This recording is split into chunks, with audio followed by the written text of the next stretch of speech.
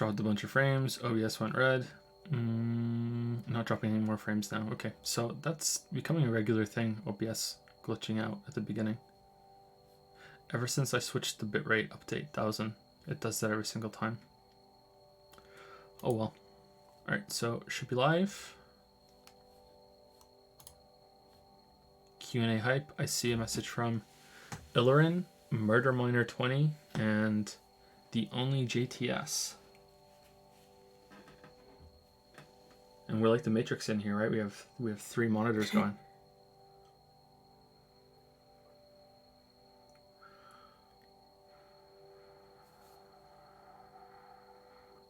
Is it happening? We're gonna try. Say hello, Lily. Hello, Lily.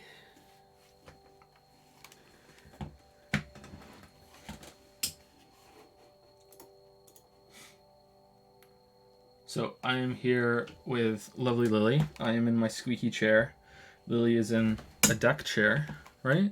Yeah, and when I do this, you can tell when I'm shifting. Is it a deck chair or is it? It's a foldable patio. It's a folding patio chair. Yeah, that's all we have. That has arms in it. That's portable. So, Scumbag Joe took the proper chair, but Lily doesn't find this chair comfortable. So no, it's not okay. that You much can of a have scumbag.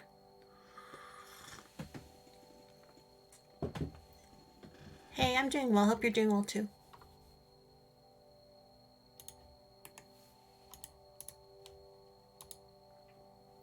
Day9 is still alive playing Zelda. Oh, he's gone now. He heard me and he stopped streaming.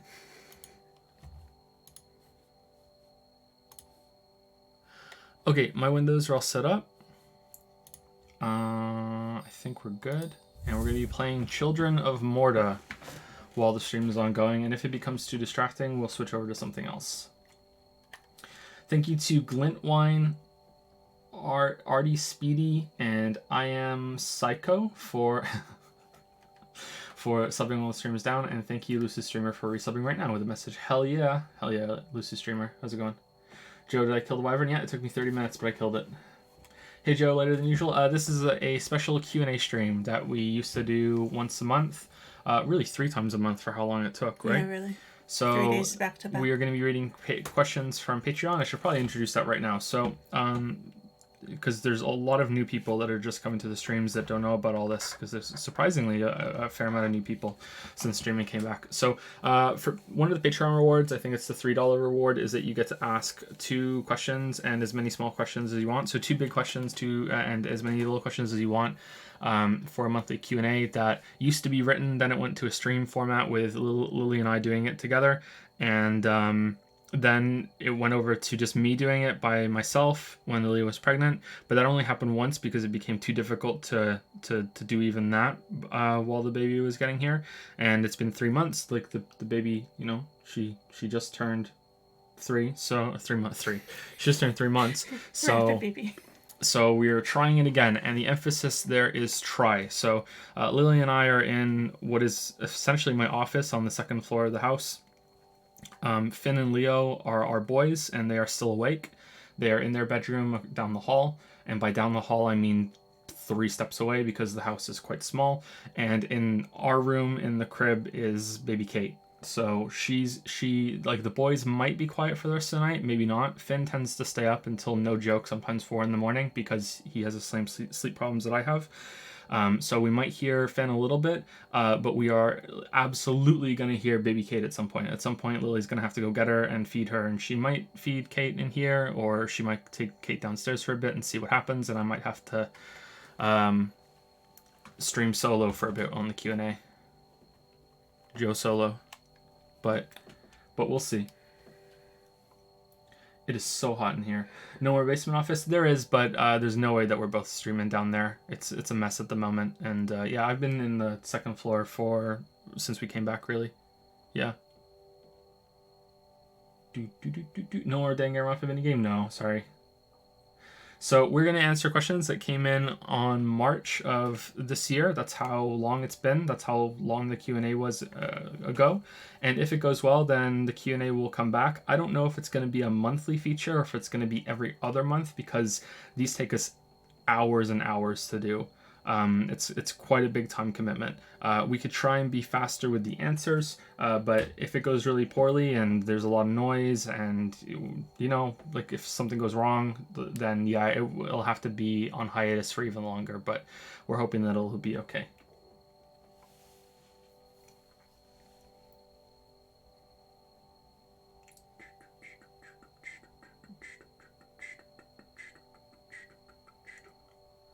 Strunk, a word in English? Strunk? I've never heard of strunk. I've never heard of strunk. Strunk. What's your video update before you start? I've said it a couple times on the past streams, how that's going. I don't have a set date or anything. It's just the video is gigantic. You're not gonna be able to watch it in one sitting. Even at ×2 speed, you're not gonna be able to watch it in one sitting. If I split it up, which might have to happen, obviously you could watch the pieces in one sitting. Maybe not the Witcher 3 portion. But you're not going to be able to watch all 3 in one sitting, or all 4. Sounds like a challenge. Sorry, I haven't seen you. Don't be sorry, Jabani. There's no problem with asking that. Like twice the length of God of War. It'll be longer than that. Yep. I'm being evasive because I'm trying to get it as whittled down as possible, so I'm being evasive. So you finished all 3 games of the books? Yeah, I've played each of the games 3 times, and I've read all the books apart from Sword of Storms. They're all in the room actually.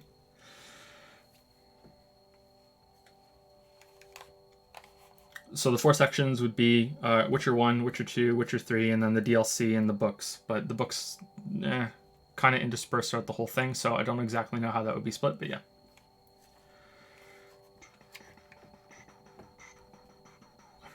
Did you enjoy all the playthroughs, or you got tired? Uh-oh. There she is. She might go back to sleep. We'll see. There she is. Did I enjoy all the playthroughs, or you got tired? I didn't enjoy all the playthroughs, but I'm not judging the games on all those playthroughs. Just like the Odyssey video, like I play the game and I make my judgments on how I enjoyed that game on the first playthrough, sometimes the second playthrough, but then I start doing experiments. Then I start tinkering with the game. I would say that the playthrough I enjoyed the most the second time through is Witcher 2. Third time through, it wasn't really. It was just like rushing through it to see what different decisions do and to do some experiments with the gameplay and combat and stuff. But I would say the second time through, obviously Witcher 2 is going to be the best one. Witcher 1 kind of, but yeah. Have you read Jack Vance's Dying Earth? No, I haven't. I've never heard of that. Hey Joe and Lily, this is the first stream I catch since you started again. I missed you guys so much. Aww. It's good to see you too. Can you guys hear Lily all right? Did you think it was worth reading the books for the video? In terms of an interesting talking points, yes, absolutely. In terms of should you read the books for the games, that is an incredibly difficult question that I'm going to go into great detail on in the video. That is very hard to answer. I lean toward no. I lean toward if you really like the games, you should never read the books. That's what I lean towards right now, but maybe not. The books are really good. Most of them. But yeah, her voice can be heard better than yours. Really? Because I'm right on Well, it. I'm looking at the other computer. Maybe that's why. Hold on. Let me turn it a little bit. Well, maybe that doesn't matter because I'm not going to be looking at chat all that much. I saw your tweet earlier about unverification on your account. What did it mean? So almost every single YouTuber, at least I believe from what I saw, was getting stripped of verification, but YouTube has backtracked on it now, right after I did my tweet, actually, so it was all because of me, clearly. I'm kidding. So it doesn't really matter anymore, but they were going to take away verification and switch to something else, and almost everyone who currently had verification wasn't eligible for the new type of verification. And the reason that was a issue is that verification makes the content seem more official. That's why it's sort of important and why YouTube wanted to change it. If you see someone with, even on Twitter, you see someone with a check mark next to your name, you kind of take it just a tiny little bit more seriously at the very least. Maybe you take it even much more seriously. And I'm almost certain that YouTube's algorithm is going to favor channels that have the verification and have that authenticity. So having that taken away would in some way affect views and revenue and then channel growth and all that other stuff. It's not about the I want the special check mark. It doesn't really matter. Yeah.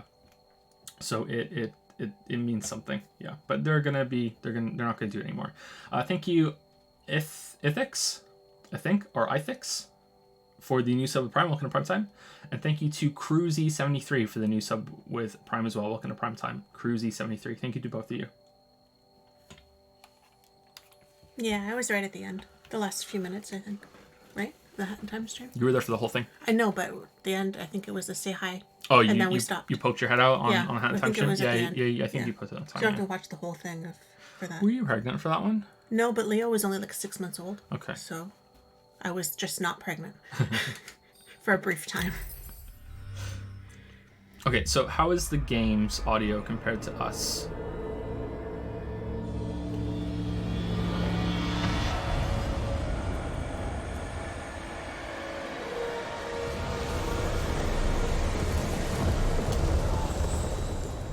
It's a bit loud.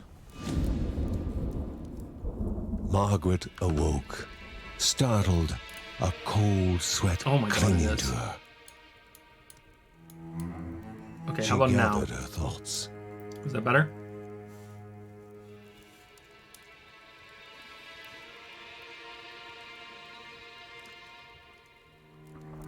Aged wood creaked, It's still louder than me, isn't it? echoing through the quiet rooms. Okay, how about now? I'm doing the humming so you can test the game's audio against my voice. Near This the house is my. stood It's a still too loud, isn't shrine it? to Rhea Dana, goddess Holy and crap. daughter of the land. Okay, I feel like the slider and isn't the doing anything. Okay, that did something. Now you can't hear it at all. Margaret Okay, how about now? answers, That's way better, right? but the goddess did not speak. There was only the faint whisper of something dark, something hungry. Something hungry. That seems good, yeah. Okay, weird. This is at negative 28.9 decibels. All the other games we play lately have been at -8. So go figure that out. I hate audio balancing. To their age as she climbed.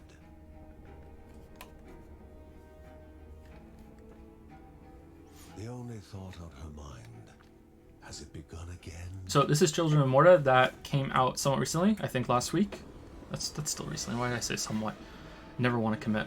And it is a pixel art game that is a roguelite. So it's the first of its kind. No other game has ever done that. And yeah, we're gonna try it out God's mission would be a simple one. while we do the Q&A. So once it's done its narration opening, we're gonna start reading the questions out.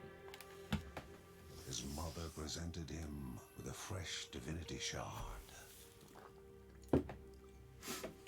I've seen this before, by the way. I ran the opening just to see if the game would work. Gave a newly sharpened sword.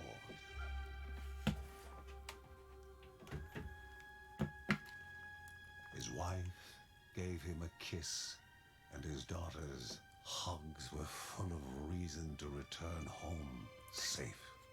They missed the apostrophe in daughters. He only has one daughter. How does one ask a question? They're all set on Patreon already, but I want to find a way for Twitch subs to be able to ask them too, because it's the same amount of money. I think it might even be more. I think it's $3 on Patreon and it's $5 for a sub, right? So I would like to find a way for Twitch to be able to do it too, but I just don't know how. So it's a Patreon perk. But if you ask it in chat, Lily might read it at some point and I will try to answer. I need to move OBS a little bit. Sorry about that. There we go. Okay, I can actually see yours, but it's not as easy, but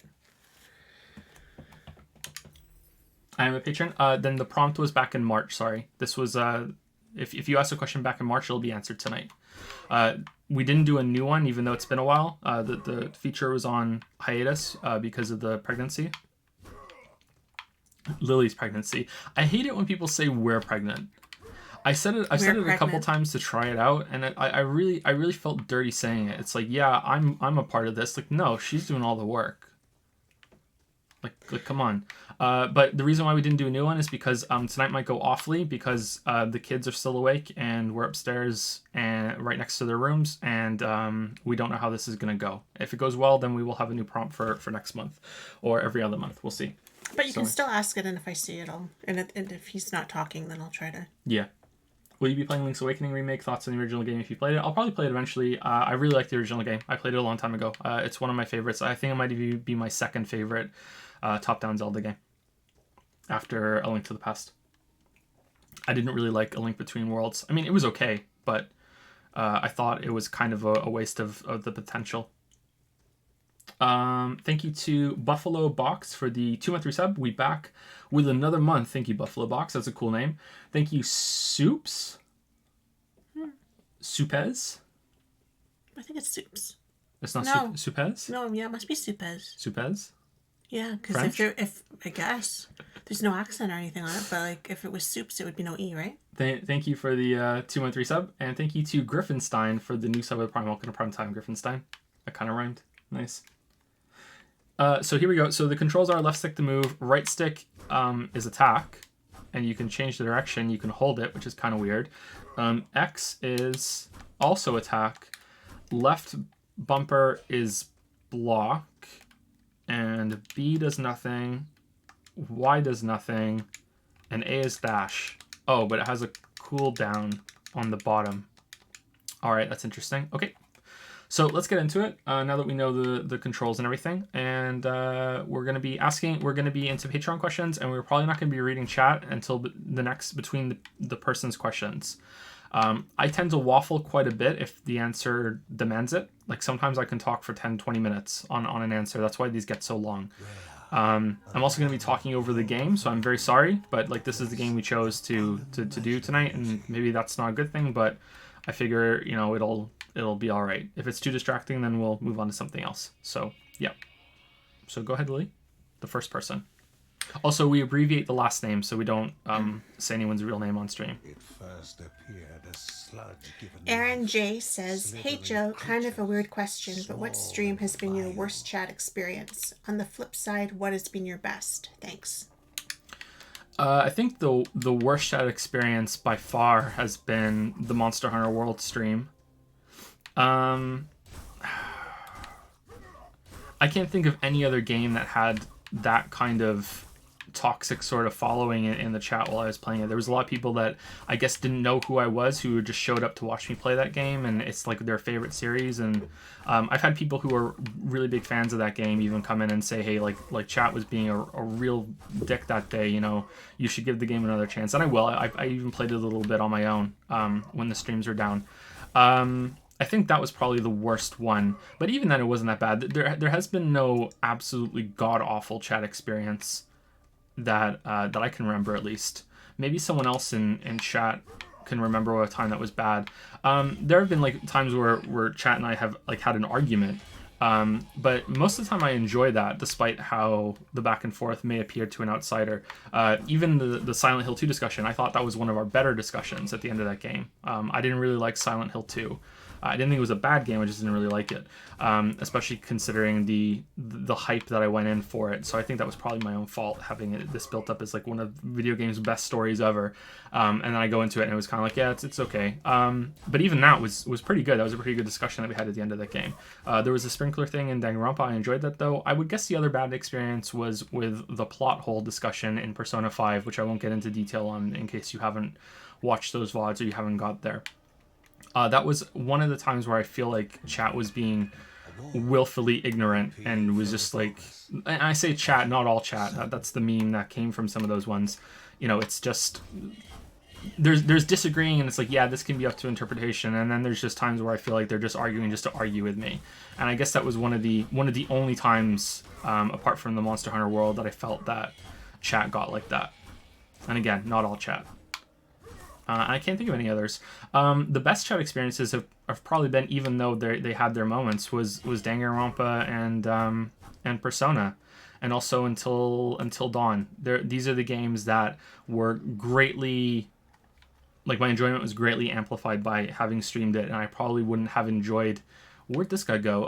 Enjoyed the games nearly as much if it wasn't for the fact that I played the games on stream with that back and forth experience with chat. Xenoblade Chronicles 2 is probably the same way. I don't think I would have enjoyed that like nowhere near as much without chat there to bounce and riff off of. There we go. I said it eventually. I feel like the game just bugged. But in general, I'm very grateful for the chat that we have. I feel like my chat is, like, I'm biased, but I feel like my chat is the best that I've ever seen on Twitch. Maybe it's because I'm coming from the streamer perspective, but I've seen other streamers interact with their chat. Well, first of all, I've seen many streamers that don't interact with their chat at all. Like, chat is just this background thing that's just on, that they just ignore, and chat is almost like its own entertainment in itself. I'm thinking specifically of Crip's chat, where he will occasionally read something out, but for the most part, chat is just like this in a frenzy, all on their own, and that's it. And then I have other people that I'm thinking of, like I remember where the streamer, it seems to actively dislike their chat. Sometimes it's made me stop watching a streamer. The example I've given before on stream was one of the first streamer, I think maybe being the first streamer that got me into Twitch, was a guy named Lethal Frag, and he was one of the first ones to ever do a I'm going to stream every single day for a year challenge or 2-year challenge, and he would play like Binding of Isaac and FTL, and there was one time, I don't think I ever watched him play FTL. I think I only ever watched him play Binding of Isaac and I think a little bit of Diablo. That's how long ago it was. It was when Diablo 3 first came out. And someone came into his chat one day. I think this is bugged, hasn't it? Has anyone who's played this game, can they tell me? This is bugged out, hasn't it? Like, I was meant to kill that guy who ran into the forest and he's not coming back, right? The game's broken. All right, what do I do? Do I return the title and do it again? Do we have to do the intro again? Okay, well, I'm sure we can skip it. I'm sure there's no way that it's not an unskippable introduction, right?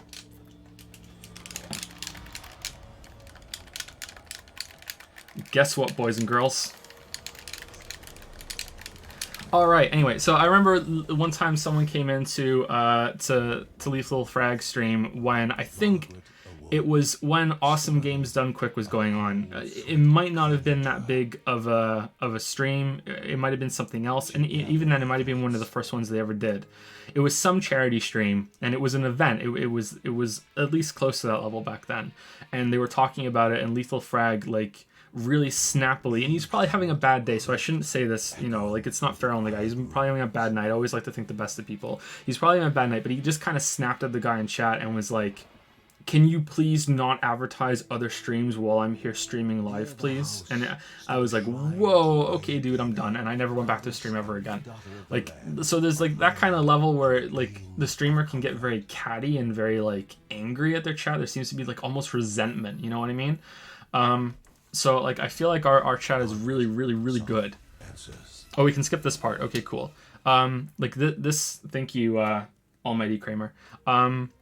So I feel like our chat is really good. I like interacting with chat, and I feel like they're really funny, and we have some really talented artists that do fan art and everything, and I feel like we're really blessed for that too, like we have a really, really good chat. So I would say, like, the standouts are the big story streams where everything's really funny, and we're talking back and forth, and there's all of these inside stream jokes and memes that get created.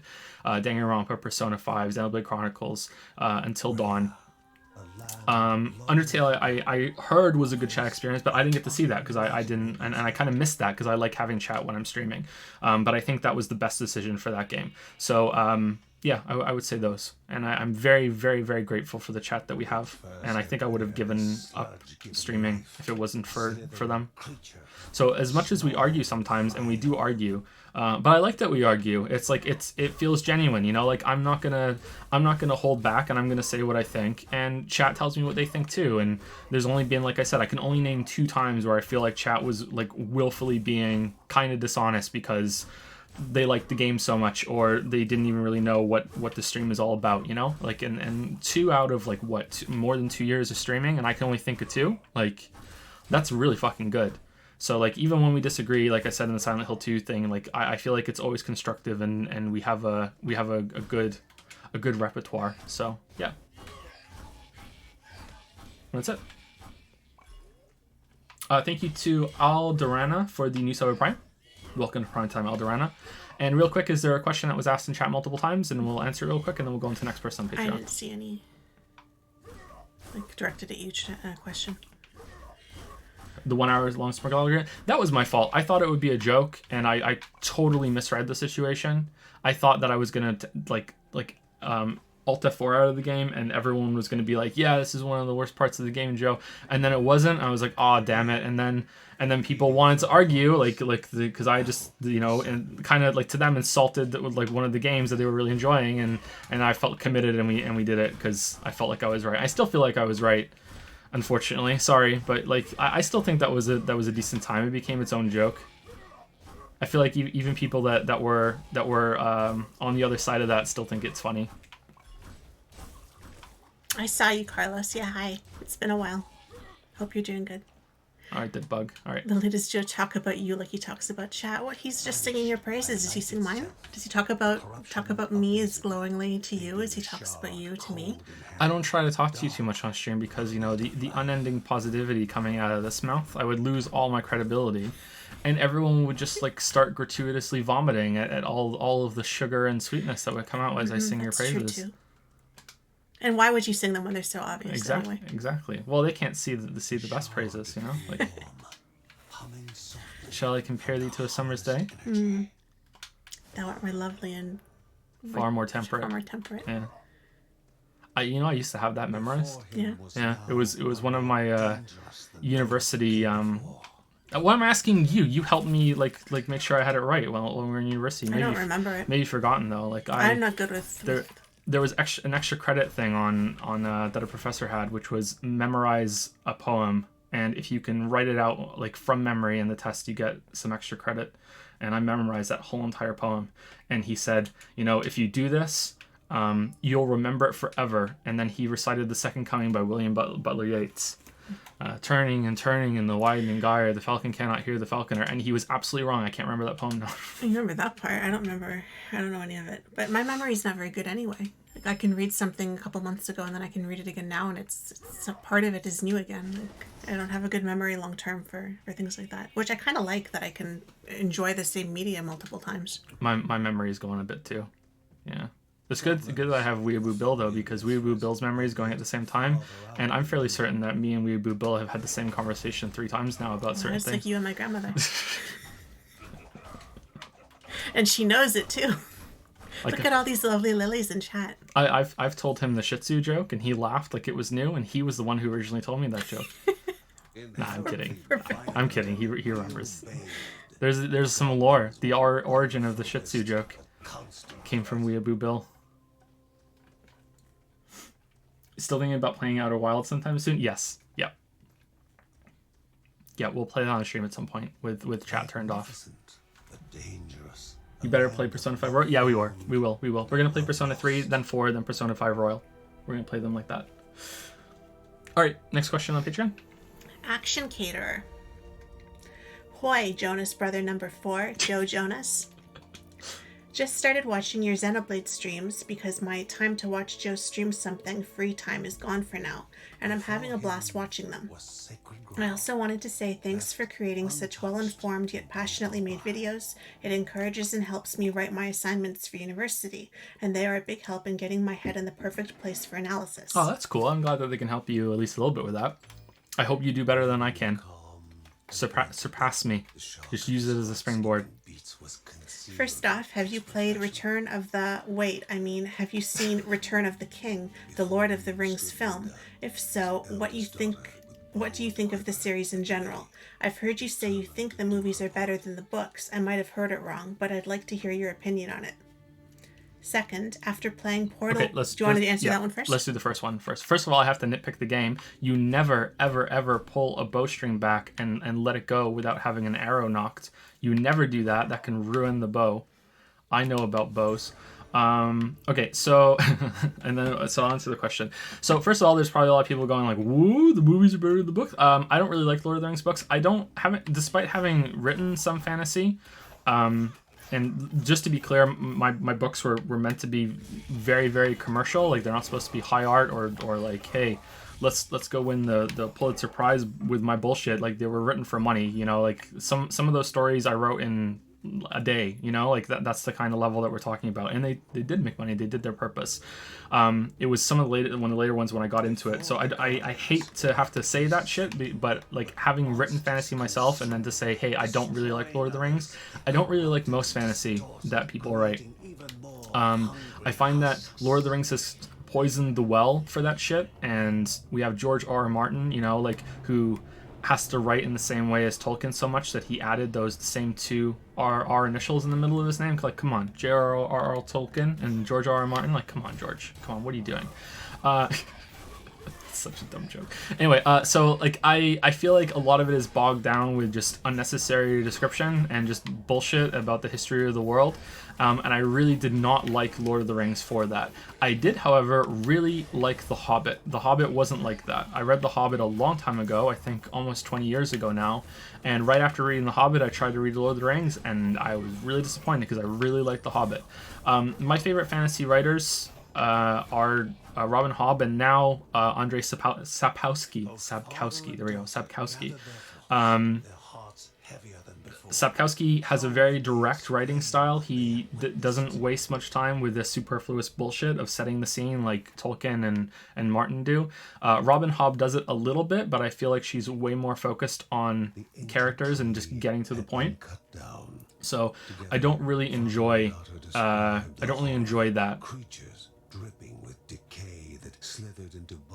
I feel like I'm talking over the game right now. I hope you guys can still hear me. Let's skip. But they all feared it was the corruption. It was a corruption. Entity spoken of only with hushed voices. An ocean of okay, so this is the first dungeon. From the top of Mount Morta, like Mount Moria. All right, Silk Caverns, and we can be the girl. Let's be the girl. Okay, sorry about that. So let's just get into the game.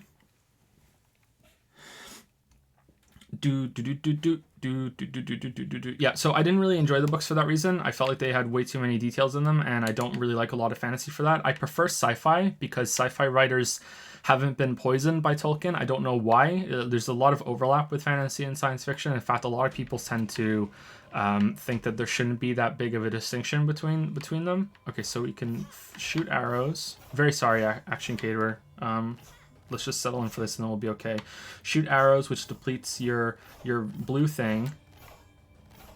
But only when... Oh, that's how you move and shoot. And we have A to dodge, and we have 2 charges of that. And we have no other ability yet because we haven't leveled up. Okay, so it's kind of like Enter the Gungeon. Okay, so yeah. So I prefer the movies greatly to the books, but the movies aren't my favorite either. I think Fellowship was my favorite, but you have to understand, and I've told the story at least once before on stream. You have to understand that I've always been a hipster. This isn't a recent thing. I'm not really a hipster. However, if someone, things can be spoiled for me. So if you have a friend and that friend is incessantly like, you know, you have to watch this is so good, and then like some of the other friends in your group get into the same thing. Lily experienced this in high school with Harry Potter and you know? Lord of the Rings, and because the same person who loved Harry Potter wanted to be an elf. Yeah. And asked me once if her ears were pointed enough that she could pass. Yeah. She kind of wrecks it for you. Yeah. She was really weird. Yeah, she was really, really weird. Anyway, so it can get to the point where things can get spoiled for you, and Lord of the Rings was that. It was my version of Harry Potter for Lily's experience. And Star Wars 2, I had a friend who would recite Star Wars, even the alien parts, and he was proud of it. Like, he knew the whole script, he had memorized the whole thing, and I had only watched the movies once, and I liked them, but it was kind of like, yeah, they're good, but they're not like the best thing ever. So I was kind of put off with Star Wars, but then they did the same thing to Lord of the Rings, and it just kind of got really obnoxious. But honestly, that wouldn't be enough to ruin it. It was that I saw them in the theaters, and for the second movie, it was the only available tickets were literally front row. And I don't know how theaters, this was in Britain, so I don't know how the theaters work over here now. Lily and I haven't gone to the theaters in a long time because we have the kids. There's the front row. You go into the theater, right, and you turn like right or left into it after you come in through like the little hall that has the garbage can, and you go there, and as you stand at the end of that hall, you can look down, and there's like seats that go all the way up to the ceiling, and then there's seats that go all the way down to the screen, and there's like a little walkway between those two sections. You know what I mean? When I say we were front row, I mean we were front row in the section that went down toward the screen. Like, we weren't next to the door, we went even deeper into the theater, so I couldn't even see the whole screen, because we were also on the edge of the movie, of the front row, and I couldn't even see the whole screen while craning my neck painfully back the whole fucking movie, because my dipshit friends who were like, Lord of the Rings is just the best thing ever, fucking I want to be Gandalf when I grow up. No, I want to be Aragorn. Here, I'm gonna say the Star Wars oochie boochie nipple pinchy, you know, like it's like we couldn't wait for the next showing. No, we have to go see it now. And it's like, so that kind of ruined that experience for me of seeing the second movie. And whenever I watch it, I always remember that forever.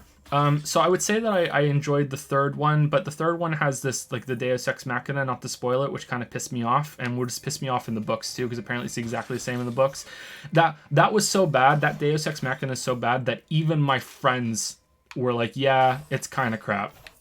Do I need spoiler warning for that? The ghosts. There we go. Like, if you've watched it, you know what I'm saying. If you haven't watched it, that's not going to really mean shit to you. The ghosts.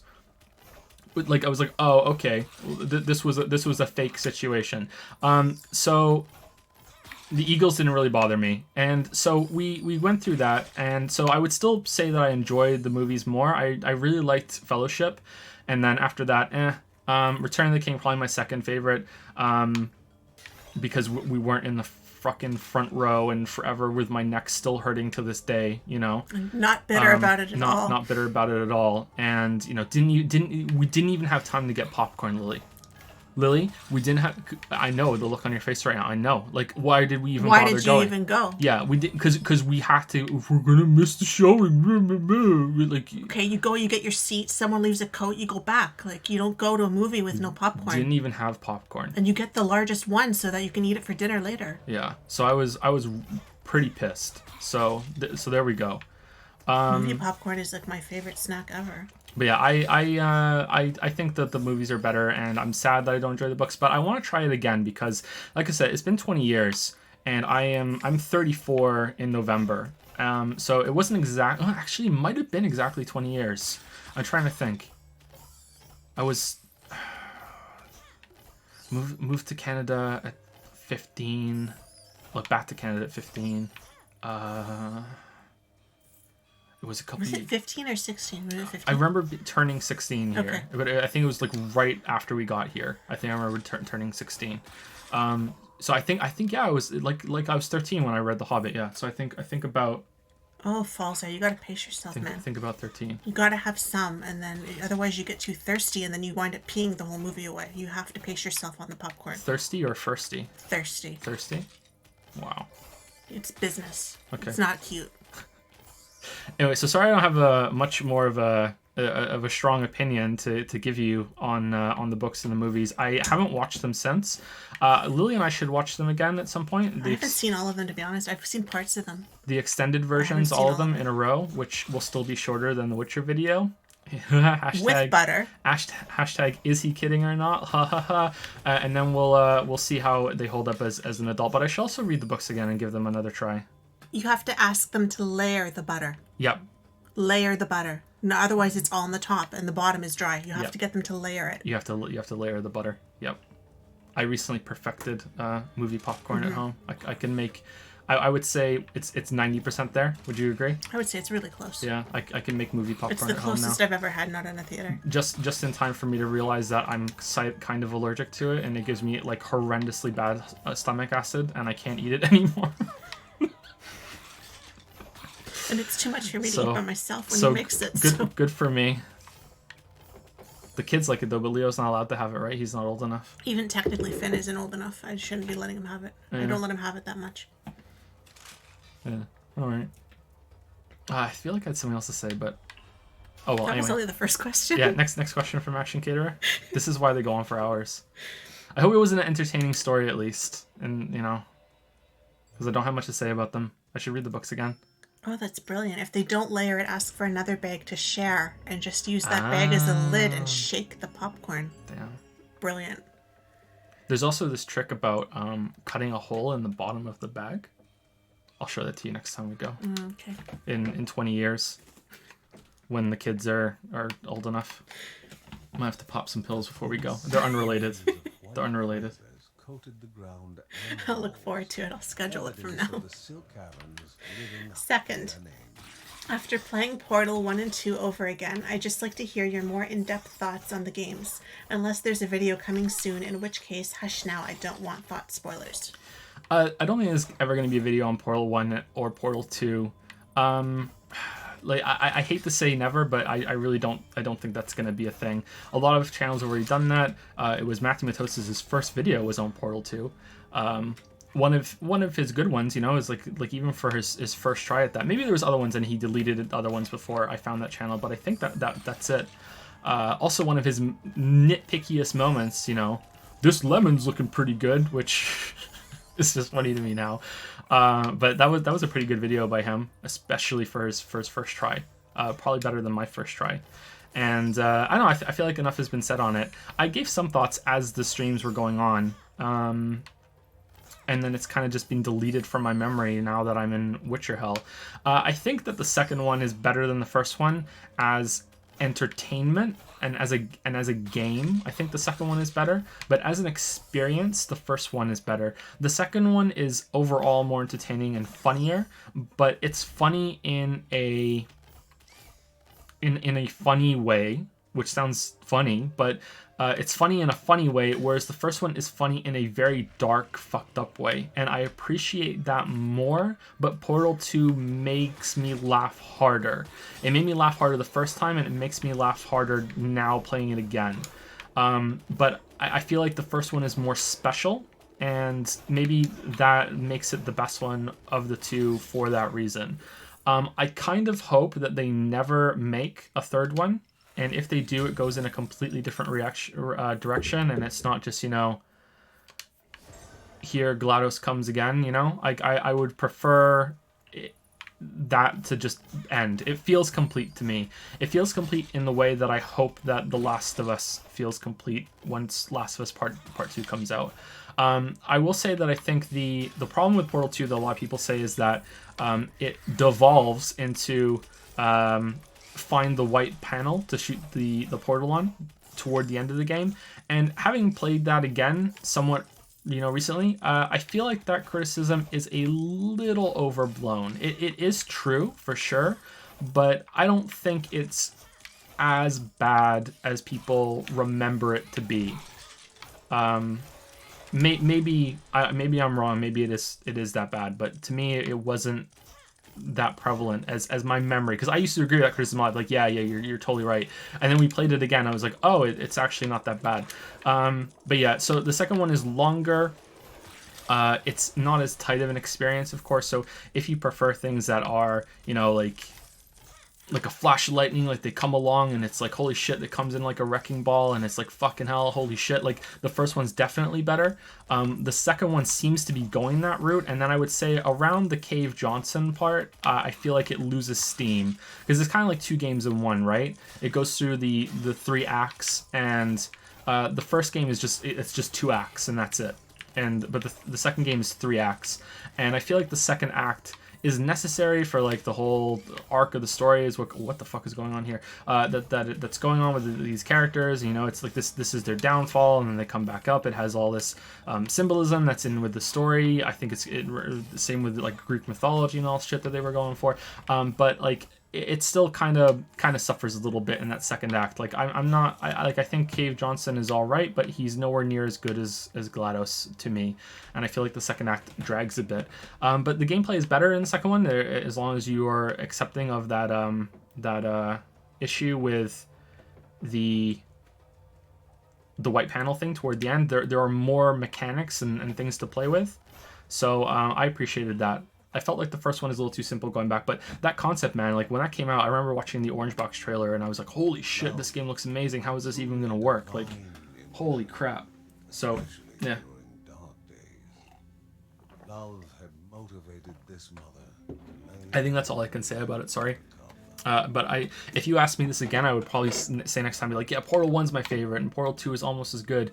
But yeah, I really like Wheatley, and it was an experience watching or listening to. It was on YouTube, that's why I said watching. Listening to all of the XFMs with Stephen Merchant and Carl Pilkington much later on, because Stephen Merchant is the voice of Wheatley, and he did that with Ricky Gervais and Carl Pilkington on the radio show. So it was kind of cool hearing Wheatley. On that with Carl Pilkington, which is just like the funniest experience I've ever had, was listening to all those radio shows. But yeah, so I would say the second one overall more entertaining, but the first one is better as art, as hackneyed as that is to say. Is it hackneyed or hackneyed? I don't know. You don't know? Someone in chat knows. Someone in chat always knows. Oh, thank you, Smokey McBongface. That's a cool name for gifting 5 subs to Apots86. No, I read that wrong. I'm sorry, Apots86. You don't get to be prominent on this list. Smokey McBongface is the next person who subbed above that, and then there's a drop-down box that doesn't say your name. I'm sorry, Apots86. I'm embarrassed. Thank you, Apots86, for gifting 5 subs to I Am Guitar, Nare Was Taken, Jaffenhauer, HD 1081, even better than 1080, and Caliro. Thank you very much, and sorry again, Apots86. Thank you so much for the 5 gifted subs, and thank you to Smokey McBongface now for the new sub of Prime. Welcome to Primetime, Smokey McBongface. You should come to Moncton. It's Smokey McBongface, capital of the world, apparently. Mm-hmm. There's a vape shop on every corner.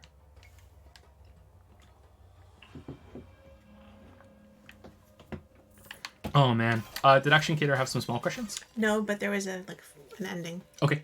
I hope you and your family are doing well and you aren't stressing too much with everything. And I hope the girl doesn't cry, because that's not going to fly. If she smiles, however, well, you've passed the trial. Oh, we've passed many trials with her then. Yes, I'm more than a year late on that, but I recently saw its origins. Have a good one, Jarlin Anderlo. Jarlin Anderlo. Yeah. You're a man of many nicknames. Yep. Thank you very much, Action Cater. Yeah, she smiles a lot. We're passing many trials with her. Lily dear, are you sweating buckets right now? Yeah. Yeah, it's really hot in here. I think if we turn the fan on, they're not going to be able to hear us. No, I don't think so. And if I open the window, the neighbors are going to be able to hear us. Yeah. So, yeah. Now we might be able to hear them because it's Friday night. Yeah, okay. And this is with the computers in the other room, too. Yeah, I'm glad I took my sweater off, but, even still. God damn. Hey, is there a reason both your donate and Patreon links send you to Patreon? We do not have a PayPal for people to donate, but that might change soon. I'm going to be setting up a new thing with that, and maybe we're going to have a PayPal up at some point, because I know some people would prefer PayPal to Patreon, and there's at least a couple people that have said, if you ever get a PayPal, I'll donate something, for the videos, but I don't like Patreon. I'm never going to use it, so. I'd be like, sure, that'll be sometime soon. Thank you so much for the idea. And then, 2 years pass, and it's like, yeah, we should really get on that. It's on the list. The list is really long. Oh, we should level up. How are your dogs doing? They're okay. They're getting older. They're going to be, what, 13 and 12 next year? Yeah, not to be morbid, but they're going to be dead soon. Like, that's the kind of person I am. Sorry, I'm just blunt. Yeah, they're not going to be alive for much longer, and we're very sad about that. I've had them since they were puppies, so... Yeah. But they also don't really like the kids. Like, they're not aggressive. Well, Lily's dog is a little aggressive. Lily's dog is a little aggressive, and there's been a couple times where I've had to, like, pull her away from the kids and tell her off. But that dog is dumber than Owie. So she's cute, but she's dumb. cute, but she's dumber than Owie. So, like, it took 6 years to house train that dog, right? Mm-hmm. My dog was house trained in the car on the ride home. Mm-hmm. When we yours is a lot smarter. When we took the taxi, like, I'm exaggerating. It took like a couple weeks, but it took years for that dog to be properly house trained. Like, she wasn't hopeless. It's not like she went from hopeless, just pissing and shitting everywhere, to suddenly just not doing anymore. Like there was progress. But that dog, would secretly piss somewhere in the apartment every single night for 6 years, until she finally realized that we knew it was her, and she stopped doing it. Like, she thought she was getting away with it. Yeah, that dog was dumber than Owie. Well, is still. So yeah, it's not good. But yeah, the dogs are doing fine. Honestly, with their ages and their breeds, we thought they would be going already, but neither of them are purebreds, and I like that. I don't want a purebred dog. I prefer to have the mix and the kind of mongrel-y kind of dogs. They could probably pass as almost pure breeds. Like, if you only looked at, my dog is a border collie, and if you looked at her, you'd only really be able to tell if you looked at her paws. And Lily's dog is an Australian Shepherd. And I think she's too small to really pass. I think so too. I think she's got the small part, dog size. Part corgi in her, right? I think so. She has a corgi look to her. Corgi or beagle or something. Corgi or beagle, yeah. I think it's beagle.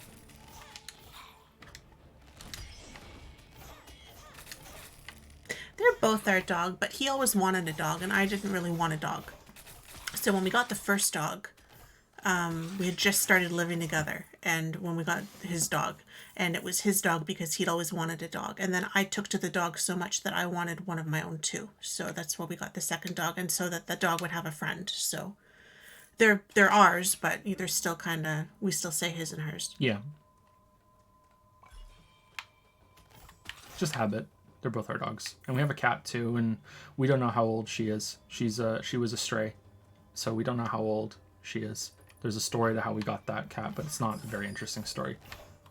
And she's the coolest cat, man. She is. I love that cat. That's the only cat I've ever really, really loved. Like, we've had cats, and it's kind of like, yeah, you're all right, cat. I prefer dogs, but I love that cat.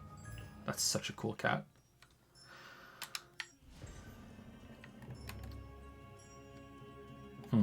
Okay, are there any questions in chat that we've missed? Oh wow, thank you for the bits. I so cried. 1,000 bits from I so cried. I personally prefer the Streamlabs donation since they seem to take less of a cut. Oh well, thanks for all the hours of cringe and entertainment. What's the Streamlabs donation? I don't know what that is. Are you talking about the bits, or is there some sort of donation thing that I don't know about? I haven't looked into that. I thought Streamlabs was only an interface that helps you do that. I'm a bad streamer, by the way. I'm a really bad streamer. I'm sorry. If that's something different, maybe I should look into it. But thank you so much for the bits. I so cried. Thank you. Ralph Cogs used 100 bits to say, did you hear about the new vape store that they're building? It should bring in some new bongs to the city.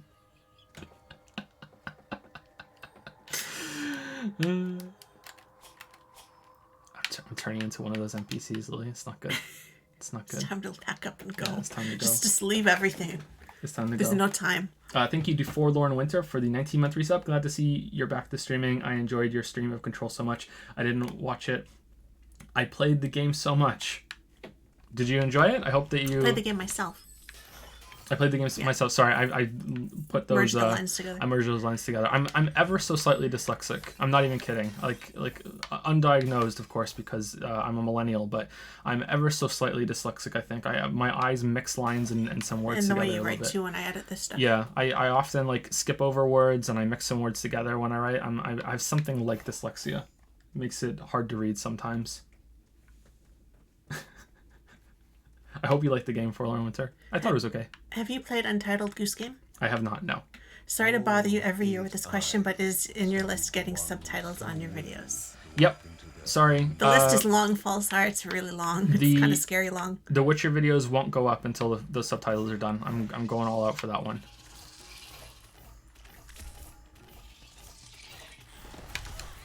Whoa, where did he come from?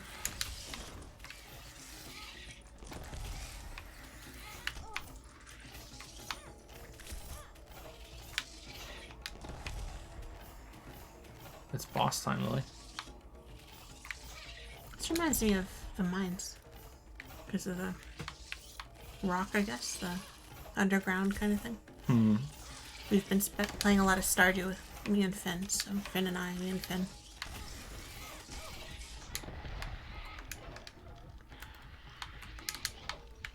What's the next question on Patreon?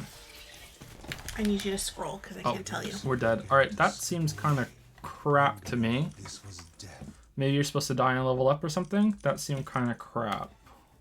Okay, let me all tab out for a second. Okay, go ahead. Noah E says, what is the best co-op experience you've had in gaming and why? Okay, so co-op experiences in gaming. Do you mean specifically co-op, or is multiplayer a part of that? Because if we're talking multiplayer in general, then it's going to be World of Warcraft. Like co-op between me and 39 other people, or me and another 9 people, depending on the raid. That by far is the best. Like raids in World of Warcraft are really fantastic. She heard John and Linda describe their foray. Thoughts rushed through Margaret's head. Sorry, I want to skip through this before I continue. Amplified the creature's wickedness, and no longer were they part of the harmony of the Rhea. Uncle Ben can upgrade and enhance the Bergson's equipment. Okay, Bergson's equipment. All right, cool. To the familiar warmth of the forge. So now we can upgrade some stuff. Maybe we have to do that to get past the spider. Yeah, so if we're talking multiplayer, then definitely World of Warcraft. Killing Onyxia for the first time in vanilla WoW is just something I'm never ever gonna forget. Killing Ragnaros as well. Like those were really big achievements, and I'm sad that Classic WoW wasn't able to reignite that, and it kind of failed. And my conspiracy theory is that they wanted their own words about you think you want it but you don't to be true, and they kind of self-sabotaged it by not doing as good of a job as they could have done. It felt like they did some really crappy decisions, and I'm not too happy about that. But I can't say for sure. It's just I don't know, like it seems like they really dropped the ball there. But yeah, that's definitely going to be it. If you're talking about specifically, you know, co-op like with one other person, Portal 2 for sure. Again, me and Weeaboo Bill did that, and we had a really good time, and I really enjoyed myself with that. That was great. We also played Resident Evil 5. I haven't played 6. We played Resident Evil 5 together, and that was a lot of fun. But Portal 2 was even better. Yep. I think that was it. It was just a really good collaborative effort, like working through the puzzles together. And me and him are very in sync about almost everything except for anime. And we were able to work real well together, and we got through all of it. No fighting, no issues, no like, no, we have to do it this way. Like we were just like, yeah, let's do this, and like, yeah, we had a really good time with that. But I think WoW raiding should still count. So yeah, I was a guild leader and a raid leader in World of Warcraft for many years. It was probably less years than I think, because time was moving slower back then. You know, like, I know it sounds kind of trite, but your time does really start to go faster as you get older, and it also starts to go much faster when you have a kid. So there was that, and it's like, it feels like that was just like a whole chapter of my life where I was playing WoW a lot, and it probably wasn't like that at all. It was probably just a few years and a few expansions, and I had a lot of fun doing that, herding cats through all the raid encounters. And I also think that it's one of the reasons why I'm able to do the channel. So I really value all that experience I had, because and also stream. I can stream for many hours, and I'm tired at the end of it, but I can keep going. And part of that, you know, playing a game, having split focus, and talking at the same time, I think comes from raiding in World of Warcraft. Because I was also leading the raids and coordinating people. Hey, by name, calling people out. You need to go and do this. You need to go and do that.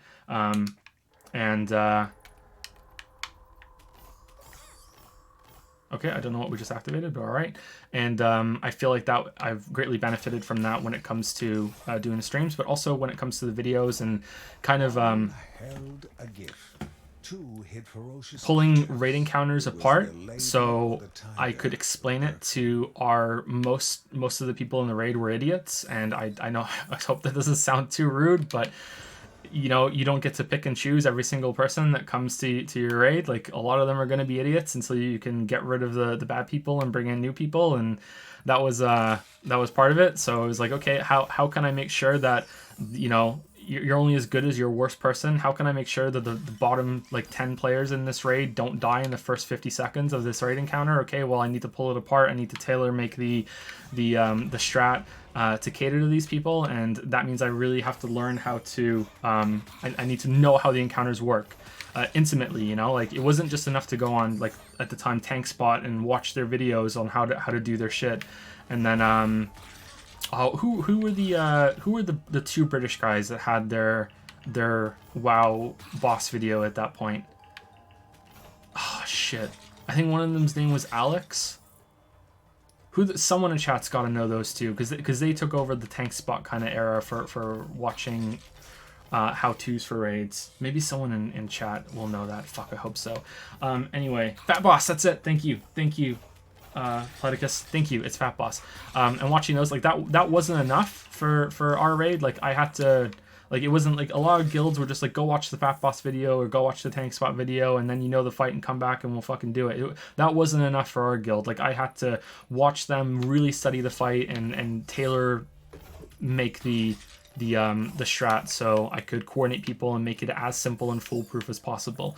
And I think learning, like, how those mechanics work and those systems of those all those raid bosses work in Icecrown Citadel and all through Alduar, and then later on, you know, like, all of Mists of Pandaria and to some extent Cataclysm, but I wasn't leading a guild in Cataclysm. There's some stuff that happened during Cataclysm or Casterclysm that caused me to not be able to I had to drop the guild that I was leading, and I went and joined another guild later on in the expansion when things settled, and I helped them with some stuff too, but not as much. And I credit that to having some game design kind of thoughts, you know, like how to pull it apart. And obviously it had to work on it a lot since then, and I think the early videos show that I still had a long way to go. Probably still have a long way to go. Let's be honest. But yeah, I think that was invaluable experience. What's the difference between valuable and invaluable? Is invaluable like so valuable you can't even put a number on it, where valuable is like saying something's valuable is still kind of the same way, right? Valuable is like you're an asset, right? But invaluable is like You're indispensable. yeah. Why does indispensable mean the opposite of dispensable, but invaluable You really want to get into English means valuable but even more? analysis right now? Maybe. Because English is a fucked up language, so like why even? It just is. You just memorize it and that's it. I'm looking forward to teaching Finn all that stuff. I can hear the whys already. Why? Mommy, that's so silly. Silly mommy. Silly mommy. Anyway, next question on Patreon, and then because that was a quick one, and then we'll go to chat. Stephen O says, Oh, invaluable is something you can't put a value on it, but isn't it implied that that's because it's so valuable? That's what I take it. Nah, maybe it does make sense. Maybe we're just being dumbasses. Anyway, sorry. Go ahead, Lily. Sorry I interrupted. I'm a dumbass. Cuban O says, no need to answer if too political. Uh-oh. Dun, dun, dun. People tend to react heavily to criticism on things they like and have invested a large amount of time and money into it. Games and brands can be such a thing, but in the end, both are still products which can be criticized and analyzed. Do you think that the rise in atheism led many people to replace their traditional belief system with brands and specific investments? Absolutely yes. Yep, strong yes. No doubt in my mind.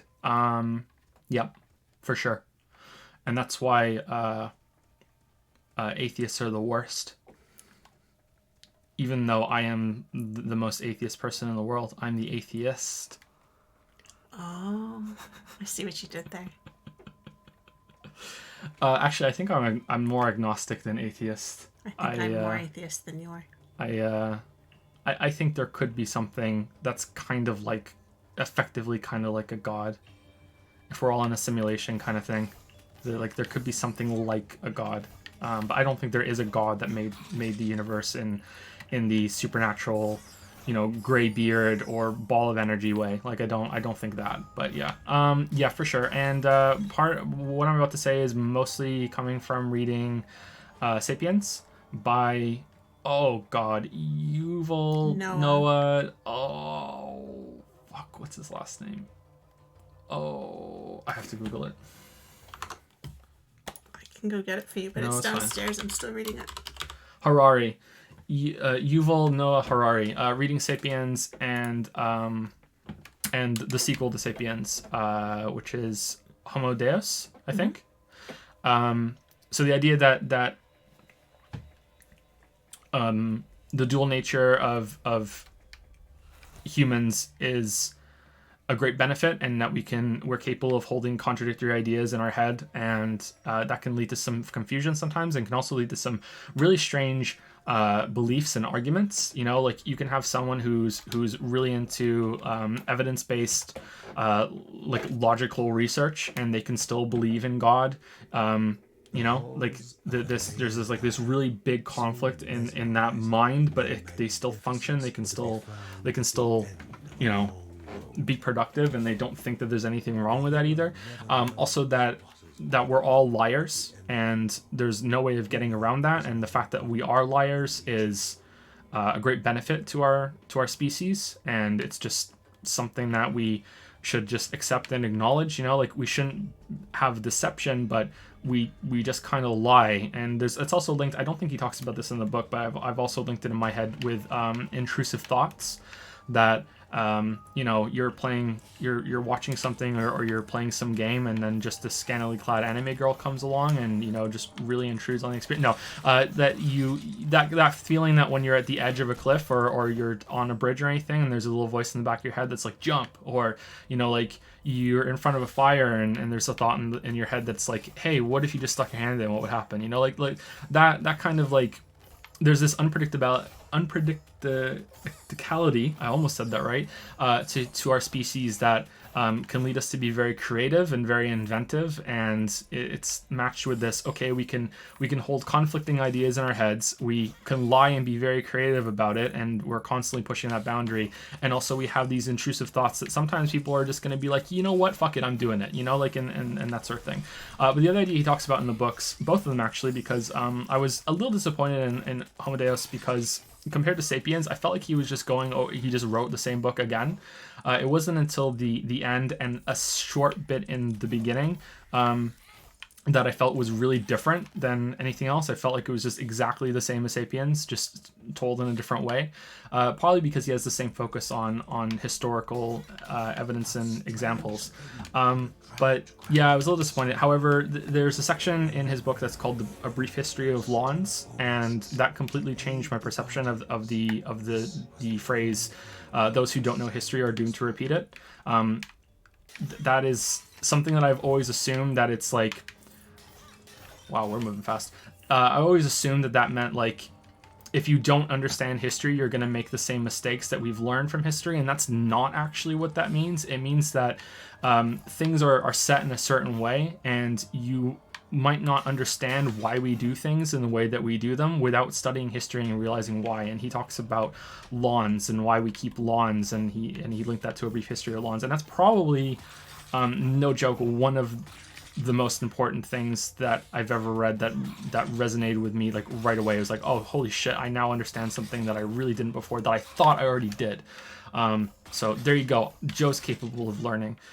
So I was happy with that. That was worth the price of admission just alone, you know, even though the book was a Christmas present. Thank you, Lily.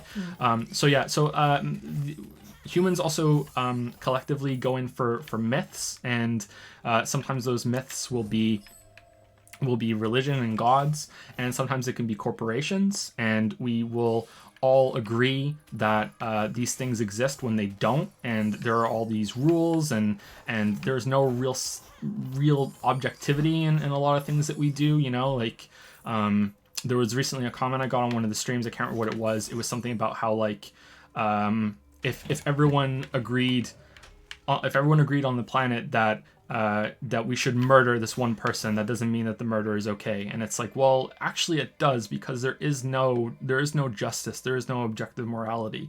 That doesn't exist. There's that quote from, I believe it's Terry Pratchett, who said, you know, like if you grind down the whole universe and you put it through a sieve, or you put it to a filter of everything, there will not be one molecule of justice, no molecule of morality, no molecule of truth. These things don't exist. They only exist in our heads, and we've made those things happen, you know? So it's always interesting to talk to someone who thinks that murder is wrong no matter what, when they also believe in prisons. It's like, okay, well, if you don't believe murder is ever right, like, are you okay with prisons? Like, do you think no one should be in prison? Because sometimes it's justified. That's kind of being semantic. Like it depends on what he means, you know, or whoever wants to make the argument means. I also don't believe in the death penalty, you know, like I don't really think that's a good thing. But at the same time, to make it a moral thing, that's a hard sell for me. But anyway, it's linked to this idea of myths, and Harari talks about corporations a lot in the book, and how there are these myths of these entities that don't really exist, but we all pretend to, because we bought into the myth of Coca-Cola. We've bought into the myth of Ferrari, you know, like Porsche. You know, what is the company? Is it the product that they make? Well, no. If there were all the Porsches were destroyed tomorrow, that company would still exist. And it's like, okay, well, is it the people that live there, like work for there? Well, no, there's no one person that you could remove, or, you know, like or the factories or anything. Like this company that's been entrenched now it exists in the minds of everyone. That's what it is. And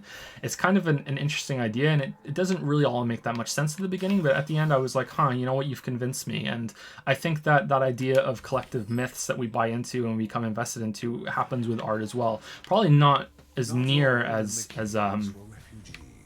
strongly, but yeah, I think it does. And I think that's replaced a lot of the belief systems and the sense of community that religion used to offer. I think that we need it. Like as much as I said at the beginning, like I am very atheist. I was one of those edgelord atheists when I was a teenager. Like, I wouldn't even go to one of my cousin's christenings because, like, I don't believe in this shit, you're all fucking sheep. And I cringe my ass off when I think of that, and I feel so bad for my uncle when I wouldn't go, because I was in that edgelord phase. In my defense, I was 19. I was 12. I just want to say 19 because it'd be funny.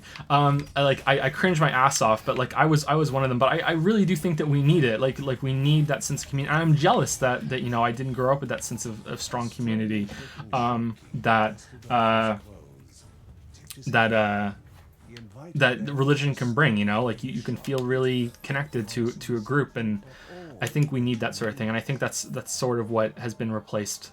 As atheism has gone up, we need to replace that with something, and it's like, well, it's the art that I like. And I think there's probably a bigger discussion point to make that I'm not equipped to do, and I don't know enough about, which is that most of the conversations and interactions we have with other people nowadays are just like almost exclusively about the media that we consume. It's all about like, what book did you read? What movie did you watch? Are you watching this TV show? I need to watch Game of Thrones because I need to talk about it at the water cooler at work.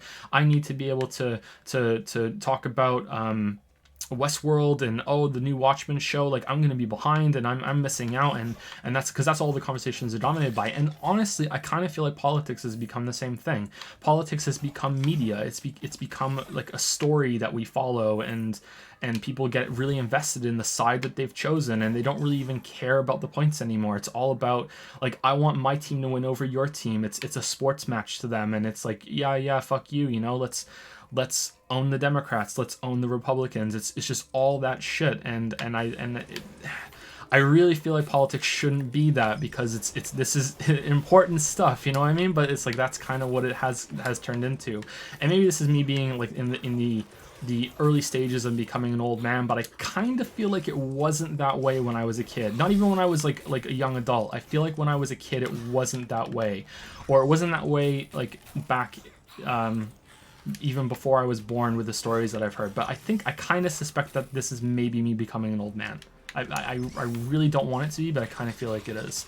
It's always been that way, and I'm just like finally realizing it now that I'm old enough to see it. But yeah, so that's what I think. So I definitely agree. Was there another part to that question, or have I answered it sufficiently? I'm just trying to think if I should segue into a different point or not. Like, was there another part? I think that was it. It was the rise in atheism led many people to replace their traditional belief system with brands and specific investments. Mm-hmm. Just a thought, because both topics are very emotional. Furthermore, both parties show the same behavior in unreasonable defending their own thinking and attacking dissidents. Yeah. I think it happens less with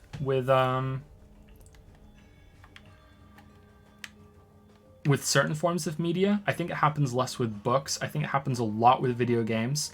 But video games are, to like our generation, kind of like a religion. Like, I don't think, again, maybe I'm wrong. I believe it or not, I wasn't alive in the 50s, but I don't think that movies and TV shows dominated people in the same way that games can dominate lives. Like, even my life is so dominated with video games. So I don't know about that. But yeah, I see it a little bit happening with movies now more, especially with the Marvel stuff. If you don't like the Marvel stuff, then you have your shit, and I don't like you anymore, that sort of thing. Which, by the way, all of it is shit. So.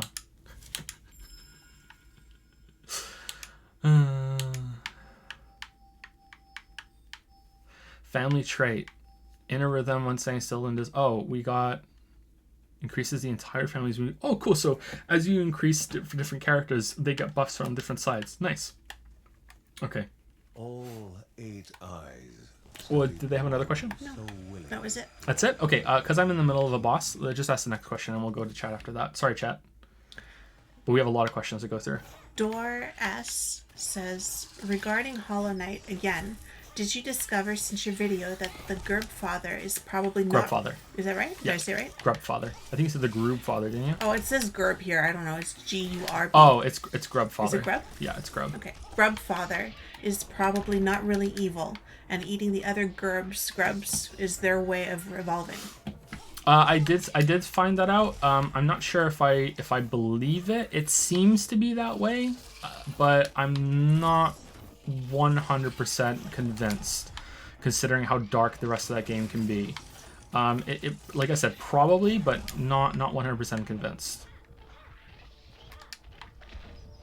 Was that the whole question? There's a second question. It's Okay. separate. Okay, go ahead. Second would be, what is your dream job? If you say your current job is your dream job, that's great, but if you can give a different answer in that case. I love my job, man. Like, I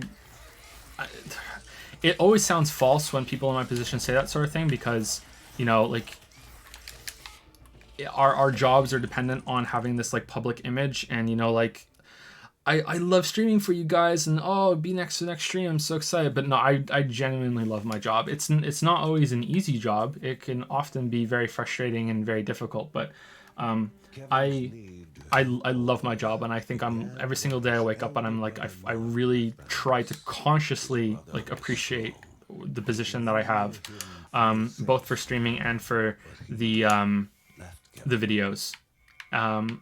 But this wouldn't be my dream job. My dream job would be making games instead of playing them and talking about them. However, maybe you know, after I experienced that, maybe I would be like, oh God, I was wrong.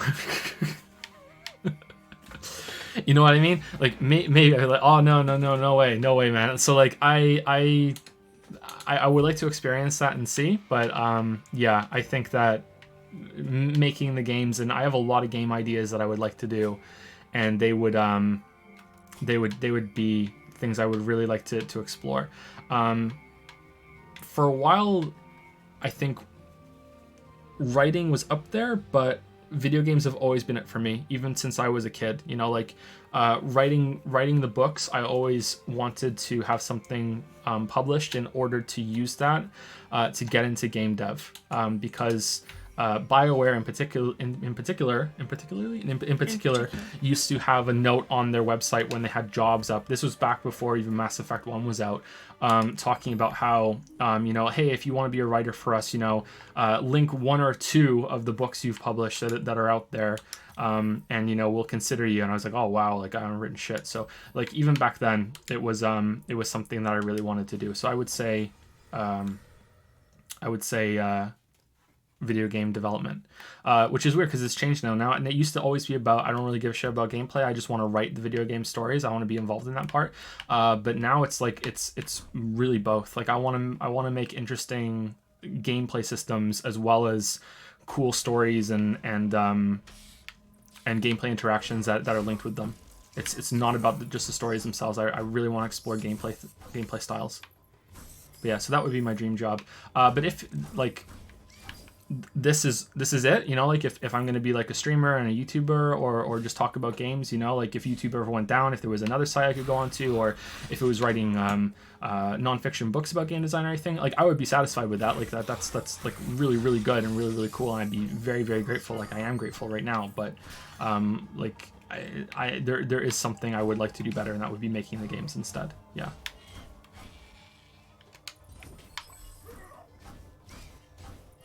Mostly anime visual novels. Right? Of course. What else is there? Was there another part to that question? No, that was it. That was it? Okay, let's take some questions from chat. Have I tried making a game? I think someone's going to ask a question related to this later on in the Q&A. We read through all the questions, and I think it was in them. Before the channel, Lily and I were in a pretty bad place financially. There's a question I remember now that I've said the word financial. I think it's the next person, actually. Yeah, someone asked about how we're into finances and stuff and how do we manage things. We were in a really bad place financially, and once we get to that question, you guys will know exactly how bad in a place we were financially. I can't really work a traditional job anymore because of my sleep disorder, because of narcolepsy. I used to be able to, but it gets worse as you get older, and apparently it's going to continue getting worse until I'm in my 40s. And there's also a link to Parkinson's disease, which is just absolutely fucking great to look forward to that. And so like it's supposed to get worse until I'm in my 40s, and it's supposed to get a little better for some reason in their 40s, but not for every narcoleptic. So like there was a bunch of different things that I was trying to make work, and one of them was the books on Amazon, which as I've said before, like they were written very, very quickly, and they sold quite a bit. And then Amazon completely changed their algorithm overnight one night, and sales went down from selling like it's going to sound like an exaggeration, but it's not, like a couple hundred copies every single day to 2. Like that's how sudden and quick it was, which is why I'm always, and Lily had you know, her books were doing really well too, both of us, and we both experienced that just like every other indie author that was on there. And that's why I'm always really cautious about, you know, I worry a lot about YouTube, and you know, what if YouTube falls apart? What if they do something wrong? You know, what if Twitch falls apart? So I'm always really, really scared. But I really shouldn't be anymore, because I'm a different person than I was back then now, and becoming a father really changed me, like for the better. Like it was a really positive change in my life. So I shouldn't worry about it anymore, because if something bad happened, you know, there's enough resources, and I'm a different person that I could make it work, you know? I'm going to take a peek at them. Just while you said that. Okay. I'm going to just pause for a second while she goes out so I don't wake them up.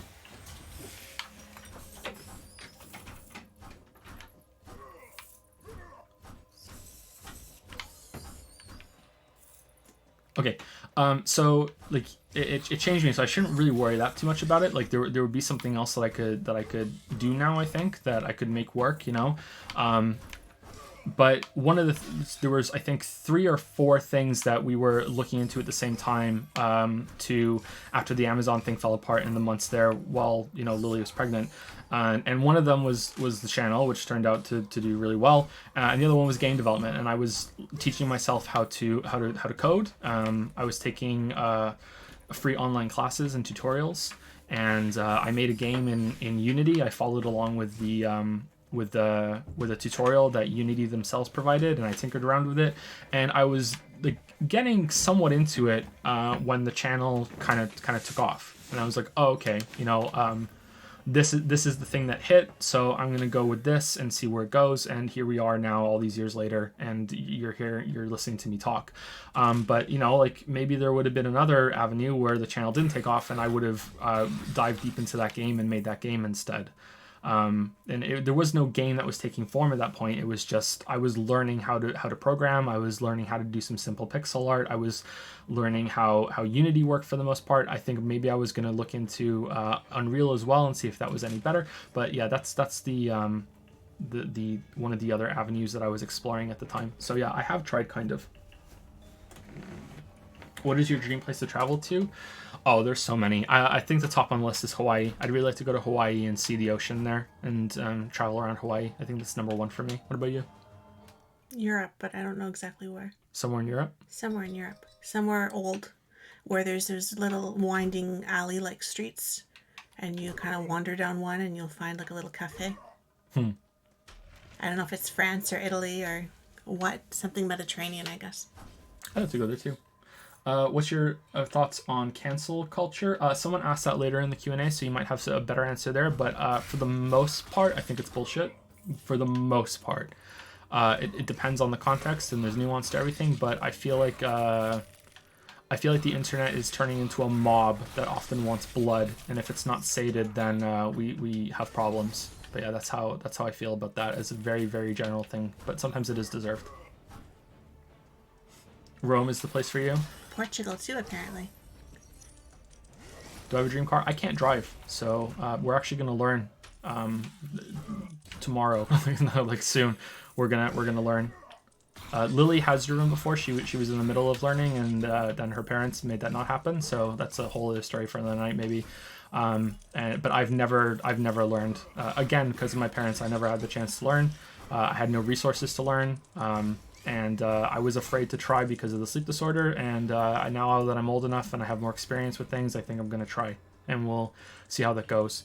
And if it turns out that I can't, then I can't. I'm not gonna risk anyone's lives driving around, like especially since the person who is most likely to die is me, you know, because of it. So yeah, learning to drive and I'm deed, like that's not going to be good. Someone else asked the question, what is my opinion of my own books? I think my books are okay. They're not meant to be.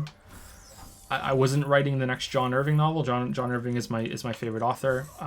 My favorite book is Catch-22. Like these are not like what I was trying to replicate. I wasn't trying to go for that. I was trying to read like disposable, and I was trying to write disposable, entertaining stories. And in that way, I completely succeeded. You know, like people read them and they're pulpy paperback stuff, and people enjoyed them, and they got better as they went along. I got more into the characters, and I started putting a lot more effort into it because I had more to work with, because I had like storylines that were building up over time. But a lot of the stories that are on there are short stories, and they're just one-off characters that are really just a vehicle for fight scenes. You know, like they're just like 6,000 to 9,000 word stories that I wrote in some cases in a day. You know, they went through a couple edits, and Lily and I read them together, and then they went up, and they would have really snappy titles with snappy covers that show you exactly what you're getting, because that's the formula we were going along with, which was that no one's going to know who I am. No one is going to click on something that has a title like The Betrayal. You know what I mean? Like, it has to be like, this title is telling you what's in the story. So you have, there are Marines and they're fighting aliens, or there's a wizard and there's a dragon, although that one is intentionally that way, to lull you into something. That one has a little bit more artistry to it. Well, that's the thing. Like, they were written to make money because we needed money, and it was a way, you know, to make money from home. But it's not like you didn't have bigger ideas or there were a lot of books that didn't get written, right? That you had Yeah, ideas for sure, yeah. that were bigger and more complicated and more artistic than the commercial stuff that we put out there. Yeah, and you as well. Like we both have the more arty ideas that we would like to do. And Like we weren't writing just for money. We do enjoy writing. It's not that we were writing those books for money. Am I coming on too strong about the writing for money thing? Well, you just make it kind of sound like we just like shit them out in a day. And, Oh no, and they were shit. And they weren't that bad. Like there's a question later on about like when did I decide to become a writer, and the answer to that is I didn't. Like, I've always wanted to write. Yeah. So like it's just saying like, there were other ideas too that we didn't have the chance. If they had kept selling, we would have probably gone bigger, right? We would have had a chance to write those bigger ones. So that's the I'm gonna die because I'm not paying attention. So that's the origin of those stories. Oh, that looks like a boss. Let's go get some health if we can find it somewhere. Can we ask a question if we're filthy non-subs too? You can, but we can't promise that we're going to answer it. Even if you are a sub in chat, we can't promise that we're going to answer it. We have a list on Patreon that we're going by that I think we should get to after I say thank you to some people for subbing.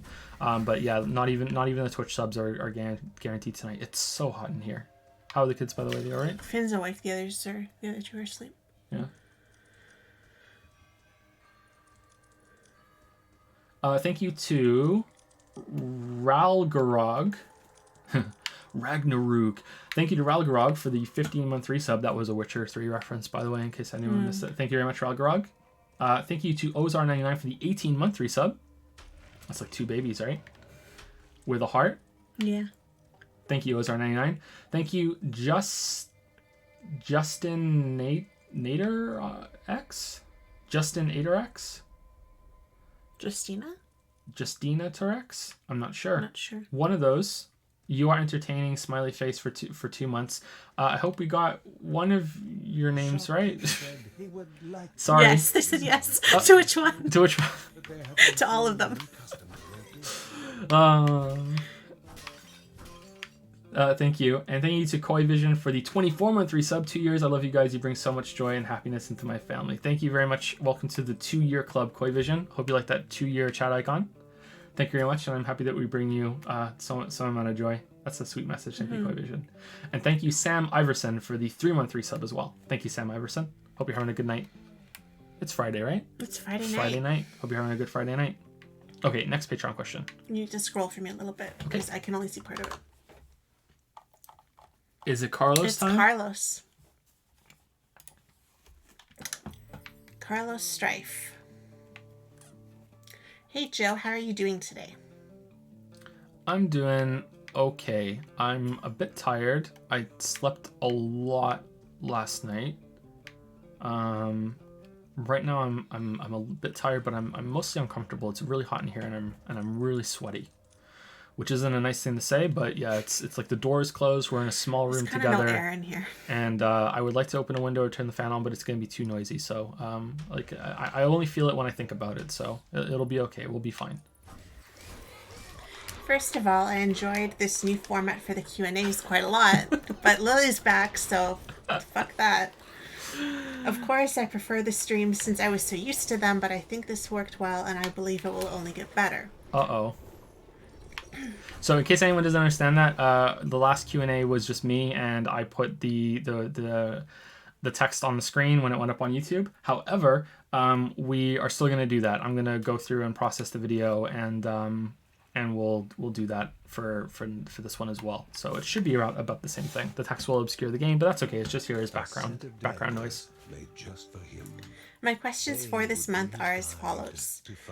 I am absolutely enamored by Devil May Cry 5. He's in chat. How wrong was I? It's okay. It was, March? So I was still months and months before baby, right? So I shouldn't have been here.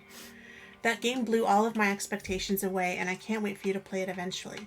Do you think you could do a video covering the Devil May Cry series one day? Or maybe one about Bayonetta? I would absolutely love hearing what you have to say about the combat, the mechanics, and the ridiculous stories and styles of these games. If there's maybe not much to talk about with this question, feel free to tell your opinion on the games you've already played and how your experience was. So it's definitely possible. I have played all of them except for the latest two. So DMC if you include that in the series and Devil May Cry 5. Although if you don't include DMC in the series, I don't know how you can justify keeping Devil May Cry 2 in the series. You know, it's like the same character, but it's like wow, that game's bad. So it's just so bad. I don't know if I would have enough to say on it. Like, I played Devil May Cry 1 at release because I'm just that old. It was actually kind of surreal talking to people on Discord one time, and you know, they were you know, I called them a spectacle fighter, and someone said, you know, I don't really think it's a spectacle fighter. I'm like, dude, you weren't born when that game came out, all right? It was spectacle back then. It might be kind of tame now, but back when that came out, it was a spectacle, okay? But yeah, that was kind of funny for me to go through. Yeah, so I do have like quite a few opinions on that game and that series, and I think one is my favorite just because of, you know, the nostalgia, and when I played it, it was just like wow, this game is so cool. But I think 3 out of the ones I played now, 3 has the best gameplay and was the one I got the most into. Like when I was done with 3, I immediately replayed it again. And then I think I played it again a third time. But when I was done with Devil May Cry 1, it went back to the video game store because it was a rental, and I didn't play it again for a long time later. And I think the next time I played a Devil May Cry game was Devil May Cry 2 again. And sorry, it was Devil May Cry 2 for the first time, and was just looked like someone slapped me the whole time I was playing. I was just so pissed off. But the only good thing about that was that you could shoot at two different targets at once. I was like so annoyed. But maybe it's not that bad. Maybe it's actually all right. I don't think so. I think it is that bad, but I would like to play it again to find out for sure. So I think I would have enough to say. The issue is, would enough people want to hear about it? Like, Devil May Cry has been a series that a lot of people have done videos on. I think that the Gaming Brit did a video series on it. I think Turbo Button has done a video series on at least Bayonetta. I can't remember if he did a video on Devil May Cry. Matthew Matosis did that big commentary on Devil May Cry. I think Sphere Hunter did a video on Devil May Cry 5, and I think maybe some of the other ones too. I'm not sure. The heat is getting to me. So I think a lot of people have done videos on that series, and for me to dig in and do like really high level analysis of gameplay, which is what I would want to do in order to be satisfied with it, I would have to play that game for longer than I played, you know, the Witcher games, and I played the Witcher games for 600 hours. So it's gonna be a really big commitment, and I don't know if I'm ready to do that or if I ever will be, especially considering like I'm not sure if I would be capable of it still. Like, I don't know. Like, maybe I would just hit a wall with that and just be like, I don't know. Like, I would just say, sorry guys, I have no idea, because I haven't really kept up with the genre that as much as other ones that are really invested into it. So I think that it's unlikely. So I do like the games a lot, and I would like to play Devil May Cry 5 on stream. After playing Bayonetta, I'm pretty confident that I could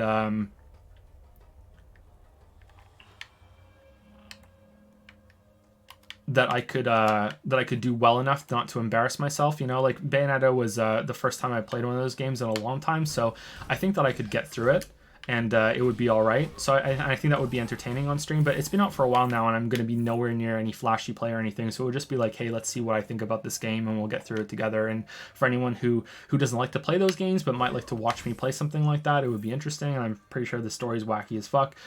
So that would probably be something that will happen at some point in the future, and I already have it. I bought it last time it went on sale thinking, like, I'm going to have time to play this at some point, and then it's like Geralt came along and slapped me with his dick and was like, nope. So it's like, yeah, so I think that yeah, like it'll be something that we do on stream at some point, but I don't know when. But a video, very unlikely, sorry. I think 4 was a little disappointing. I remember I read a review of 4. I can't remember which outlet it was. It wasn't a person, it was an outlet. It was like on IGN or something, but I don't think it was IGN. And they said, you know, when you finally get to play as Dante, he has one of the coolest action abilities I've ever seen in a game. You'll know it when you see it. And I got there so excited. I can't wait to see this mechanic. And I couldn't tell what it was. And I was so annoyed. I was like, what's the cool mechanic? Is it that he can switch weapons really fast? did he get mixed up and it was the hitting R on the attack to make your power go up? What was the mechanic? I didn't know, so I was like, okay, like, so I was a little put off for that, but that's not fair to be put off on something like that. Like, who gives a shit what the gaming outlet said? But I just felt like the game suffered from, first of all, being this character that I didn't want to be. I felt like I got Raidened. I was like, who gives a fuck about this guy? And then I get to the end point of that character story, and then suddenly I'm Dante, and I do the fucking, like, the game again, you know, just backwards. And it was like, oh, they just ran out. It's like your path in that game is like a fucking stupid boomerang. Like, you go out from the city and then you go back in across the same goddamn levels that you went through in the first place. So I felt like 3 did that way better. 4 looks better, obviously, but it fucking should. It was on PlayStation 3, and I really was disappointed with that level structure, and the last boss in particular, I think, was kind of disappointing too. Or at least the last big boss. I don't really remember it all that well. I like the big fire demon guy, but that was like something that was part of the main promotion of the game, right? So yeah, I don't know.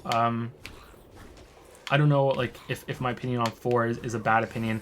Rex was really into the Devil May Cry games. Rex was the person who organized the first iteration of the Discord, and I spoke to him about Devil May Cry, like, very rarely. Like, every now and then we had like a conversation about that. I think maybe it might only been twice that we spoke about Devil May Cry, and I remember him telling me that, you know, he's a fan of 4.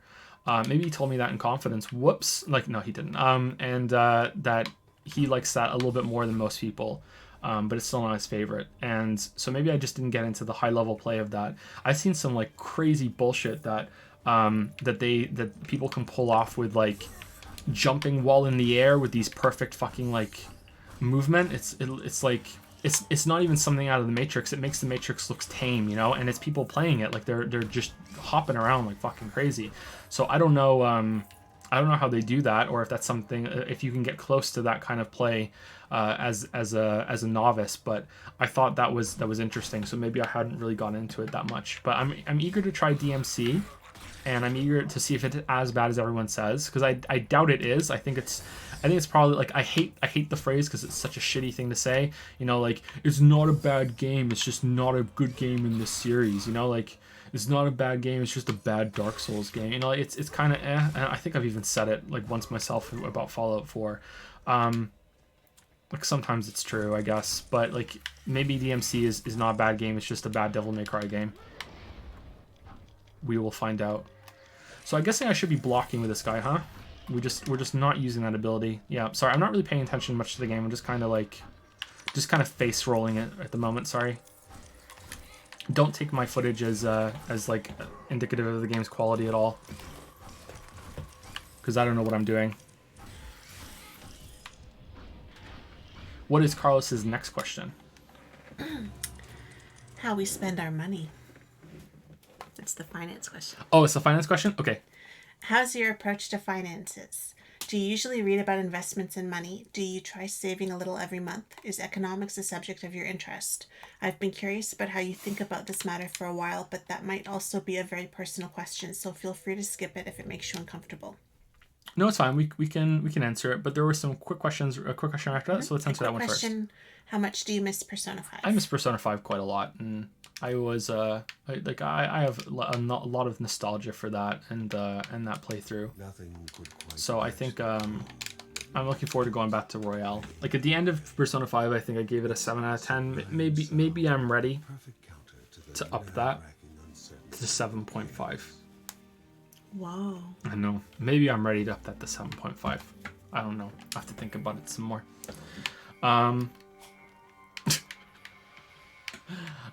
So we yeah, I'm looking forward to that, and I miss it quite a bit. That was like a part of my life for what, a month and a half, 2 months. Felt like a year, but no, it was you'll never get it back. Never getting that back. So and then I think at the end, I think that's it. As always, thanks for everything you do. You're great. Oh, thanks, Carlos. And he's here. Mm-hmm. Thanks for the message, Carlos. In the flesh. So the question was about finances. I don't mind saying it. Like, it's fine. We can talk about it. Are you okay with that? Yeah. Okay. So here's my PIN number, and here's how much money that we have. Okay, so like I said earlier, just a little while ago. Lily and I were at one point, like years before we had the boys, like below the poverty line in Canada. Like what Canada considers poverty, like we were below that. We weren't even at it. We were below it.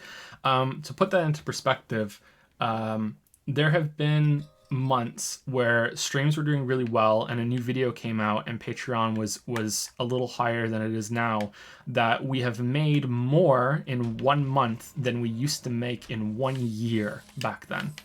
And it's not by a little bit either, by quite a bit. Like it's been more in that 1 month than we did in a whole year in those like below poverty line days. And I don't want to talk about how we got into that situation because we talked about that a bunch on a stream before. You know, like we both went to university and we both kind of got dicked over by our parents, and we both have our own like borderline disabilities. Lily's bipolar, I'm narcoleptic, and we didn't know that for quite a while until we were into our 20s. And it's just not worth getting into, and it's going to come across as like a big fucking pity party anyway. But suffice it to say, it wasn't all just because of bad decisions that we were in that position. We have never had to go to anyone for help.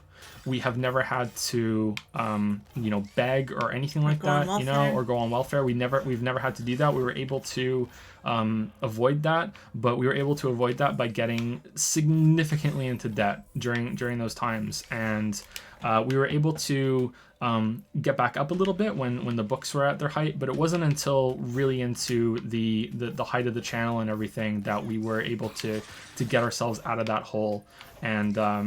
And yeah, so your question about finances it's related to that because we are absolutely terrified of ever going back to that stage, and we are so used to being in that the money that we have now, like we're doing fairly well. Like I think I think the numbers I've said before, someone could probably mathematically work out like roughly how much we make. Like Patreon and the ads on YouTube are about the same, or they used to be when I last said it, but the ads are higher than Patreon now, and Twitch is half of Patreon. But at the height of Twitch, Twitch can get up there to about the same amount, and I think at one point it surpassed Patreon right at the height of Twitch, and then we had to stop because Lily was pregnant. So like you could probably work out like how much that we've made, at least with those numbers when they were relevant. Now it's a little different. You know, ads have gone down a bit on YouTube, but they're coming back up a little bit now because of whatchamacallit, Christmas is coming, and like September, October, November, December are the best months of the year, and February, March, and April are absolutely the worst months, and it tends to like swing back and forth between those two extremes. And obviously Twitch is not making nearly as much as it did before because streams have only just come back, but it's recovering way faster than I thought it would. Like more people are coming back for the streams, and obviously Patreon is the lowest it's been since the Patreon video went up because one, we haven't made another Patreon video advertising it, and secondly, it's been so long since the Witcher video came out, and as far as people are concerned right now, they probably look at that and think, Patreon vampire, as Mandalore says, and I won't blame them for that. It's just that the video is just taking so goddamn long because it's so long, and it's quite dense for its length despite being so long. So I have no like, oh wow, it's not fair. It's completely fair. It's completely justified. I'm surprised that the Patreon is as high as it is so far. So I'm getting a little tired.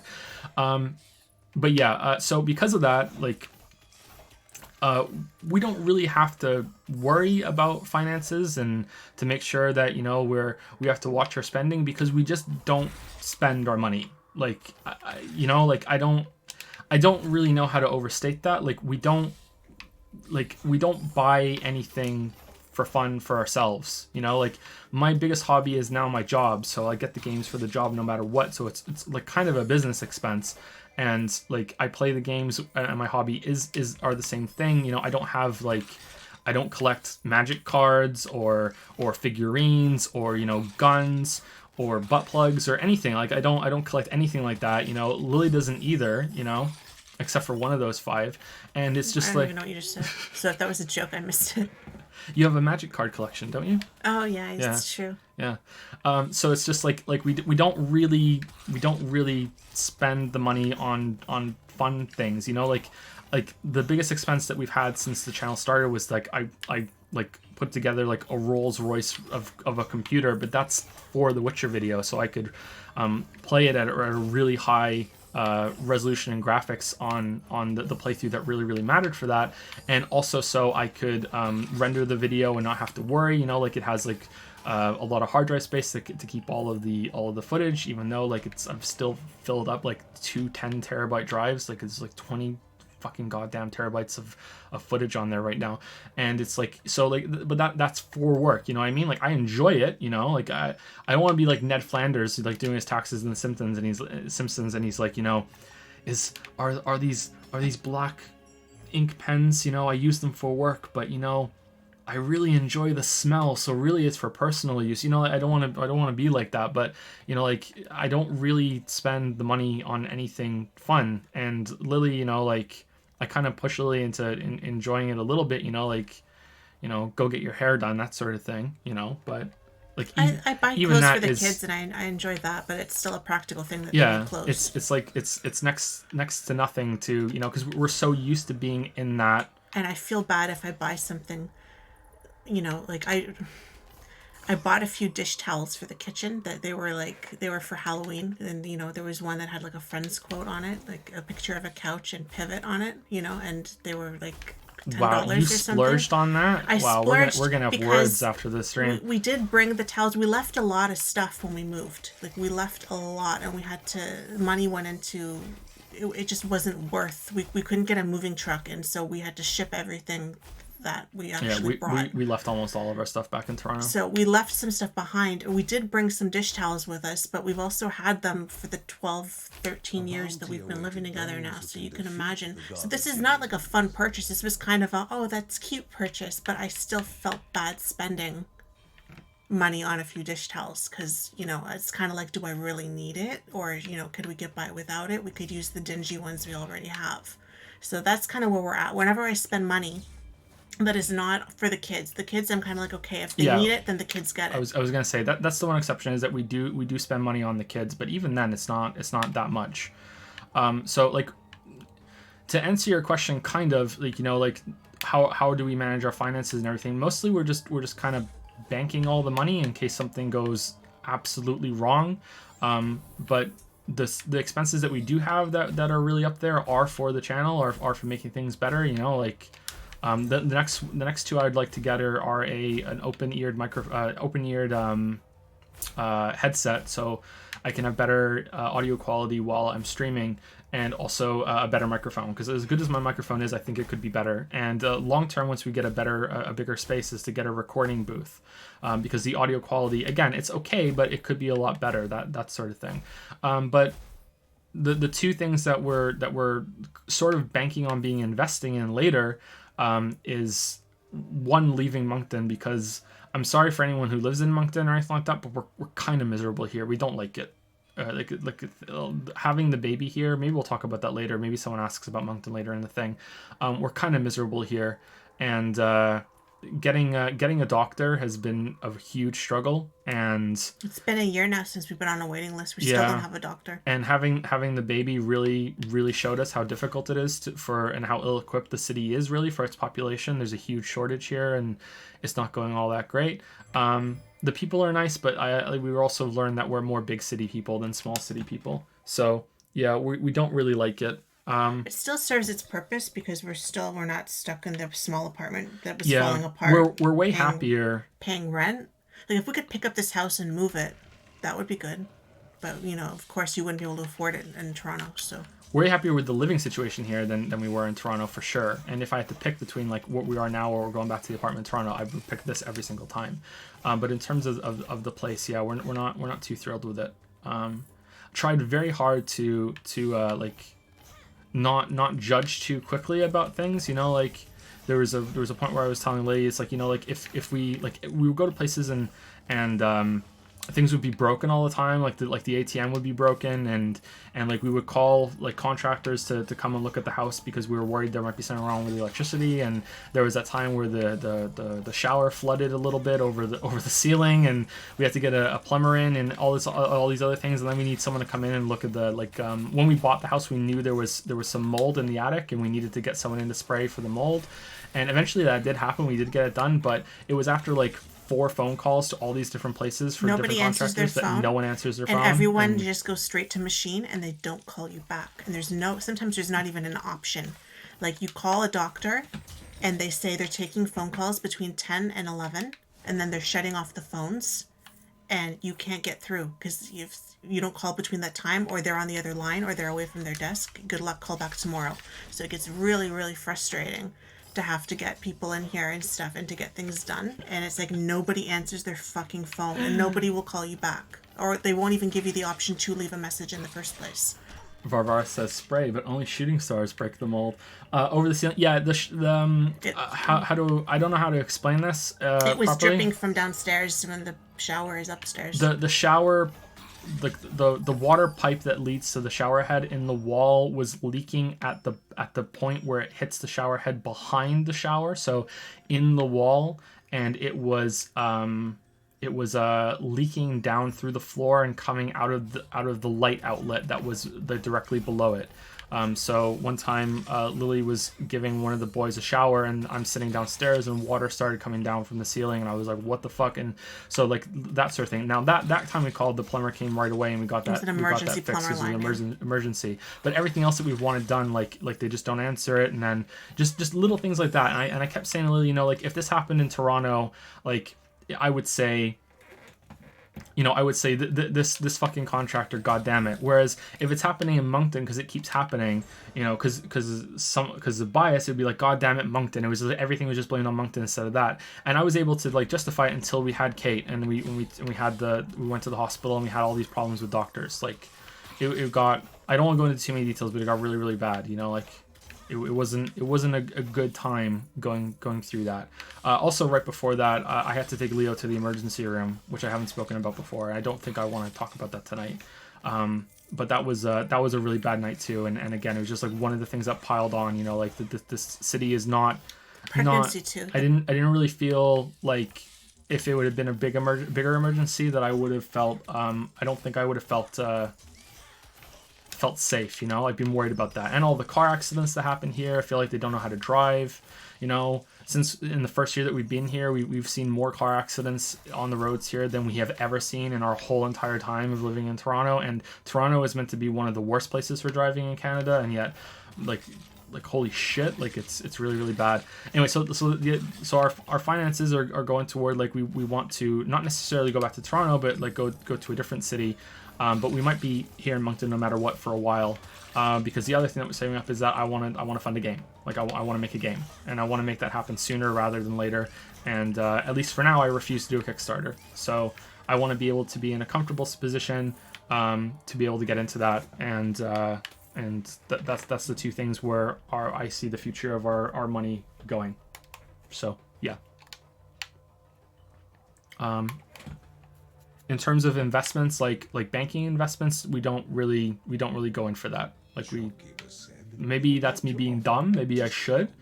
But like I said, like we got, our finances were pretty bad originally, and it was kind of like we're a little bit suspicious about stuff. Oh, I can't speak for you, but the bank, I had banking from before I was born. Like my parents had invested, not a lot, but like a little bit of money for me, and I had like, credit card from 18. I had credit history. And when it came to time to go to school, the bank said, no, you need a cosigner, you need this, you need that, we're not helping you. So it was a big fuck you to me that, when you actually needed the bank, even though they'd had your business for like 20 years, they would not help you. Then you had to jump through all these hoops. And then when we tried to get a mortgage, again, we had to jump through all these hoops, and again, they wouldn't help us. So I just kind of feel like you're putting a lot of eggs in one basket with the bank, and they can fuck you over as much as they want to, and then you're kind of at their mercy. More just a bad experience that we've had with them in the past. Like, that's my opinion. I'm not speaking for you, but I'm just saying, like, if I had a financial advisor and someone sit down with me and explain to me what all my options were, and and at various banks and stuff like that, then maybe I would feel more comfortable. But I just kind of feel like they had my money before and they wouldn't help me. And so now I don't really want to put all my money back in there again. I should find like a floorboard and like stick my gold coins underneath. Yeah, right now we're not, like, it's been like a whirlwind thing of, okay, the channel's taking off, okay, what are we gonna do with it all? And then it's like, okay, is there any possible way we can get into a house and stop renting, because that seems like a really smart idea? And it's like, okay, we're moving to Moncton. Oh, okay, if we're gonna have another kid, we should really have it now while the other two aren't too much older, and we're getting older too, and it's not really about we used to think that like women shouldn't have kids after 35. It's when a lot of problems start coming up more. But I've actually recently learned that's bullshit. Like there is an increase, but it's very minor. It's not really that big of a deal. But at the same time, we want the kids to be sort of close in age. And it's like, okay, well now we're here, and it's like, yeah, okay, now we're deep into this Witcher thing, and it's kind of like a lot of things are on hold until that's done. But yeah, the big thing I want to do is fund the game and do that. And that's it for finances. Yeah. So maybe I think there's at least a couple people that I've just revealed myself to be kind of a dumbass when it comes to money, but I think we're doing all right.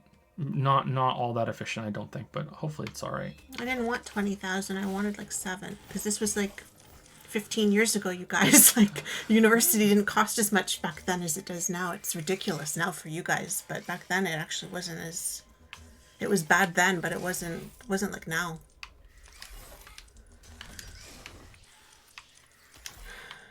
The mortgage was worse because they didn't understand the online job. The mortgage broker did, though, so we were lucky there. Generis mushroom.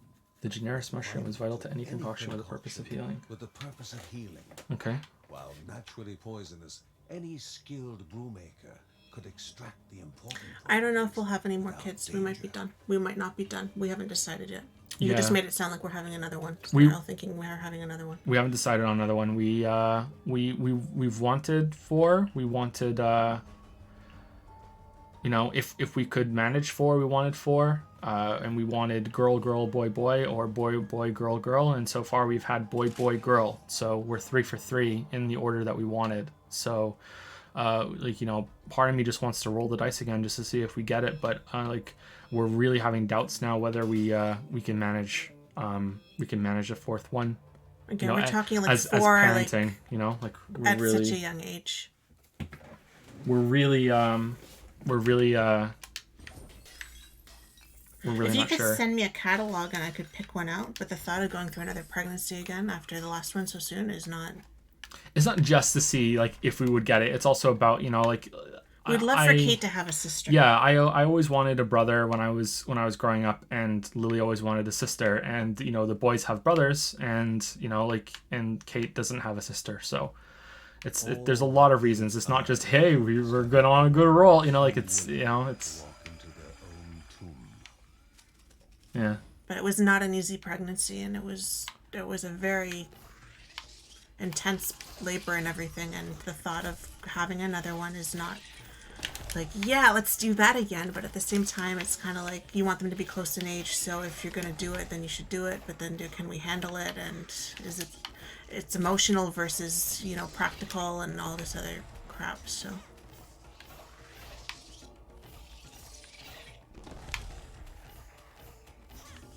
our kids are 4, 2.5, and 3 months.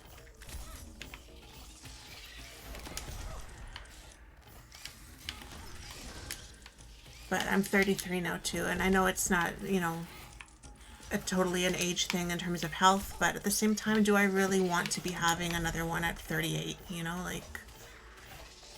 and then I don't have any time to myself until I'm 45, there's a lot of, it's not just like from a medical perspective. You need to go to Rome, right? Of course. As I think it was the Weaver said in chat. I want to go to Rome. Rome or Portugal? There's someone else that come to Portugal.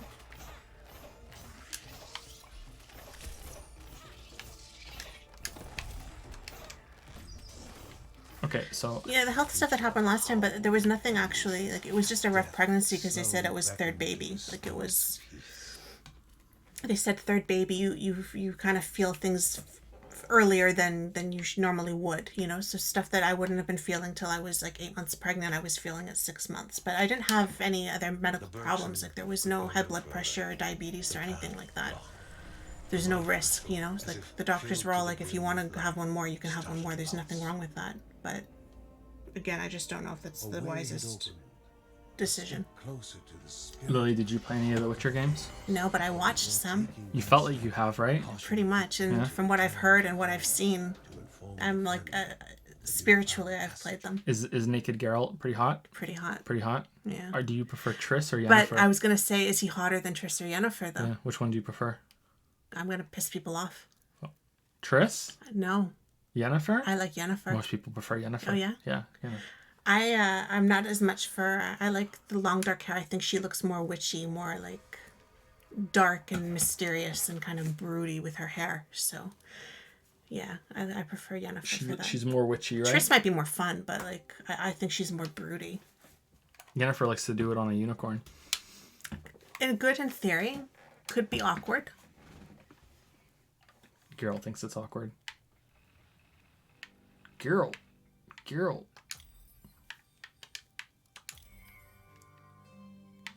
I have naturally very dark hair, so maybe I see myself in her. That's why I'm not a redhead.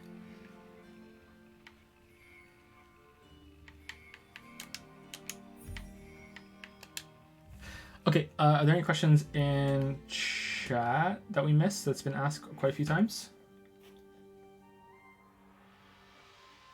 Oh, we could adopt? Well, not to get into it, and we should probably move past it a bit, you know, because we said a little too much. With our issues, I don't think we would be a good candidate for adoption.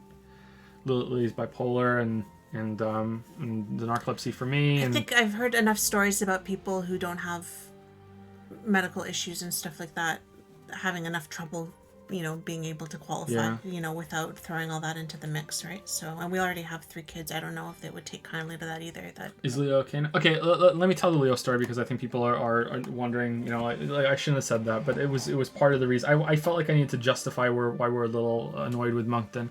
I won't tell the whole story because the whole story is just how horrible the time was in the emergency room that I had to stay in for the whole entire night, and just the anxiety that was just completely took over for me for like a month afterward, and it's still kind of lingering, to be honest. And it was a week before Kate was born?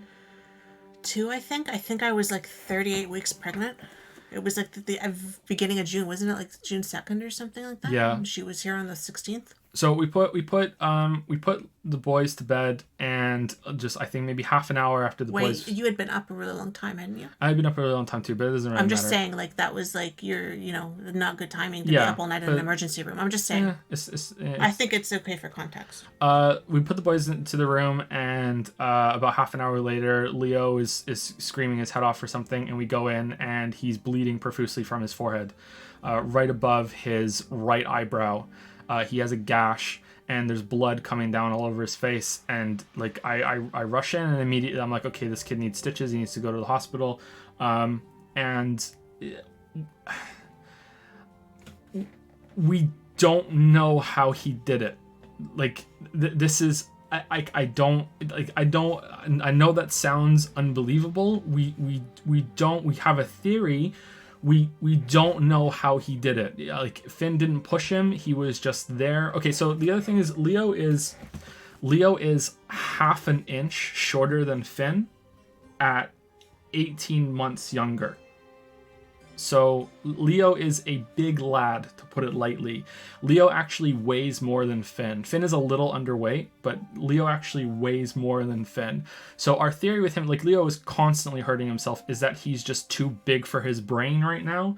Like he is a monster. Like, and he's always been a monster. Like when he went in for his weigh-in at a year, wasn't he like literally like he was 90th top percentile? Yeah, like, he was 90th or 99th percentile. Like there was no kid on the chart bigger than Leo. Like he was at the top. Like Leo is a gigantic kid.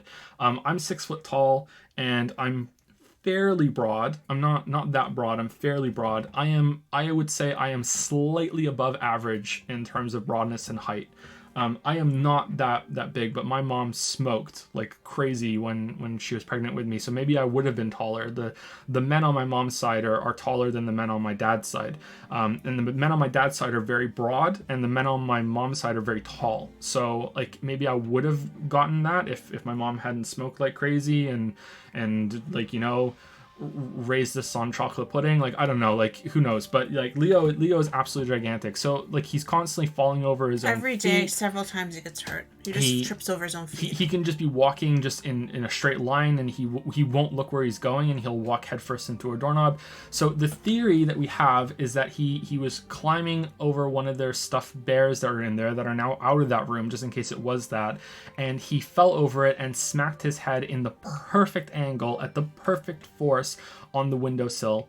And like it was such a sudden impact that he stood up before any blood could get anywhere near it, because there is no blood anywhere in the room. There was not a single fucking goddamn speck of blood anywhere in that room. And I went in there afterwards, after I got back, with like a flashlight, CSI style. It looked everywhere. There is not a single goddamn speck of blood anywhere in that room, and yet he had managed to split his forehead open above his eyebrow, and he needed 4 stitches, 3. It was 4, and he needed 4 stitches, and like. And that's what Finn said happened too. Finn said he was climbing on the bears. Finn confirmed. So I had to take him to the emergency room, and that's what happened. And he had the stitches, and you know, a few days later, I think it was a week later, we went back and they took the stitches out. And the kid was a trooper. He was great. He didn't cry when they put the stitches in. He didn't cry when they took the stitches out. He got a toy for the experience. You know, like it was fine. He even fell asleep in the emergency room as we were waiting for 8 fucking hours for them to see us. You know, like he was a perfect, brave little boy, and I'm getting a little emotional talking about it, and I'm trying not to get there. And ever since then, I've been a complete fucking nervous wreck, because like he hurt himself that badly in his room with nothing out of the ordinary that should have been in there. And it's like you can't, like, you always want to keep your kids safe, and you're always worried about them, and it's like you don't put them in dangerous situations. Make sure there's nothing they can fall over or get to or hurt themselves with. Like, we've been fanatical. Like, every single outlet in the whole house and the apartment before that had like a socket guard in it that's so hard to get out that like not even I can get it out sometimes, and I'm almost a grown man, you know, like, and it's just like all this shit, you know, like, and he hurt himself that badly in a room that had nothing bad in it. So like, for playing with a soft bear. So it's like, yeah, so the bears went out just in case it was them, and you know, we have like padding in there now on the places that we think that he might be able to fall, and it's just like, yeah,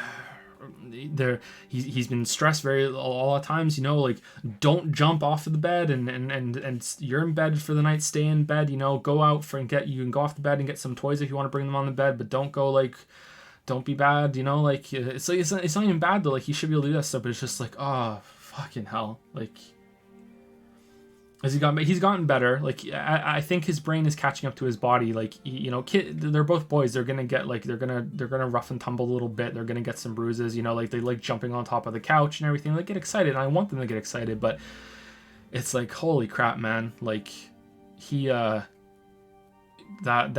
changed me. Like, I'm pretty sure I lost a year of my life that night, and like I am a different person since that night. I'm so anxious all the time.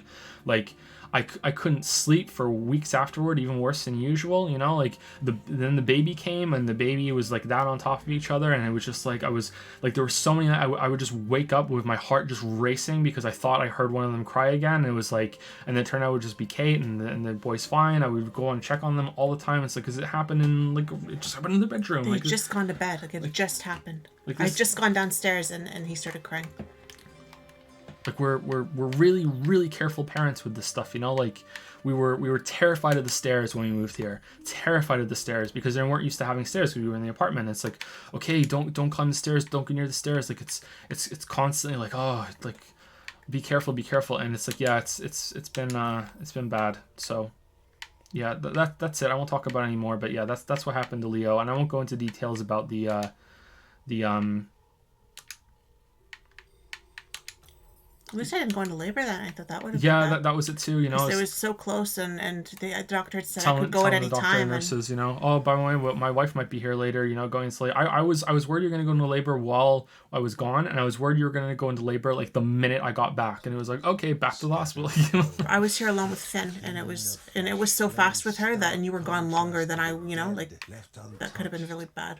I fell down the stairs once, wasn't so bad. I also fell down the stairs when I was a kid. I have a scar on my forehead. Me too. I broke my glasses. Me and Leo both have scars on our foreheads, but mine is right in the center of my forehead. His is right above his right eyebrow, and his eyebrow, as his face changes, might cover it. But yeah, it's yeah, fucking hell, man, fucking hell. Anyway, I'm sorry to go on.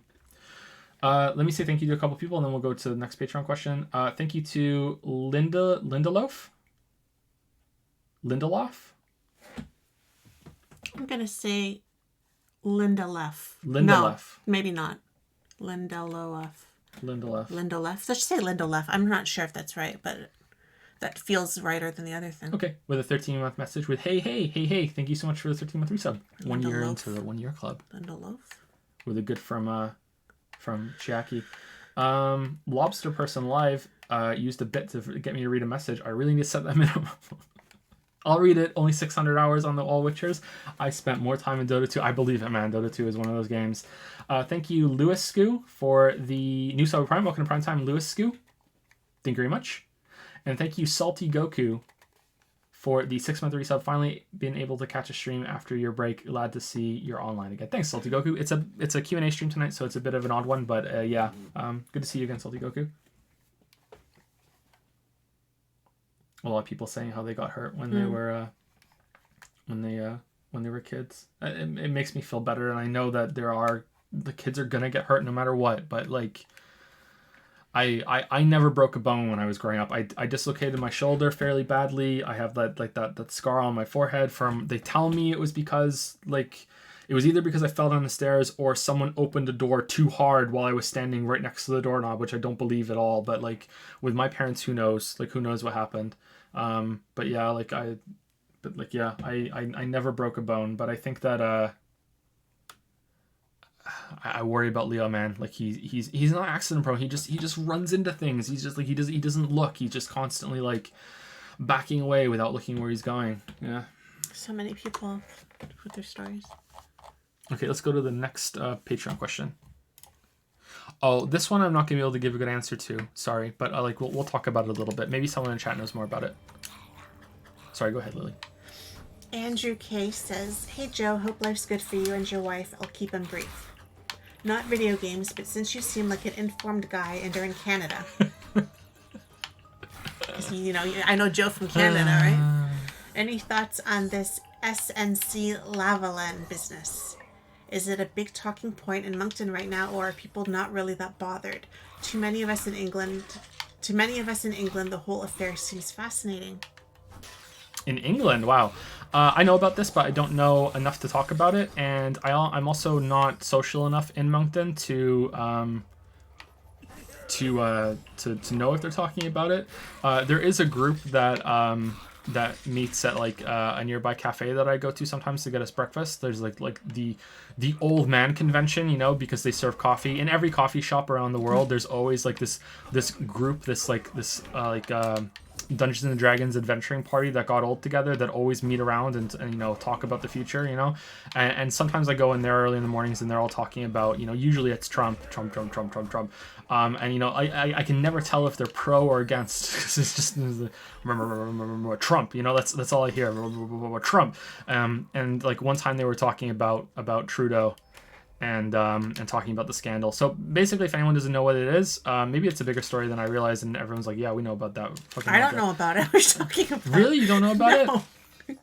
That's why I ended it kind of on a question. To many of us in England, the whole affair seems fascinating. We're very insulated here because, it's just my life is my work, and we also have the kids, and we're just kind of keep to ourselves. We're in this like full on turtle mode. We don't really go out much, and even if we wanted to, which we probably would, we're kind of both introverts, but we do like to go out every so often. We can't because of the kids, like it's just and in winter like the snow is so bad here that you just can't, even if you wanted to, like TMZ or CP24 Bridge Builder.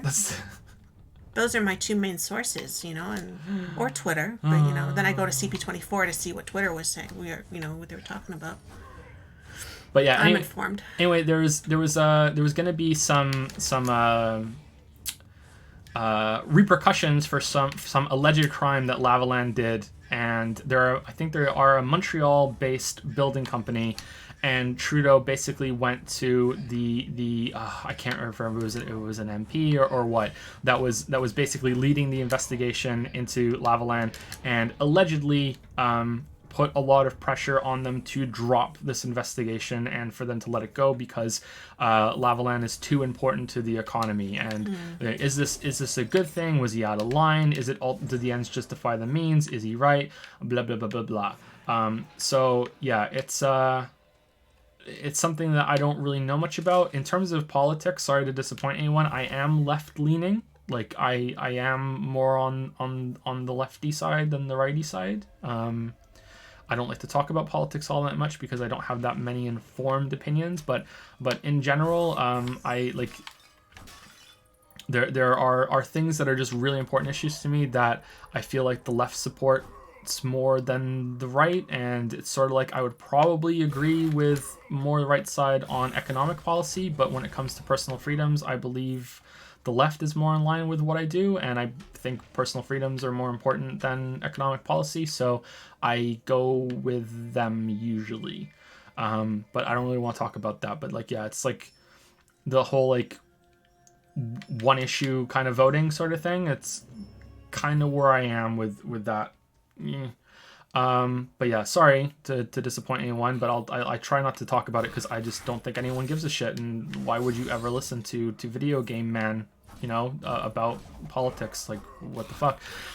So yeah, that's where I am. But yeah, I don't really take a vested interest in this stuff, so I don't know if it was just I probably isn't, and then there's this whole like something came up that he did like back in 2001 that he painted his face brown and did some racist impersonation of something. He did brown. I saw something about that. He did brown face, but I didn't know the context. And it's I don't know, man, like that's kind of weird. He's supposed to be like the woke prime minister, right? Why is it sometimes the wokest always have like... Well, he's only woke because of his dad, the wokest like, secrets, you know what I mean? Like there's big hype for him.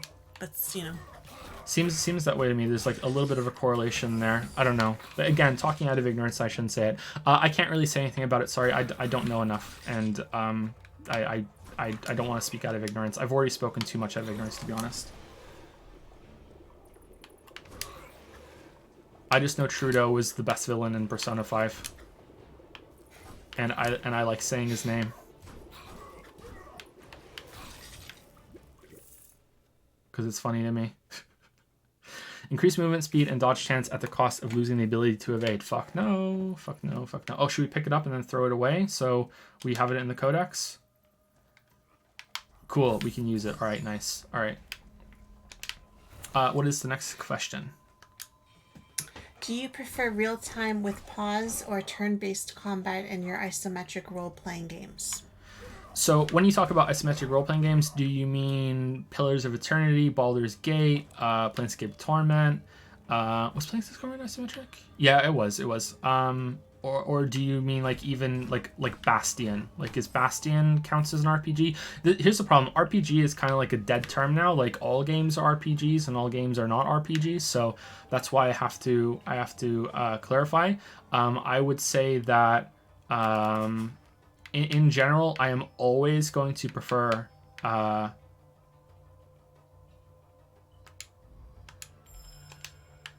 real-time combat over turn-based.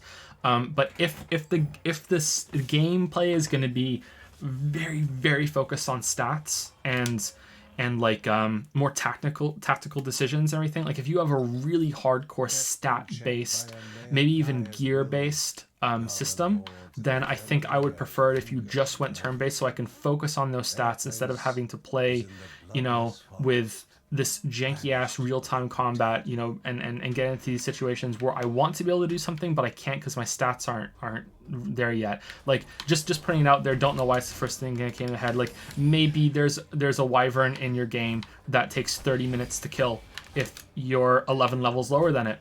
I don't know why that came into my head, you know, like, but there we go. But that would be pretty awful, right? But so there's like that. So I think it all depends on what they're going for. So I think you are talking about Baldur's Gate type games and everything. So I think I would prefer to. Whoa, he just shot me when he wasn't even aiming at me. I would prefer paused and tactical to real time. However, if they're willing to put in the effort to make real time work, I would like vastly prefer real time over turn based every single time if they're willing to do it. So sorry, it's kind of a cop out answer. Like it depends, but really it always depends, right? So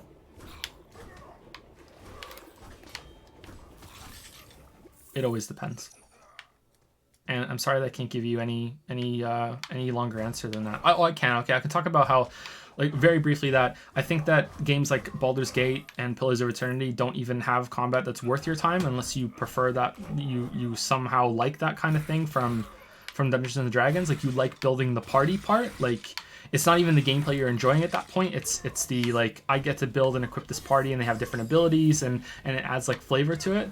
But for me, most of those games have combat that's just context. So I think context can be important, and those games would be lesser without those experiences, even though I don't really enjoy them. Like if you made Baldur's Gate 2 just purely just a visual novel where you're walking around and the story is based on, like, the battles are based on decisions instead of anything else, I don't think I would like that very much. Like I prefer the way it is. But like those games having a difficulty mode to me is just asinine. It's like, who cares? Like who wants to make this difficult? But I guess it adds to the context of it again. You know, it makes this brutal thing. I'm also surprised in Baldur's Gate 2 that like your characters can die permanently, you know? Like sometimes you can't resurrect them either, and then that character's just gone for the whole thing. I wonder how many people just save scum when they lose them. Anyway, that's the answer I can give you. Good luck with the Witcher project. Don't be afraid to split the video releases up if it all gets too much, in my opinion, obviously. Thanks. I think that is what's going to happen just to make the upload thing, but I'm hoping I can find a way. I think I'm going to email YouTube and see if they'll give me special permission, but I doubt it. Last time I emailed YouTube, they gave me a stock answer response that was filled with information that I already said in the email that I sent them. It was about the God of War revenue for when it was under copyright claim. Like, hey, when is that coming? Is it ever coming? And they were like, yeah, sometimes it takes a while. I'm like, yeah, I know that. I said that. It was just like a bot responded to me. So my guess is I'm going to email them, and they're just gonna email me back the file limit response. That's it. That's all it's going to be. Let's go with the next Patreon question. Azazel says, "Hey Joe, thanks for giving a really in-depth answer to my question in last month's Q&A. It means a lot. Anyways, my questions are as follows. What was your most enjoyable part of writing? What was also the most annoying part of it?" All of it. Writing sucks. Like, it really does. And someone is going to say, well, that's why your books are so bad. But, like, but no, writing sucks. Like, it's awful. I think most writers will even agree with that. Like, like, writing is really, really, really sucks. Like, it's, when you're a visual artist, and like, you can kind of, especially when you get better at it, you can see it as it's coming together, you know, you can get a feel for it, and you also get regular things that you can, like, learn from and improve on. Whereas each book that you write is a fucking ordeal. Like, it takes a long time to write a full book. You know, in the same time that you're writing a full book, like, you know, the artist has drawn 500 pictures, has their own series on Netflix, a documentary about their work. You know, is several art galleries. I'm exaggerating, of course. Like, visual art is very difficult on its own, and it's magic and sorcery to me. I don't mean to belittle it, but at the same time, it's like holy crap. So the writing itself is like when you're doing your first draft, and planning is probably my favorite part. Planning is, wow, that really didn't look like it hit me. I think it was a dog. The noise. Planning is enjoyable because you can change things up quite quickly. Well, there's all the anticipation and hype for it too, right? Like, you're excited you're starting a new project. And there's an excitement about when you finally start writing for real, and you can like see all those ideas come to fruition. But a lot of writers don't even do planning, so it's going to depend on the different kind of writer that they are. Excuse me.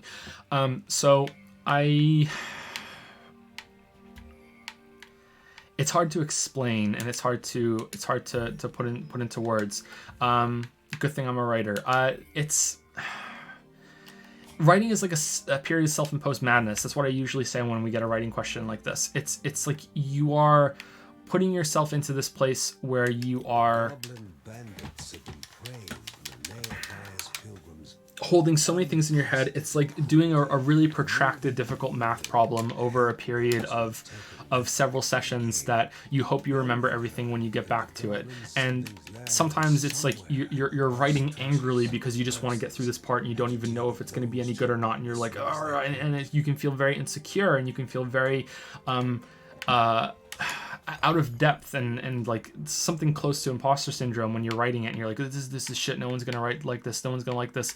And then you read it back, and sometimes it is shit, but then other times it's actually pretty good, and it's some of your best stuff that you've ever written when you are finally, you know, days have passed and you didn't want to look at it, and you finally go and you're like, oh, actually it turns out that I did this really well. And other times it comes out effortlessly, with what Charles Bukowski used to say, a hot beer shit. That's how writing should be. I think I've said that on the stream before. Mm-hmm. He said that writing should be effortless. It should come out of you. It should come bursting out of you. It should be like taking a hot beer shit.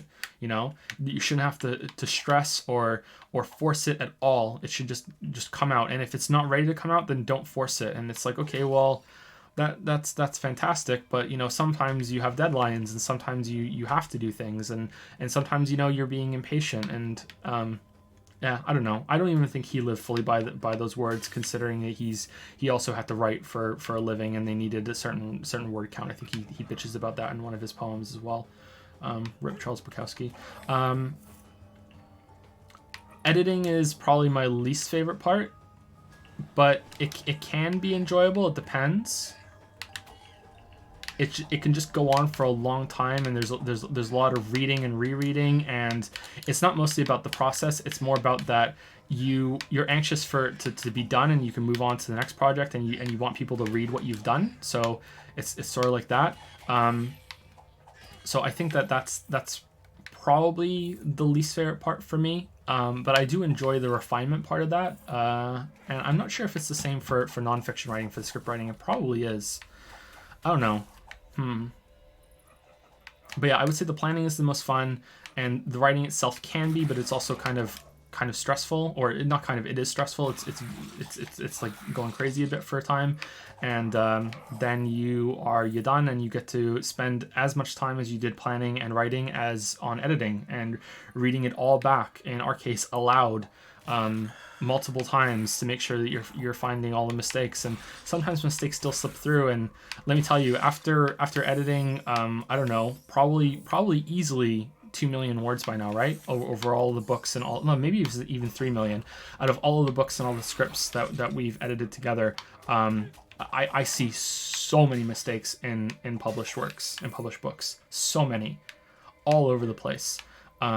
Sometimes in classic literature as well, which is bad, because sometimes the publicist, or they're doing a re-release, they change the words, man. They change it. Could you imagine like resurrecting these like famous literary giants and saying, hey, they released your book and they changed some of the words. Like, oh man, what the fuck. Anyway, so that's sort of it. The books that have had the most mistakes in them have been the Witcher books. That's probably down to the translation. There were a ton of mistakes in the Witcher books. A ton of mistakes. I'm pretty sure at one point it says Regis is talking when it's actually Geralt. Like they got the names mixed up. Just, oh man, so many mistakes in the Witcher books. But again, I think that's down to the translation, so I don't hold it against Sapkowski. I really love writing, and as much as I say it's frustrating and it can be exhausting, I really, really enjoy it. And there's something, I think, out of, whoa, what's going on with the character right now? Is it an ability or is he glitching out? Oh, he has a special ability, I don't understand. I think it's up there with like just being a solo artist, like visual artist, to and to some extent, although no, not to some extent, the same thing. Like just a person making a game by themselves, like it's just pure expression. It's just all you, like you can't really make a movie just with you, like unless you're somehow putting the camera up and acting all the roles, and it's just a one-man role, and people accept, like you can't do that with movies. You can't really do that with music unless you're using machines that can synthesize all the sounds. So I think it's just like it's like pure solo expression, and there's something really nice about that, and really pure about writing. I think I prefer the writing part. To the planning? Yeah. You don't really plan as much. You do plan. Well, the problem is that I plan and I get things in my head that it has to be a certain way, and then I realize that maybe there's a better way, or it doesn't make sense, and I get frustrated because to me I've always thought about it in this way, and now it's like you have to get your head around a new concept, or would that character really do that? Is that really necessary? No, it should be like that, and so I don't love planning. I like the anticipation of a new project, but again, I don't write by deadlines and stuff that much. I tend to write when I feel like this bursting urge to write, so I tend to enjoy it more. You take hot beer shits. Yeah, and I take a lot of breaks. I'll go like crazy at it for a couple weeks, and then I won't touch it for a month. And then I'll go at it like crazy again, and then I'll read it back and go, oh, I'm actually quite pleased with this, and then I'll go at it again, or I'll read it back and go, wow, this was shit. Delete, try again. Whereas I force myself to be able to just write. Yeah. I've ripped open my literary asshole, right? But I think that's what it is. I'm really stretching out this analogy. You really are. But yeah, I think the editing is the absolute worst, though. I hate the editing. You hate the editing, really? I hate the editing so much. Because when I write, every time I write a scene, I go back and reread this couple scenes I wrote last so that I can kind of get my mind into the right mindset to write these characters, right? So I'm constantly reading it back over and over. And after I take like a month off, I go back from the beginning and I read the whole thing again and I fix whatever I want to fix. So by the time we edit it, I've already been through the whole thing multiple times, and I've polished it as much as I feel like I can polish it. And then we sit down and read it, and it's like, well, this needs to be fixed, this doesn't make sense, this needs to be changed, and then it's like pulling teeth to go back to it again and have to change it. And I'm always happier with it when it's done, but it's really daunting then to look at this novel and be like, wow, that's 90,000 words that you thought was pretty fucking good, and now it's like, nope, you have to spend the next month going through it, like line by line, fixing this and fixing that, and rewriting this and adding a scene, and this needs to come out and that needs to go. I hate it. It's so intimidating to me to get to that point. Maybe that's why it takes so long, because the editing is looming at the end, right? So yeah. I don't really want to get there in a way. I prefer the writing. But at the same time, once you get very close to the end, you usually have that sudden burst. There is a burst, yeah. You're like, yeah, I'm so close to being done. Let's do it, yeah. But yeah, the editing is the worst. I hate that. I find it interesting that we have different likes and dislikes with it. What is a hot beer shit? Someone asked in chat. A hot beer shit is Charles Bukowski is a quite famous poet who's dead now. So he wasn't that good then if he's dead, and he wasn't pretty much an alcoholic. He like saying he was pretty much an alcoholic is like saying that I pretty much like Dark Souls. So like yeah, he was pretty much an alcoholic, and he apparently, when he would drink a lot, he would have no trouble going to the bathroom afterwards, and he would take a hot beer shit. He would just unload, and it would be effortless and great, and that's what he thought writing should be. Beer is like coffee. It just makes you go. Maybe, yeah. Was that the last question from No. Azazel? Okay, it's the next person. Azazel is the one whose name ended up being in the thumbnail of the last Q&A. Oh, really? Yeah. So really, I don't even need to answer him anymore. He's had his fill. Have you pondered things like an infinite cosmos in your thoughts, or any other H.P. Lovecraft-esque ideas? I still haven't read that book that I got. Really? On Lovecraft. Yeah, I've thought about that, but not so much lately. My new pet thing is the whole like because I mentioned it. I mentioned it a couple times on stream. I also mentioned it a couple times in Discord, I think once or twice on stream, is like if we were living in a simulation, like how would you be able to know? And it just makes perfect sense to me that if computers keep getting better and better and better, eventually you would be able to make a real one-to-one simulation of the world, and that has a lot of practical applications. And it just seems like, why wouldn't we do that? And what are the chances of us being in the real reality? And if you accept that it's possible, like, which is not a given, like it's definitely not a given that it's possible, but if you accept that it's possible, then it is pretty much statistically impossible that you are in the real world, and instead you are in one of the billions, maybe even trillions of simulations that our species is running in order to do things. So an example of this, of applications of this, would be to look for markers throughout history. So it would be, okay, they might even set one up themselves. So it's like, okay, when did the Titanic sink as a big moment in history? When did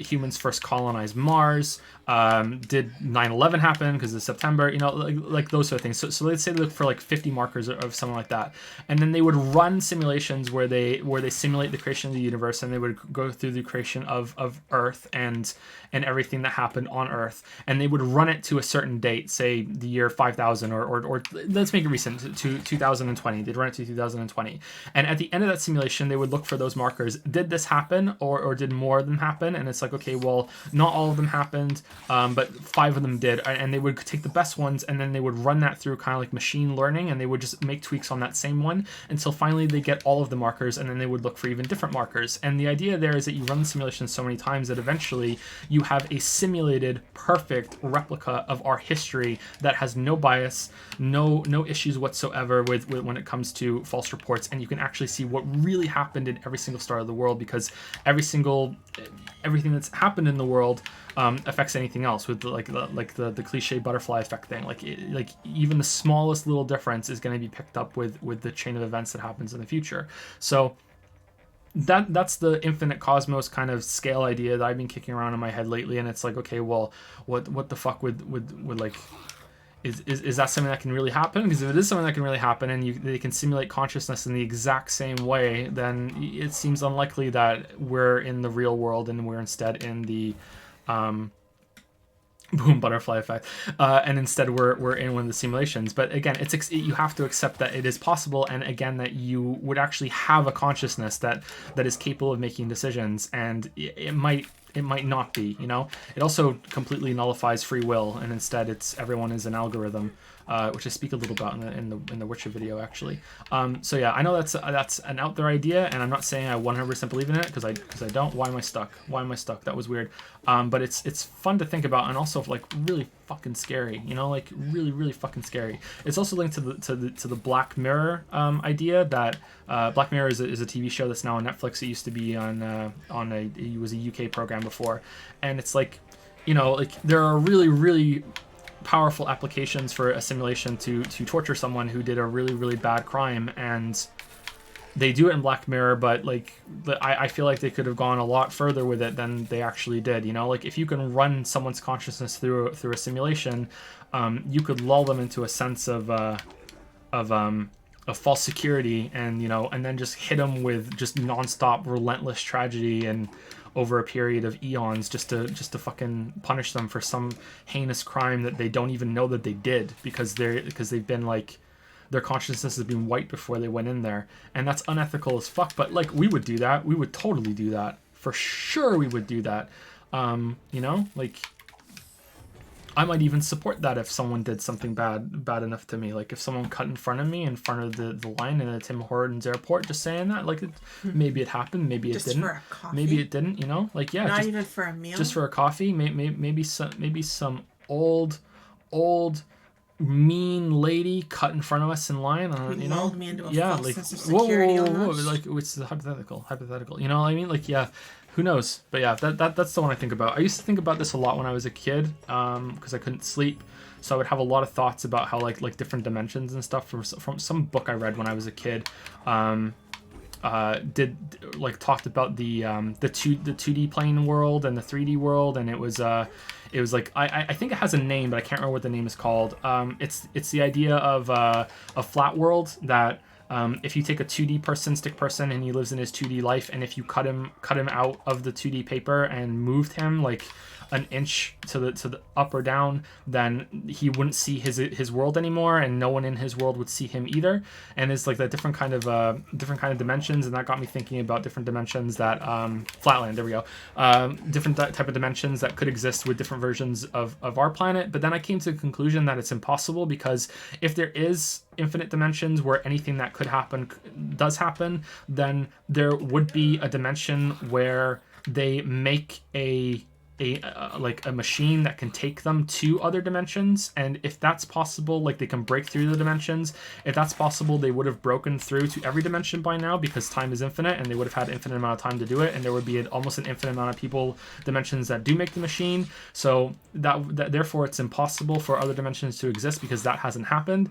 Or it's impossible for dimensions to breach, and if that's the case, then who gives the fuck about it, because we're never ever going to be able to interact with them. But then it got like, and that was me settled for years, and I was really happy being a pompous little shit that I had solved other dimensions, you know, like at 9 years old, I'm like, yeah, I've done this, there's no fucking way.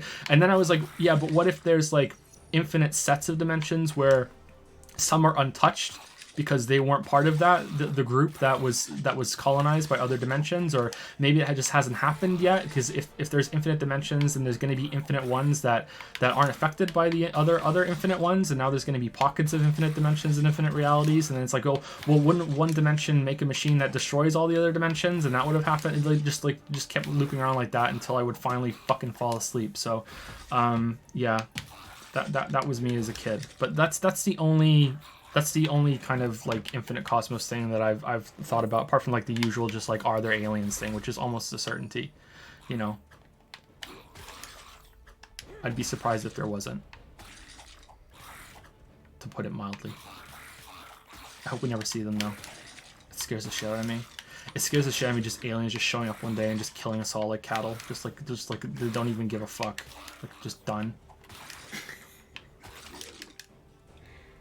Yeah, never let Joe get into drugs. No, I ate dirt as a kid. What the fuck, Joe?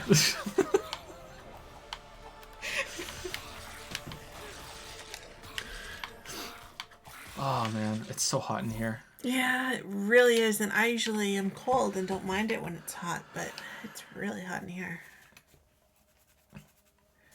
Start thinking about the Nelly song. Yeah, you know what Nelly says about that, right? I know. What's that?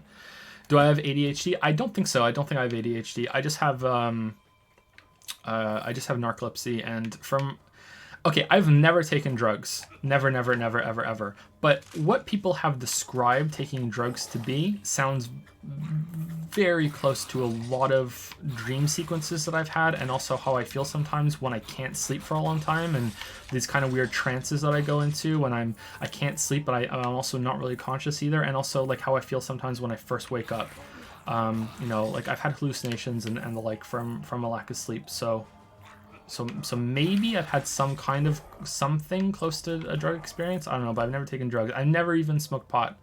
Never even taken marijuana, and it's legal here, so I have no reason to lie about that. I've never smoked a cigarette. I went through a period where I would drink vodka when I was a teenager, but like that's it, and I stopped, and I don't drink anymore, apart from very rare like occasions like at New Year's and stuff. I don't drink. My dad was an alcoholic. Probably still is too, but I don't talk to him. So like I don't do that. We can have a drink on New Year's this year. We can have a drink on New Year's this year, but that's about it. Like I would like to find a beer that I could drink just so I can like not be that prick in social situations. I don't drink. Like just something, you know, like not to get drunk ever, just to have something like that. But yeah, I don't drink. Your mind is going ham is why I asked. I don't know, like that's kind of how I am sometimes. When you get on a tangent, kind of when you get wound up, then yeah. Maybe there's something wrong with me. You just kind of get, I don't know if excited is the word. Like, just get like water. it's that saying we always say, wind Joe up and watch him go. You know, like that's. Did they say that? No, that's what you and I have said before. Okay. Like, I don't know if they said No, it. I thought they've said that. I don't know if they've said it. I know we've said it, but. Finn's kind of the same way, isn't he? When he goes on his really long story, he kind of sounds like everyone knows this that internet meme where he's like, "Did you ever have a dream that you could you know when he he gets like that where he goes on this big long thing explanation about like something in Yoshi's Crafted World." Daddy and Yoshi game with the and he go jump in the with the bouncy bird and with the tin can and with Bowser and then I can't beat Kamek. Like and the last bit is crystal clear and everything in between that is just like a ramble that's adorable. So maybe we can maybe we can get him to do that on stream one time. I would like that. Increase dodge chance 2. Well, we don't have to. Oh man. Okay, let's do some Patreon stuff. If anyone's asked a question in chat, sorry, let's do some chat stuff. If anyone's asked a question in chat, now would be the time. But you might want to wait just a minute because I'm gonna say thank you to Nate O'Dub or Natty O'Dub for the new sub. Welcome to the sub, Dub. Welcome to what are we? Oh, you can do it. What? The secret. Oh. Welcome to the secret. It was your idea. I know it, and I forgot. The society, the secret. Is it with a W? Yeah, the secret Weeb Society. Yeah. Oh my god. Because that's inconspicuous. With a W. I couldn't think if you wanted Weeb or Waifu. I kept thinking Waifu Warehouse. The Waifu Warehouse. Oh, this is the Waifu Sweat House right now. Seriously. I say things and then he expects me to remember them. Like, come on. This day I say a lot of things. stale, Say, okay, go ahead. thickened What? by the stink of rank fur, matted with sweat and blood. Welcome to the secret Weeb Society. You've been living such a dark life in your weebness, but we shine a light on you. We see you. Wow, Lily going the extra mile. That's kind of threatening. We see you. Nate O'Dub or Natty O'Dub also has been asking in chat apparently quite a bit. Sorry, it's gone now, but it was basically like, am I gonna make a video on the Subnautica DLC? Almost certainly yes, but I don't know when. I'm gonna take a break after the Witcher video is done from making videos, and we're just gonna stream for a bit. And the only other video that I'm gonna absolutely 100% promise after that is gonna be the Sekiro video, because that Sekiro video, like the script is written, it's recorded, you know, like it was really close to done before like I hit a wall with all the Witcher stuff, and I just cannot do anything else apart from the Witcher stuff. There's a bunch of projects that are like that actually, but I don't know what the future is gonna hold for the channel, and you know, like. There's a bunch of things that are close to done, but that's still like a couple 100 hours of work to get all those done. And I don't know how the channel is going to look after The Witcher's done and after what YouTube did today. Like, I don't even know what the future of YouTube is. So, but we'll see. But yeah, I would love to do a video on the Subnautica DLC. I haven't played it. I'm waiting for it to come out of early access. I would love to do that video, if only just so I could argue with all the people that think I didn't understand the story in the base game, because they're wrong and they need to know. Like, yeah, so I definitely gonna do that, and I hope they fix the performance issues, and I hope that it's just as good as the first one. It's not gonna be though. They're not gonna be able to catch the magic. It'll probably be a decent time, but there's no way it's gonna be as good as the first one. I love that game. That game's great. you to reverse that decision. Yeah, but it might be, like the decision itself was kind of troubling, but it was mostly troubling because of the implications that come from it. So who knows what they're going to try and do next. It seems like they're making a lot of really strange decisions that really don't make sense unless they are gearing up for a complete shift on the platform. So that's the concern I have, that the channel might be itself rendered obsolete. And I'm worried about it for other reasons that I went to earlier. Like, we're constantly paranoid. Thank you to Cy Tutor for the 9-month resub. Sorry it took us a while to get to these subs, by the way. Hopefully you guys are still here. Thank you, Cy Tutor. Thank you, Sick Tricks Bro, for the 12-month resub. So happy to catch a live Q&A with Lily. It has been too long. Lily. Aw, thank you, Sick Tricks Bro. Welcome to the 1 year club. It's good to see you too. I remember you from before. Hope you're still here. Thank you, Sick Tricks Bro. Thank you to King of Dunces.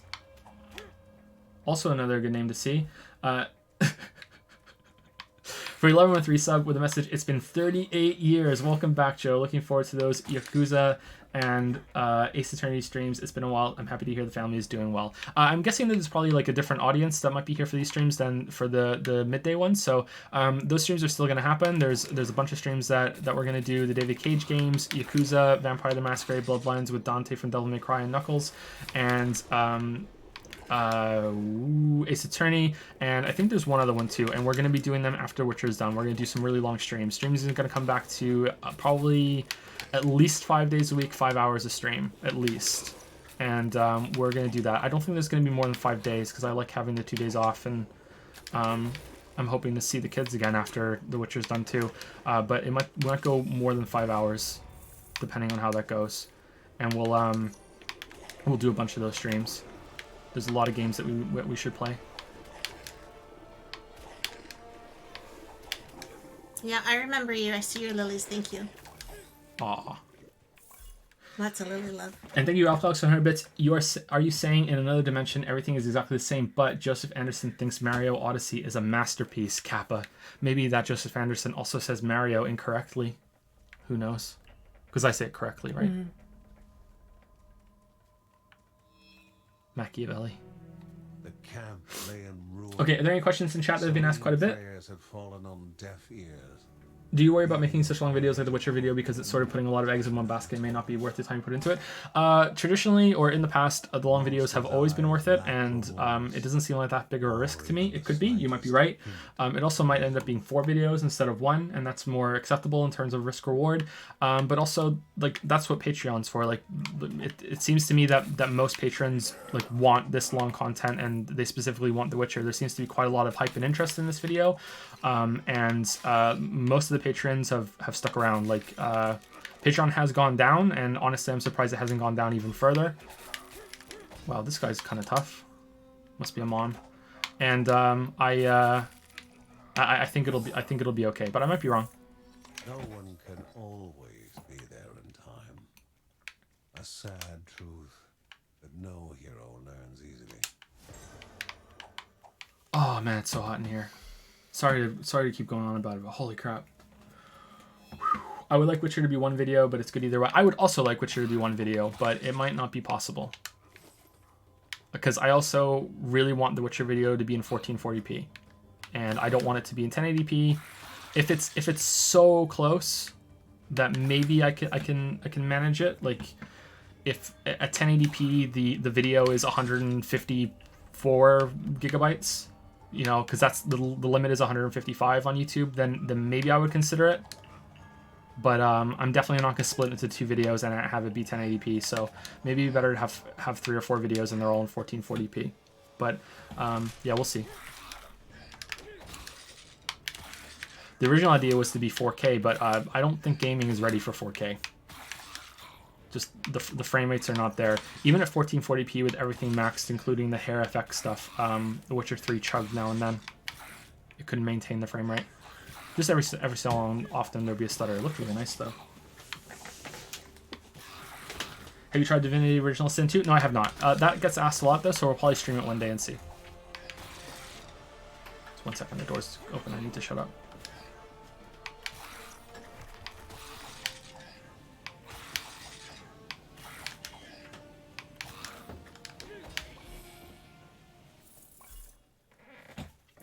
Do you have any idea how games can take advantage of the medium? You talk about how games aren't fulfilling the potential. That's a really tough question.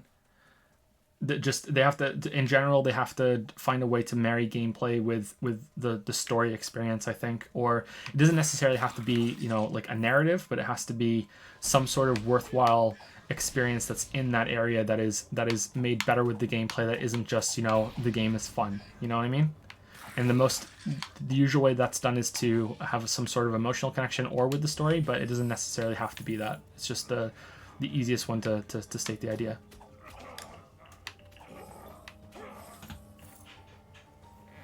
I know you said you're not too keen on telling your game ideas in case you actually end up making them, but do you have any smaller ideas you're not too invested in you wouldn't mind sharing? I've talked about some of them on stream before. I would really like to take a stab at a Factorio type of game. And a Stardew Valley type of game. I'm interested in making games that are, like, at first, that are top-down Zelda-like experiences with a twist. And then bigger games would be way out of reach for a very long time. There's also, after I was done playing Danganronpa, Lily and I actually planned out a visual novel that's very much like Danganronpa with murder mysteries and stuff, and I'd be interested in making that a reality at some point. I think that would be fun. Lily primarily writes murder mysteries, so we were able to bounce ideas off of it. It would be a sci-fi game that would be like Danganronpa.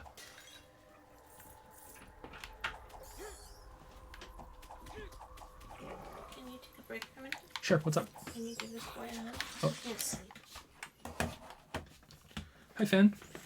I can't sleep. You can't sleep? Oh, why not? Why can't you sleep? Because it's in my eye. The sleep can't get in your eyes? No. No? Okay. I'm sorry. It's a game. Kind of. Can you say hello to the game? Say hello. Hello. Hello. It's okay. You don't need to be shy. It's okay.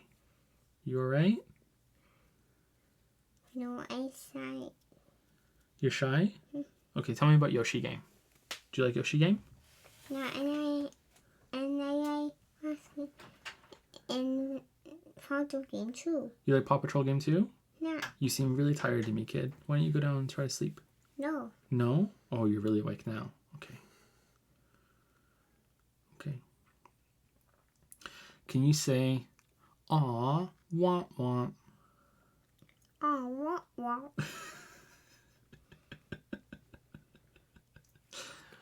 Who's the best on Paw Patrol?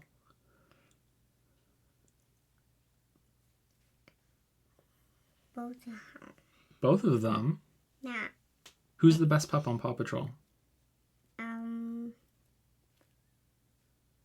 Marshall. Marshall's the best? Okay. Who else is in Paw Patrol? Chase and Rubble. Chase and Rebel. Who else? Rocky and Suma. Rocky and Zuma. Who else? Tracker and Nades. Tracker and Everest. You missed one. And that's it. There's no one else, right? Yes. Who else? And a pop. Another pups? Who's the other pup? I think Sky. Sky. Yeah, there you go. There you go.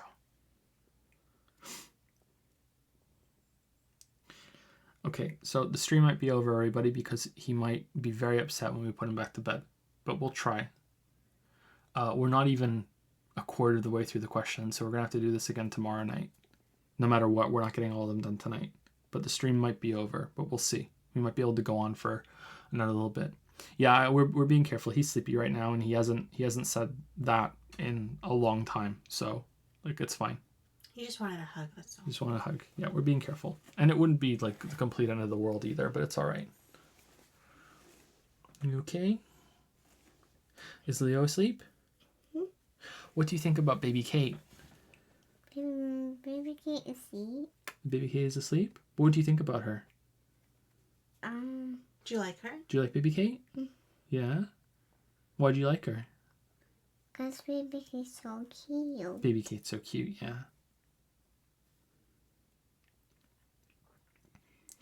Thank you, Goldbrow1, for the new sub with Prime. Welcome to Prime Time, the Goldbrow1. Thank you very much. What shirt are you wearing? Are these Mario pajamas? Who's this? Bowser. Bowser. Who's this? I know. I got Mago. Yeah. And who's this? Oopsie. Yoshi. And what's this? A coin. It's a coin, yeah. Who's your favorite? I think a doll. I think Oopsie. Yoshi's your favorite? Yeah, and Bowser my favorite too. Bowser and Yoshi are your favorites? Wow. What about Kamek? Hmm. Do you like Kamek? Yeah. Is Kamek hard? Come back what old heart. Yeah. I can't beat Comet. You can't beat Kamek. What happens when a level's too hard?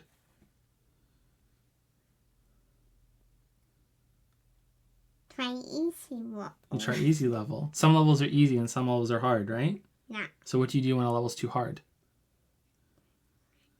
Go easy what old. Okay, go to the easy level. All right. All right. All right, kid. You have to go back to bed now, No, okay? Yes, no, you do. Yes, no, yes, no, you do. Yeah, no, you do, buddy. no, I'm sorry. No. I'm sorry, you do. No. Yeah, no, it's bedtime. No. I'm sorry. No. Are we gonna play more Stardew tomorrow? You gonna play some house games Because tomorrow? guess what happened tonight, Daddy? What happened? We finished fall. Oh, Tomorrow it's we winter? start winter. It's winter? Yeah. Yeah? Okay.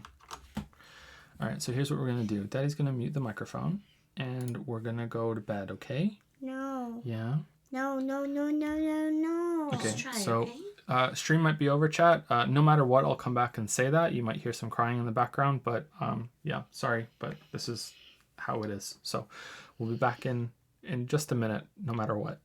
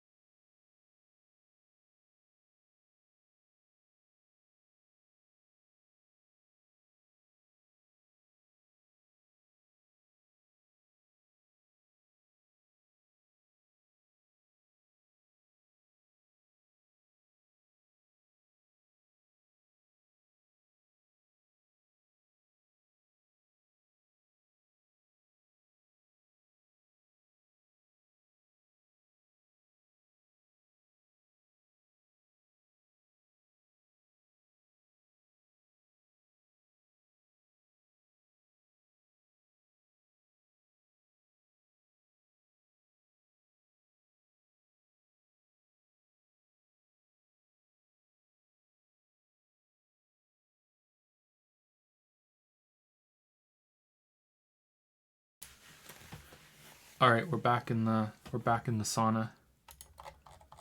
He's okay, so I feel like we can continue at least for one more question.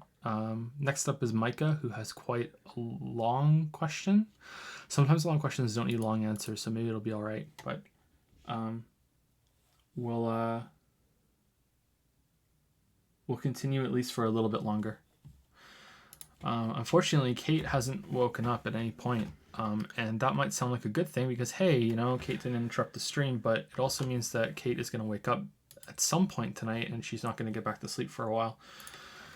Sucks to be me. But you never know. Sometimes she does sleep for a lengthy time, but Yeah, I still think it's a little too good to be true that she'll go till morning. But If she's being a girly, maybe you think? maybe. She's going through a growth spurt. She's pretty out. I checked on her a couple times now and she doesn't even... I had to go really close and looked at her chest to see if she was breathing because like, she's sleeping so soundly that it's hard to tell. Babies are so good at pretending to be dead. Chat, if you've never had a baby, you don't know, man. You don't want to touch them in any way because then you'll wake them up. So Babies are experts at pretending to be dead. Summoners in a circle. Surely nothing would come from it.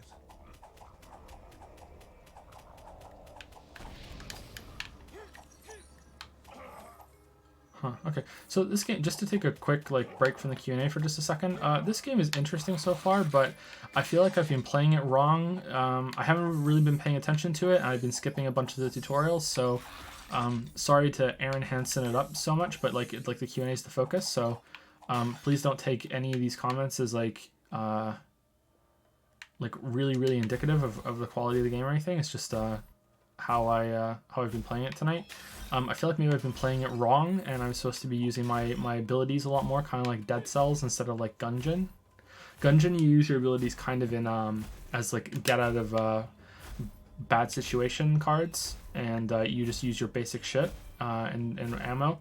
Whereas in this game, it feels like you're supposed to be using a lot of your items all the time, and I'm not really doing that. I'm just using basic attacks and anything. So I feel like I've been playing it wrong, and it's okay. It has decent like game feel and everything. Like it feels all right to play and everything. But yeah, it's not quite what I expected. Also, the pixel art feels like the pixel art version of Final Fantasy VIII with the really, really low rendered character models on these beautiful pre-rendered backgrounds. You know, like the backgrounds look really high detailed, and then you have like blocky, like not even NES man like running around, like, and that's kind of weird. Even some of the enemies look better than our character, huh?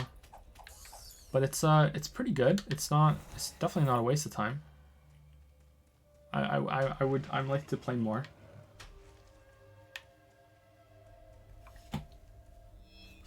Anyway, are there any questions in chat real quick that we've missed? And we'll see if we can answer any of them, and then we'll go to the next Patreon person, and then we might be done after that. We'll see. Maybe if the next person's shorter, we'll go with one more. I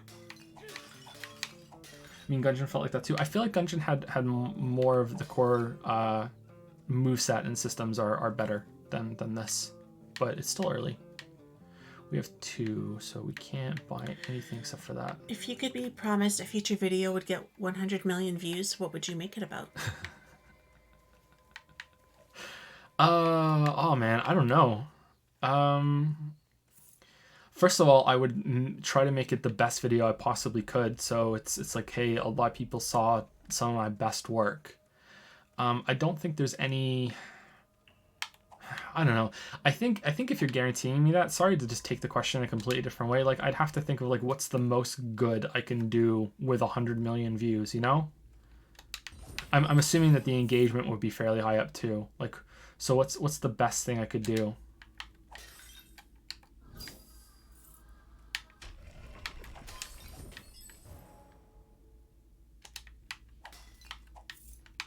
But if it's about a game, I have no idea. Huh. Will it be a reply video? It would okay, here's a Mimi answer that's actually pretty good, because I can't think of a good one. It would open up with, this video won't make sense unless you watch every other video on my channel. There you go. now It's like the wish where you wish for more wishes. Yeah. coldly focused inferno of hatred and malice. I was curious, have you seen the Persona 5 Royal trailers featuring Akechi? It looks very promising. Might address certain holes some might say existed in the past. I'm trying to avoid the trailers. I watched a couple of them, and now I'm like, If one raging beast was not enough, sorry, the boss is here, and now I'm trying to avoid a little bit. I'm excited, so I don't really feel like I need to see anymore. Like I'm gonna play it for sure, so I'd rather not ruin any of the surprises. That I already knew that like that character is getting at least some more attention, so don't feel like you spoiled anything there.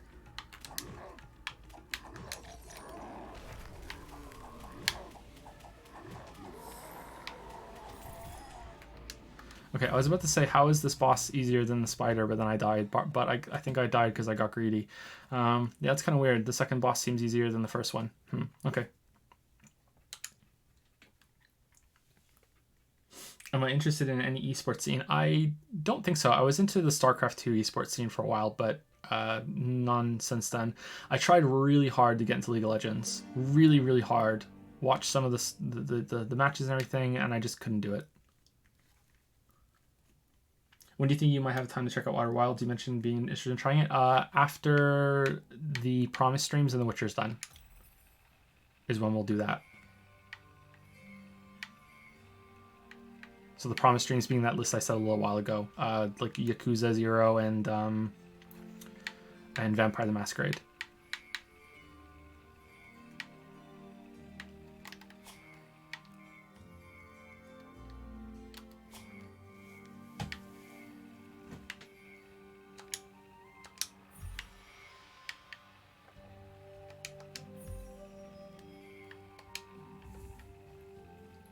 Ever heard of Atomic Heart? I have heard of that, and that looks pretty good. I'm interested in trying that too. That looks fun.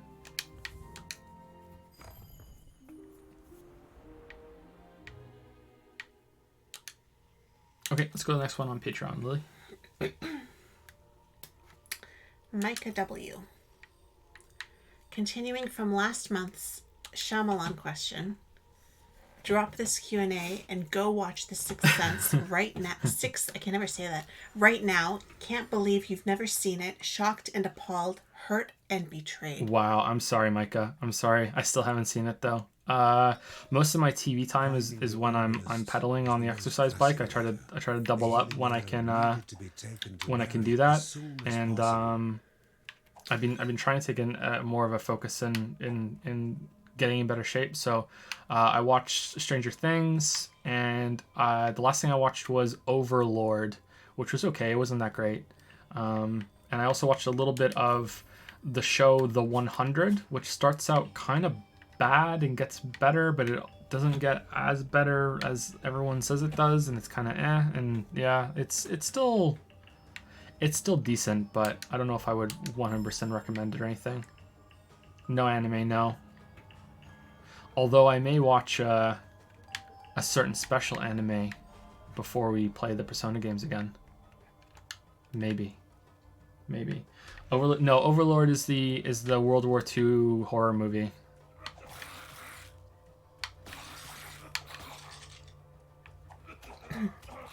You all thought it was anime? Anyway, sorry, Lily, go ahead. Anyway, questions. How do you feel about filler in entertainment? TV shows have the most of it, especially shows with no end in sight, but filler can find its way into even the shortest of films, those that don't have a strong enough concept to explore the main plot for just 90 minutes without having irrelevant scenes and subplots. Anime is particularly Egregious. Thank you. Here, with entire filler episodes. Egregious. It's a mouthful. Rather than single scenes. Do you think filler has its place in storytelling? Should every scene in a show, movie, or book be vital to progressing the overall narrative? Is it okay if it provides a little more characterization at the expense of plot advancement? I personally found the most enjoyable Danganronpa episodes to be the first few filler ones in the prequel arc. What about filler in games? Good or bad? Is padding the length of your game ever justified? Wow, could you imagine enjoying the Danganronpa anime? God damn, Micah. Shocked and appalled. Shocked and Hurt and appalled. betrayed. I'm questioning the quality of the Sixth Sense now. No, I enjoyed parts of it too. It was really cool to see those characters like animated. Do you think that's why they call it anime? Because they're animated? Oh man. I'm with you because you say such brilliant things like this. Exactly. You just drop them. Okay, so I think this is a. Okay, is it a catch-22 situation? I don't think it is actually, but fuck. It's something like it's got to be. It's not No True Scotsman. Something like something like that. It's got a name and I can't think of it. But I think by definition that if it's good, then it's not filler. Do you know what I mean? Like if it provides some great characterization and expands on those characters, then sort of by definition it's not filler and it's not bad and it's worthwhile, you know? Kind of like that saying that wasted time isn't wasted if you enjoyed it. Yeah.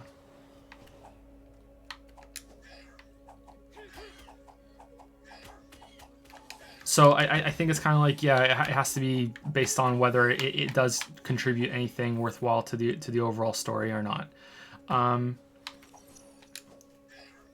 don't understand this little mini game.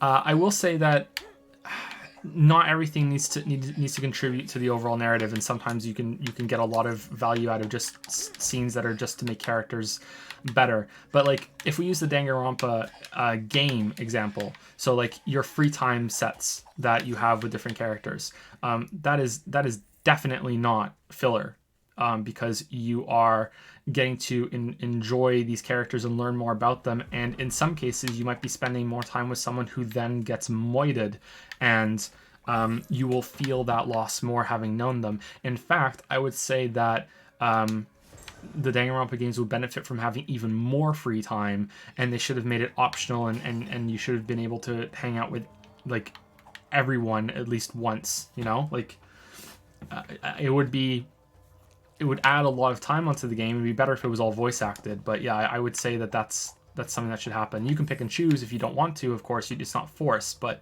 yeah, I would prefer more free time in that. So again, it kind of sounds like a cop-out, and I'm sorry, but it's like if it's good and it does have a positive impact, then it's not filler. I think gameplay in games have the biggest detriment from filler, because it can be so boring. And sometimes it is optional, but sometimes it's really hard to tell if it is optional or not. There are times where, okay, so like I said this on stream before about Witcher 3, and my head is just full of Witcher. If you haven't played Witcher 3, in Skellige, there are smuggler caches all throughout the ocean, and despite everyone thinking that Witcher 3 is just this God's gift to gamers, Witcher 3 has a lot in common with Ubisoft style games. It's just, instead of having towers that you go to unlock areas, you just go to notice boards, and notice boards put points of interest on the map. And in Skellige, it puts, I think, I have an exact number somewhere, but I can't recall off the top of my head. I think it's like 50 smuggler caches in the ocean, and these are nothing but just things that you go to, and you jump off the boat, you dive down. If you have tooltips turned on, then you'll know to shoot the drowners with your crossbow. If you have tooltips turned off, like my dumbass did, then you'll just strategically swim around the drowners to get the treasure. Maybe you'll die and have to reload, in the boat a couple times before you learn on your fucking second playthrough that you can fucking shoot the crossbow underwater. But yeah, you do that, and it's like, okay, well this is clearly optional content, but then is it? Like, they're points of interest. They're on the map. Some of the ones are around the world have more interesting things to them. It also has this problem of, okay, so it's pointing out all these places of interest on the map. So is this the only places where there are worthwhile things to do? Well, it turns out no. You have to read the map even more carefully, and there are lots of places on the map that have like quests in them even that don't show up as points of interest on the map and don't have any map markings at all, and you just have to just go there and explore, ignoring the points of interest.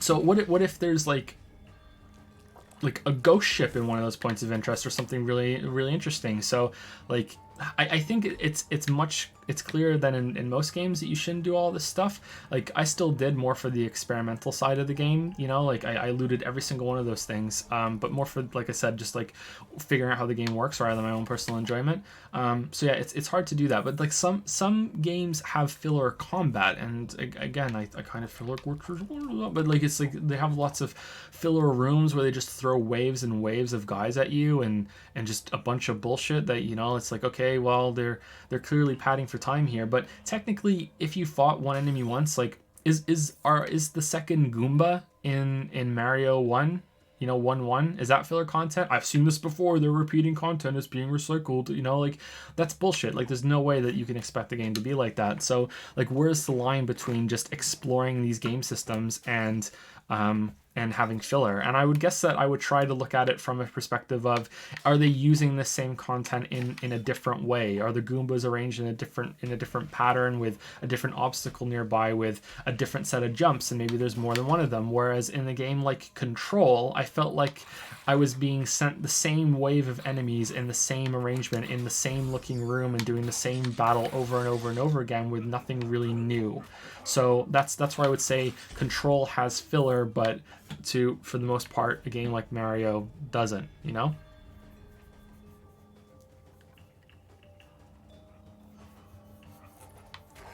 But yeah, I think filler, as you describe it, with extra characterization that doesn't really always move the plot forward, is good. So like, to end on it, like, almost everyone here has probably watched Breaking Bad. Is the episode with the fly, when Jesse and Walter are stuck in the cooking basement, trying to get this fly that's been around the room, and they have a heart to heart, and a bunch of stuff comes out, like, you know, a couple secrets they've been keeping from each other, that sort of thing. Is that a filler episode? Because it doesn't really move the plot forward in any way. It's a chamber episode. Nothing really big happens. These characters like reveal a bit more about themselves, and they talk for like maybe a way that they haven't in a while. You know, like, is that a filler episode? Because I would say no. It's actually one of my favorite episodes. So no, I don't know. Someone in chat is saying yes because it exists because they ran out of MIC. I think that was a really good episode. So maybe it was filler, and that was a good example of filler. Don't know. I don't know. It's a really tough question, and it's really hard, and it's, like I said, it's even harder in video games. I think it's easier in someone like Celeste, when it's not combat, it's arrangements of obstacles and different. What would the Celeste mechanics be called? What would, like, the power up that you get that gives you a dash in the air, and the moving block, the Kevin, like, what would that? Oh, the goddamn this game! What the fuck? What would those all be called? Like, they must have a specific word, but like, those things are all, just call them mechanics, like but there must be a better word for it. Those can all be done in different arrangements, and they can make sure, like, almost like just by comparing screenshots, that this is in a different arrangement every single time, and it's not repeating the same idea, you know, like, it's definitely there. Whereas if they did another one, like, at the end of Reflection Seaside, there's like this really, really long, like, Super Meat Boy style spike tunnel that you have to get through. And I think that if they did another one of those, immediately I'd be like, oh, we're doing this again, you know, like, and that starts to feel like filler. So yeah, okay, I think that's all I can say. Sorry if you wanted more, Micah. I think I'm running out of steam a little bit here. Might have to go over on Epic Games. Really, you don't get that, but that was really funny. You should laugh. I think I kind of get it, but I don't fully get it. I get it a little. So I give you a smile instead of a laugh. Oh, okay. I like your smile, so I'll take it. Let's talk about getting offended. Uh-oh. Not in terms of having bad opinions, but in terms of telling offensive jokes. James Gunn was fired and recently rehired over some edgy jokes from 10 years ago. Kevin Hart was disallowed to host the Oscars over similar jokes. Did they deserve this? Did they cross a line? Is there a line? Could you argue that offending people is part of a comedian's job description, in addition to making them laugh? Should the phrase, "I'm just joking," create an impenetrable criticism shield around the speaker. How do you find the perfect joke that offends absolutely no one? Is there a common sense standard that should be applied to humor? Loaded. You know what? I feel like Lily should answer this question. Okay, so There's none addressed to me this time because I'm not supposed to be here. So I think that okay, so this is sort of political, and it's linked to the idea of safe spaces, and the safe spaces where you should try and create an area that there's not going to be any harmful. You're not going to be exposed to anything that you might deem harmful because of your identity or maybe some of the decisions that you've made in your life and that sort of thing. There's probably some more nuance to safe spaces, but I don't know everything about them. The reason why I'm saying that is because ironically, I think that when a comedian is on stage and to some extent performing like they perform, like on Twitter is hard. Like, but definitely when they're on stage. Let's start there. Definitely when a comedian is on stage, that's a safe space. And I think that comedians should be allowed to say pretty much whatever the hell they want and have just immunity to it, as long as it is clearly trying to be outrageous to get a laugh, or it's supporting some bigger point. However, like, they have to be comedians. Like I can't just say whatever I want right now and then just be like, oh, I was just being a comedian for a second. Like I can't do that. Like, it has to specifically be a comedian in that spot for that I'm willing to give it just kind of blanket. Yeah, that's fine, because the comedians should be outrageous and they should push the boundaries. But the issue that when I was a kid, I was really, really into Bill Hicks, and Bill Hicks would be offensive. Nowhere near today's standards, but like, I think the most offensive he was like he had a joke where he said, back when the Iraq War was going on, there was a line that everyone would say, and they kind of said it like up until recently too. They were against the war, but they were for the troops. So it's like, I want to support the troops, but I'm against this war. Well, one of the most outrageous things Bill Hicks would say was that he said, I'm for the war, but I'm against the troops. Like, he would say something like that, like, and there was one time when there was a Bill Hicks is dead, by the way. Like, he died from, I think, pancreatic cancer. I even read his biography. I was that into him when I was younger.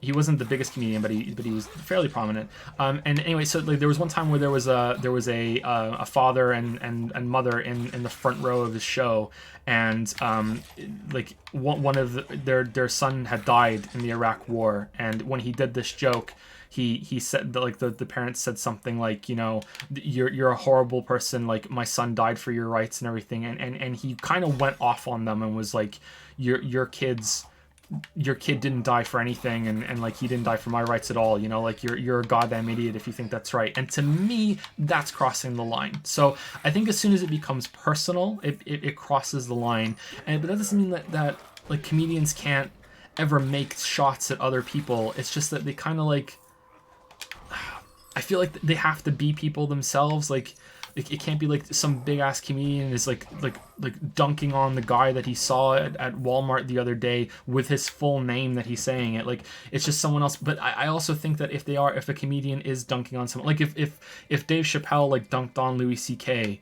like, I kind of feel like Louis C.K. is allowed to be annoyed at Dave Chappelle, but Dave Chappelle should be allowed to say it, like and he shouldn't be like hated for it by other people as well. But like, what I mean? Like, I feel like there's a lot of like particular things that need to be addressed in this sort of thing. It's not easy, but I do think that it is a comedian's job to push boundaries and to be offensive. But the reason why I'm bringing up Bill Hicks is not just because of that example that he did with where I think he was out of line, but it was also because I worshipped that guy when I was a teenager. When I was a young impressionable kid, I worshipped that guy, and I hung on his every fucking word.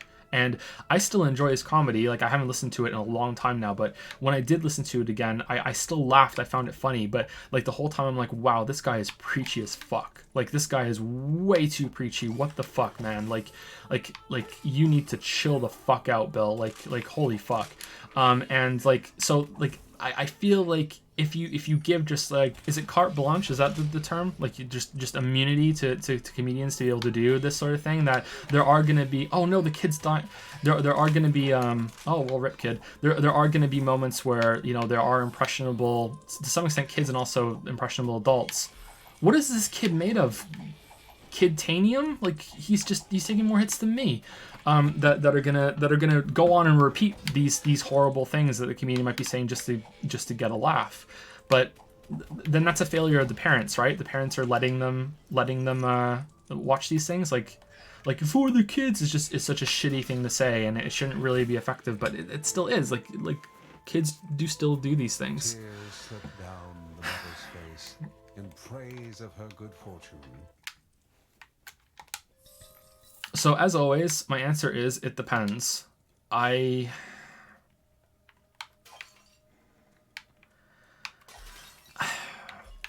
kind of feel like outrage comedy and just saying something absolutely completely ridiculous is something that I do sometimes on stream, but I don't think I'm ever offensive about it. It's just some ironic kind of like, usually it's kind of like fake hint that I'm into some weird kinky sex shit. You know what I mean? Like that's kind of like outrageous comedy, but my outrageous comedy is never, you know, like racist or sexist or anything else like that. You know what I mean? Like it's not harmful to anyone except for myself, you know? And again, I'm not a comedian, so like if I did say that, it wouldn't matter. I'm not in that safe space. I'm not in that area. But like, I don't like the James Gunn stuff. I guess he was trying to be outrageous, but like he was making jokes about like being a pedophile, and I don't even understand why he would do that. Like why would, like first, like I guess my biggest problem with it is that it's not funny. Like it's not, it's that it's offensive, it's just is not funny at all. And same with kind of like Kevin Hart. What Kevin Hart said, I believe, anyone can correct me if I'm wrong, Kevin Hart basically said that he just hopes that his son isn't going to be gay, and if he is, he's going to beat it out of him. Like that, to me, that isn't a joke. Like even if you're trying to say like, oh, I'm just being outrageous, that doesn't seem like a joke to me. That just seems like you just really hope that your son isn't going to be gay. Where's the funny, right? Like I don't understand, right? Like my dad said that to me growing up, and you know, he said, like, I remember my mom said, I don't know why she said it to me. Maybe she was worried. She's like, you know, if you're gay, like you can tell us, you know that, right? And me in one of my rare moments of being an adult before I was an adult said, like, fuck no, I wouldn't tell you. And she was like really offended. She was like, why not? I was like, because dad would beat the shit out of me if I said that. And he was just sitting on the couch next to her, and he kind of shrugged and went, yep. And she went off on him, and I was like, there you go. You know, like, so like I don't that's the problem. And it's like, is it just a really bad joke, or is it not a joke? And that's really hard to tell, you know? It really is hard to tell. I could see it kind of being outrageous and everything. Well, how many jokes have an egg of truth in them too, right? Like you see, like when you tell a lie, like a lot of the time there's like a morsel of truth in a lie. Yeah. So how much truth is in a joke? I don't think my dad would have beat the shit out of me, by the way. My dad talked a loud game, but he wouldn't have. We were hit a bit when we were growing up. Like nothing, we were never beaten. Like my dad was hardcore, like, oh, you messed up, here comes the belt. Like back then, even in school, like the schools were allowed to hit kids back then. Like when my dad was in school in Britain. Like we got hit a couple times, and if I'm being 100% honest, like we'll never repeat that with our kids, but there were times where I got hit where I deserved it. And like I like, even as an adult looking back, there were times when I didn't deserve it, and I'm still mad. Like I'm still mad about like a couple of those times. But there were times where I can look back and adult, like, yeah, like I was really out of line that day, and like it's all right. Would have preferred him not to do that, but yeah, I can kind of see like what was going on. But yeah, I was never like whipped or beaten with a belt or anything, but my dad was. So like yeah, I don't think he would have done it. Made a couple of gay jokes himself growing up. The joke was that he would beat his son with a Barbie playhouse.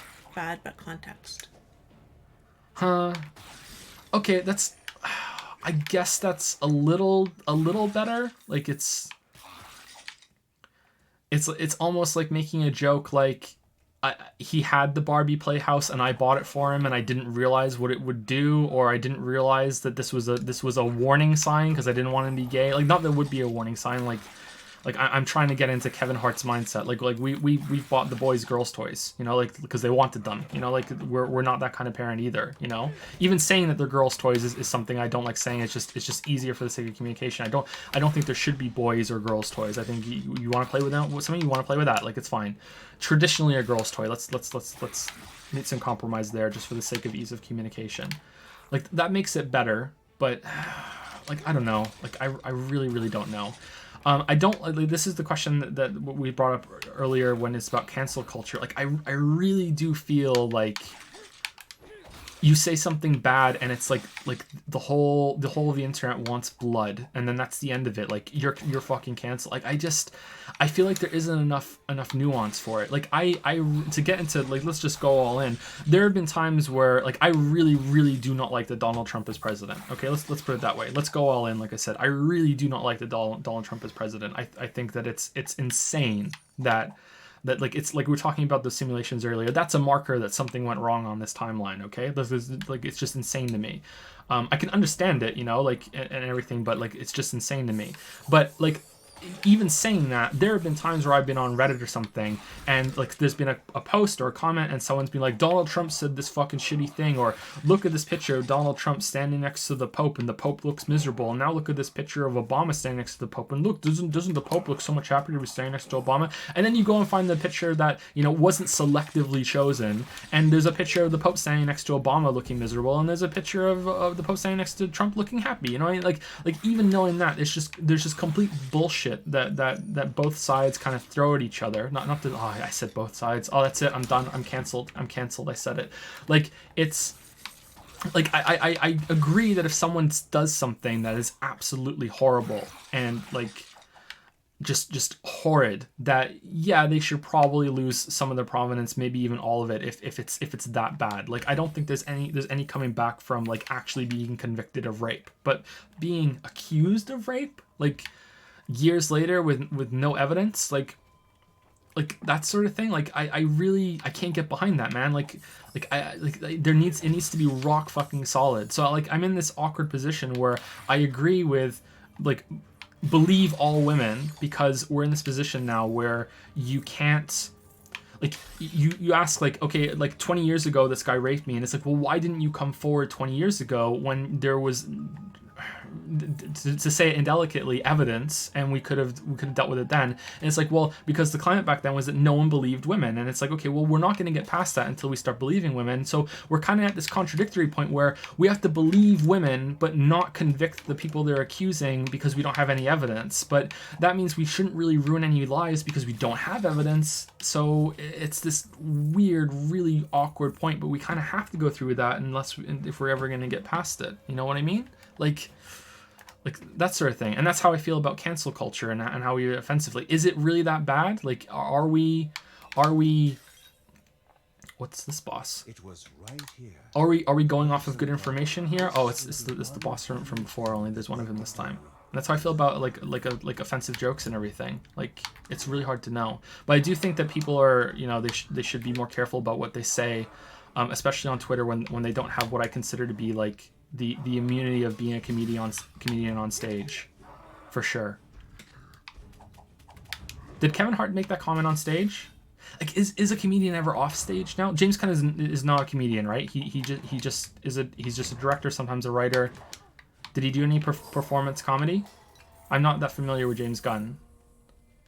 One fungus bulb harvested, not the most pleasant of smells, but would give bite and power to any remedy.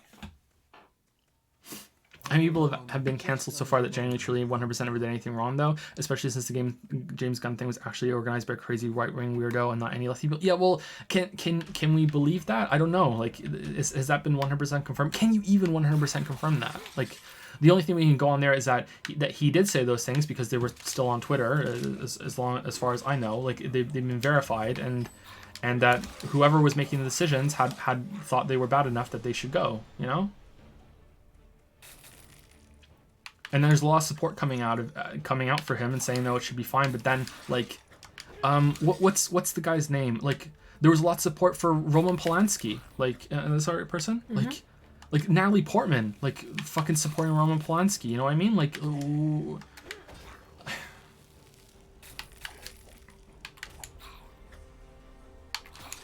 Didn't Woody Allen do something horrible too, or is that just a little creepy? He married his adopted daughter. Is that Woody Allen? He adopted a 16-year-old girl and then he married her later, or is that someone else? I don't know about I don't know Roman Polanski, but Kevin Hart wanted that joke to be on him as a father, of how pathetic it is for a father to be like that in his joke. Yeah, see, that's the thing. Like, that could be his intent, but it didn't land that way. And I feel like you should be allowed as a comedian to take those chances. Robin Williams does a bit where he's on Inside the Actor's Studio. Oh, man, I miss Robin Williams. Holy shit, I'm still upset about that. That and Steve Irwin have hit me the hardest out of all the celebrity deaths. A little bit of Chester Bennington too, but like Steve Irwin, I don't know why. I wasn't even the biggest Steve Irwin fan, but it's just something about Steve Irwin just always made me happy and smile. And Robin Williams is the same way, you know? Like, anyway, like I Robin Williams was on Inside the Actor's Studio with James Lipton, right? Like the soup, and he was and he does a bit where he does a stand-up, like an improvisation and stand-up bit. It's actually really beautiful. If anyone hasn't seen that, go and watch that. Maybe watch the whole thing. It's interesting. But at least watch that part where he does an improvised stand-up bit right there on stage in front of everyone, and he commentates it like as he goes through, and he's like he has to, every single time he's on stage, it's just like a flurry of ideas coming in his head, and he's just like bum bum bum bum bum bum bum bum. Like he's arguably like the king of improvisational comedy, and he's just going through all these different things, and then he gets to the end where like he says a joke that's like a little out there, and the audience doesn't laugh as much as the other ones, and he's like, and there I found the line, and now I know where the line is, so I need to bring it back a little bit. Like I've gone out to sea as far as I can. These aren't his exact words. I've gone out to sea as far as I can with how I can be, and like it's like he's channeling this thing, and then I have to pull it back after that because now I know where the line is, and now where I can't cross over. You know what I mean? Like, and it's all about the audience. You know, certain jokes are going to land differently in different audiences, and comedians usually prepare even for where they're going to be playing, and they know that certain jokes aren't going to be received in the same way. A lot goes into it, like a ton, and they're gonna fuck up. You know, like they're gonna fuck up a lot, and it's yeah, I don't know. Anyway, I think I've rambled enough. I'm sorry, Micah.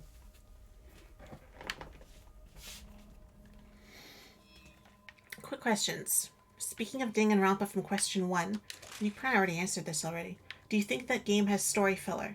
The free time obviously is, but could you argue the murders also fall into that category, since they are mostly unrelated to the A plot of what's going on in the outside world? Or is it the other way around? I kind of already answered this, yeah. I think that they're really good, and there should be more of them, and I wouldn't even separate it. I would say that the big plot that's going on isn't really the point of that. The point is the situation that those kids are in, and they're like, then the murders and that, not what's going on outside the world. That's more like an ending thing that comes out of nowhere and kind of spoils everything. I wish they would have been linked more, and they kind of are linked a little bit, but like the problem isn't really that there's a big separation. The problem is that outside plot fucking sucks. So yeah. What do you think of the 2 Matrix sequels, Reloaded and Revolutions? Good, bad, or just okay? If you think you could say a lot about them and the philosophy that these films examined, skip this one, and I will ask it as one of my main questions next month, as I'd love to get your detailed thoughts. I haven't watched them again. I watched them in the theaters, and that's it. I've watched the first Matrix a bunch of times, and I recently watched part of it again. You were with me when we did that, Lily, remember? Like I had just finished like pedaling and watching John Wick 2, I think, and I was like, and Matrix was on Netflix, so I was like, oh shit, I want to see that. I want to see the bust-in scene where they go into the bottom of that foyer, and Lily was there, and we watched that bit again, and damn, that still holds up, man. That still looks pretty good. I was like, oh man, like. And I've seen some way better action movies since then overall in terms of the martial arts and the choreography and everything. Like The Raid is just incredible.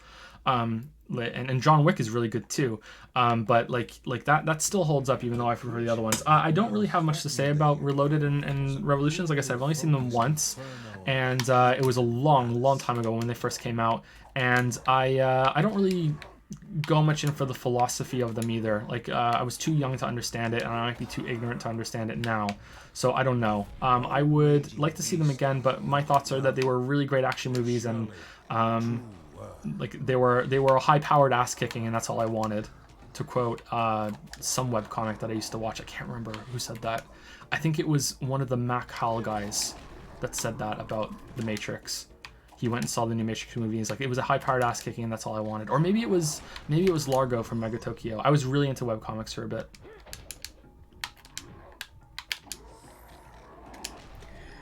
Do you have a P.O. box that we could send you games and movies in, such as The Sixth Sense by M. Night Shyamalan? We actually do. I don't know if we're ready to give that out just yet. I think I would like to talk to... I think H Bomber Guy has a PO box. Oh, damn, how do we die here? I think H Bomber Guy has a PO box, and I would like to know how much he actually gets from it, because I did it under personal. Like, they asked me, is it for personal or business? And I did it for personal. And if I say it and there's just like so much stuff that comes in, they're going to be really angry. So, and they might throw a lot of it out if they're that angry. So I think I would like to check and see if there's going to be like a deluge or not. And if there isn't, then okay, then I guess we can do it. But if there is, then I would I will give it out. The highway sequence is awesome. Yeah, I agree. The highway sequence is awesome. Thanks for answering, Jojo. You're the man. Sincerely, Micah Night Shyamalan. That's a good one. Thank you, Micah. You might need to make a new PO box for the fan mail, but it's best to ask around multiple people before you do it. Yeah. Do you have regrets for promising future videos that you later lose interest in, and do you think you might start doing some kind of vote for future videos? There might be a vote. I do have some regrets in saying that stuff I'm gonna make, and I end up not doing it. But I think the only videos that I've promised I would do that are possibly not happening now is Nier Automata, right? The Sekiro video will still happen. It's like I was in the last stage, and it's like, no, I can't do it. The Baba Is You video will probably still happen as well, although I'm not promising that one. It's like that was also like very close to done. And I think that's it, right? There's no other big one, is there? Maybe I'm forgetting one.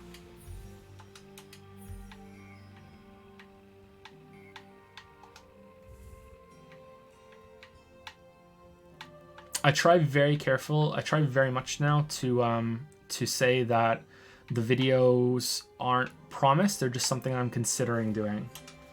Best of 2018 video? Yeah, did I don't know if I said I wanted to do that. I don't know if I promised it or not. I'm very particular when I say, yeah, I'm thinking of doing that. Maybe I did say I promised that one and that didn't happen. There was the 2017 one I wanted to do too.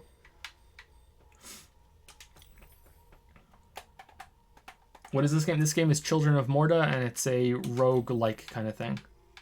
Oh, we have a new person. Let's try them out. And we'll do one more question from Patreon. But first I need to say thank you to Lord Kaiser 2 for the 5-month resub on Prime. Thank you very much, Lord Kaiser 2. Hopefully you're still here. That was 22 minutes ago. Sorry, we're in a bit of a rant with the questions here. Thank you, Kiwi TP. I think that's it.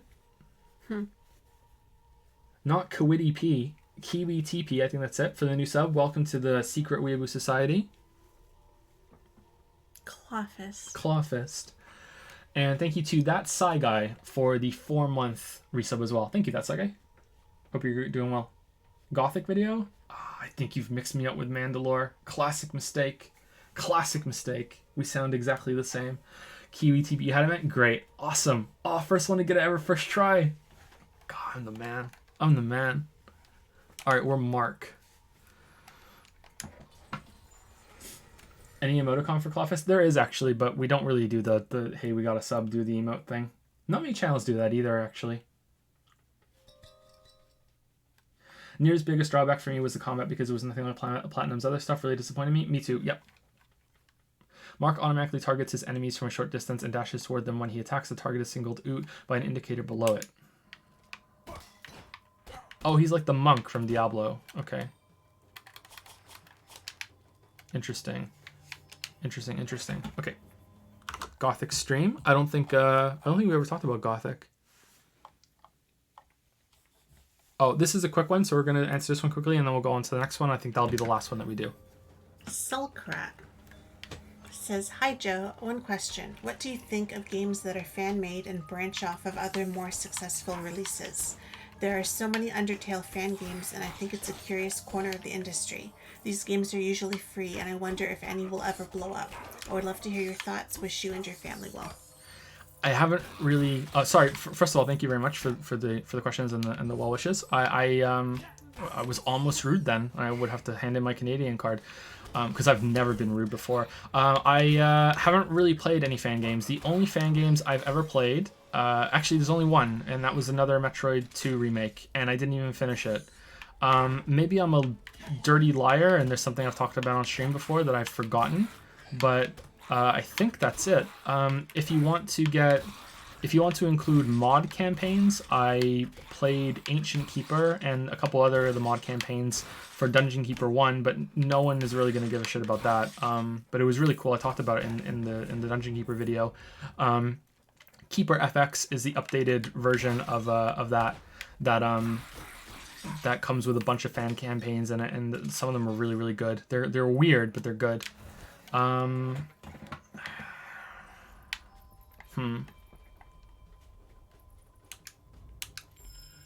think that's it. Sorry, I didn't finish another Metroid 2 remake. No, I didn't. I really want to though. I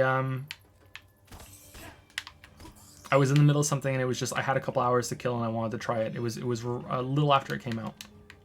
In the distance, a chuckle echoed as another. So unless chat can remember a time that I played a fan game.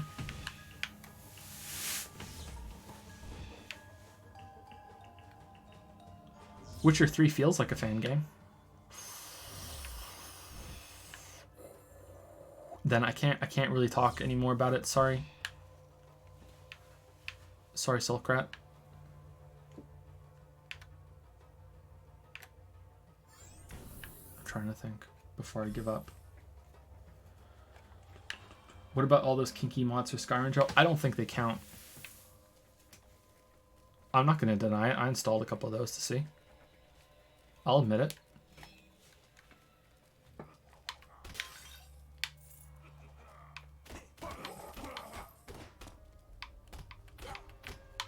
Just letting that sit.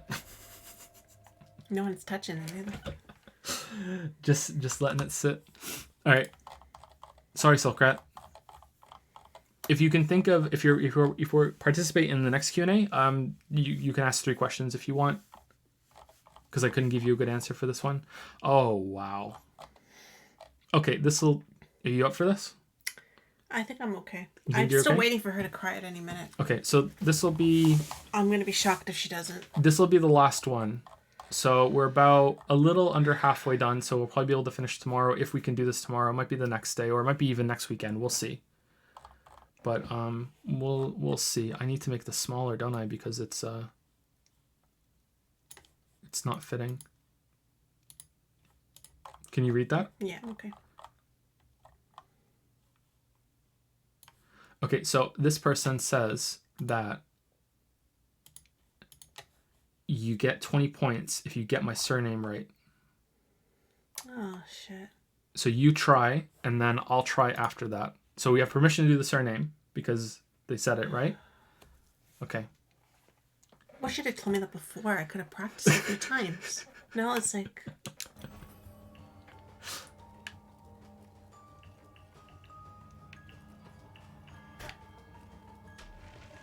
Okay, I'm going to try, and then you try after that, okay? Okay. Banjo Geogigan.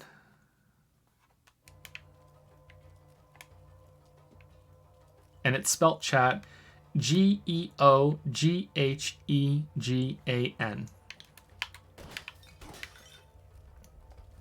Your turn, Lily. Banjo...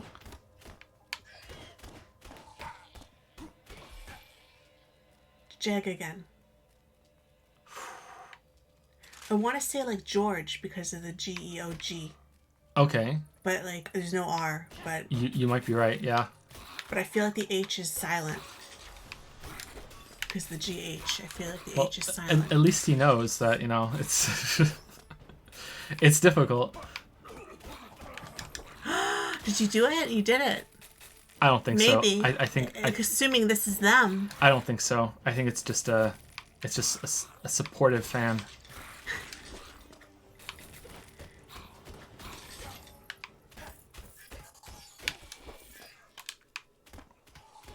Anyway, so this question is really, really long. So, actually, before you start, let me say thank you to Ipsen13 for the 6-month resub. Thank you very much, Ipsen13.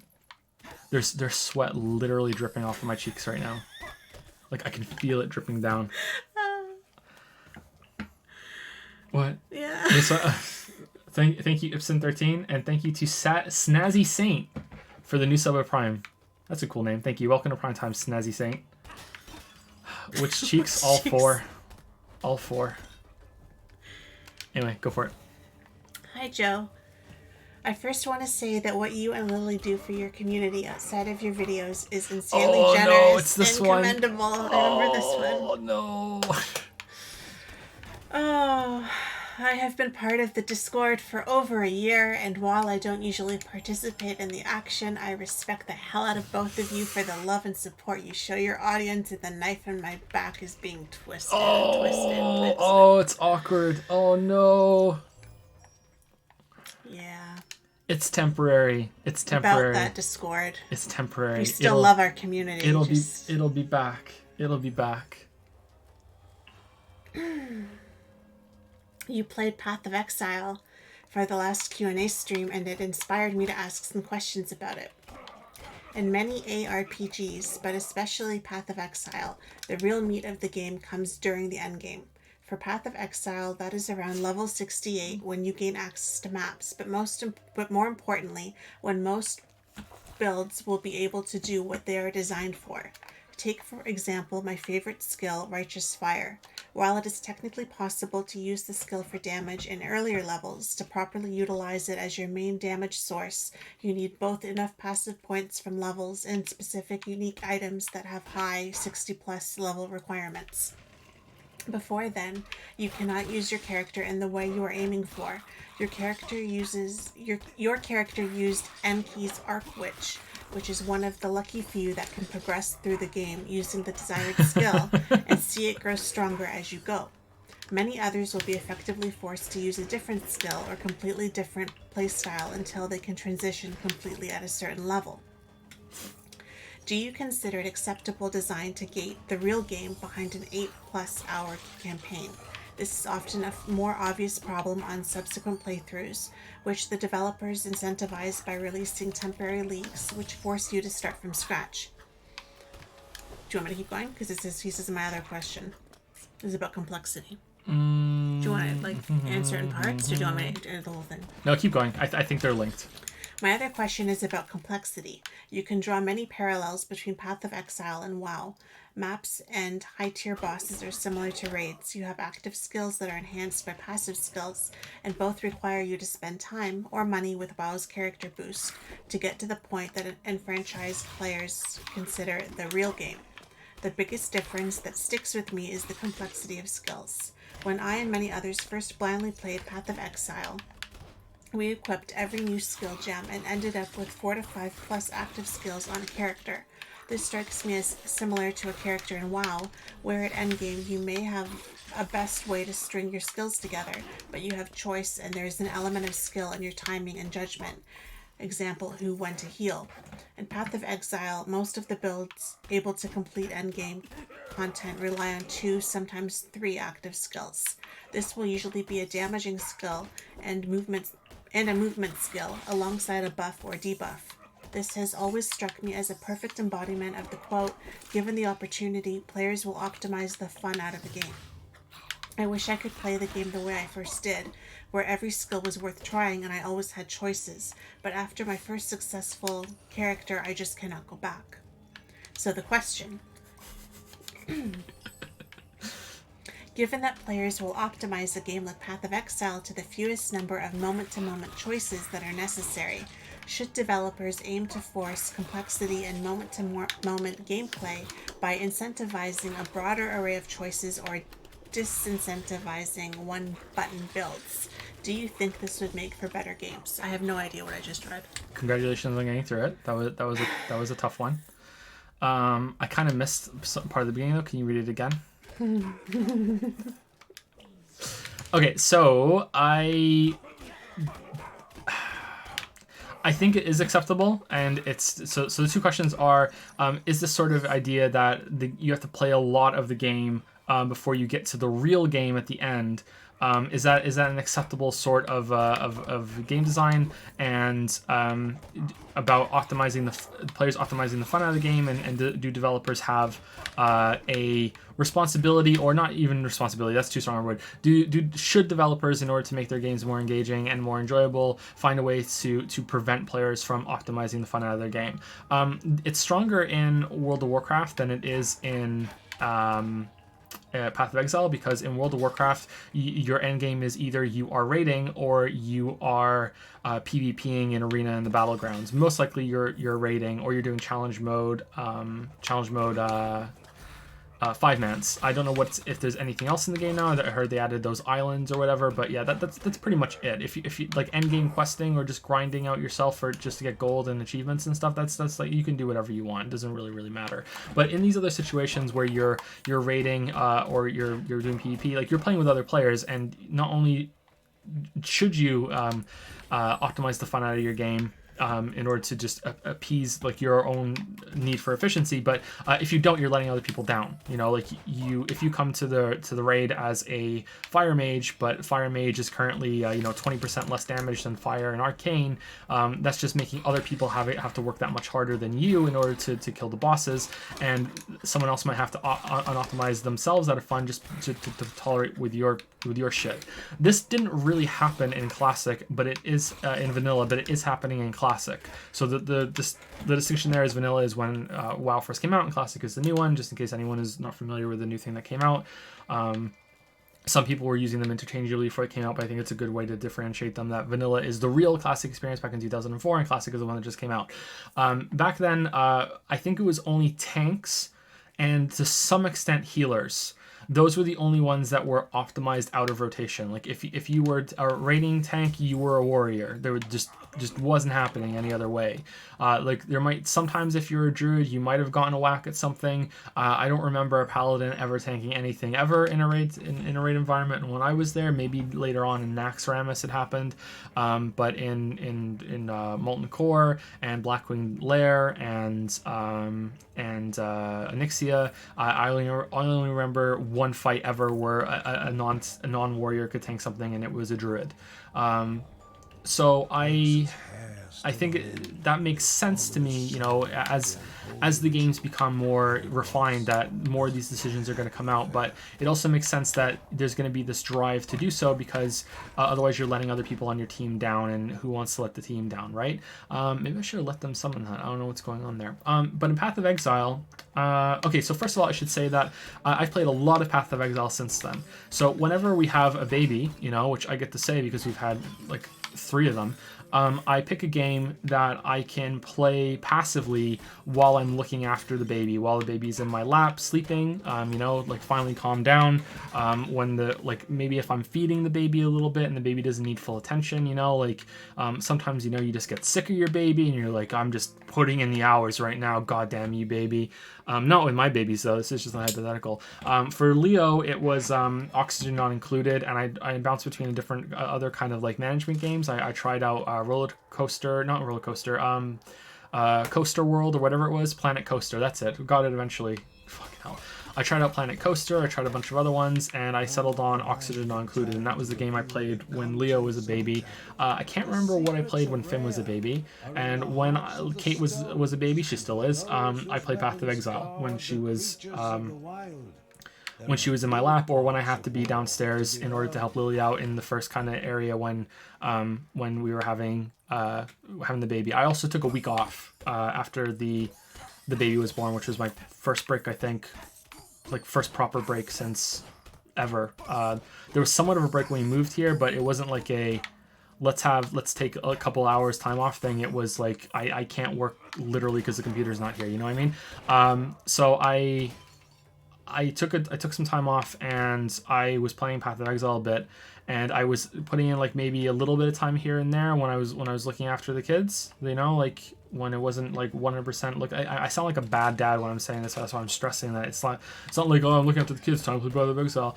But I got not to end game. I did get to maps.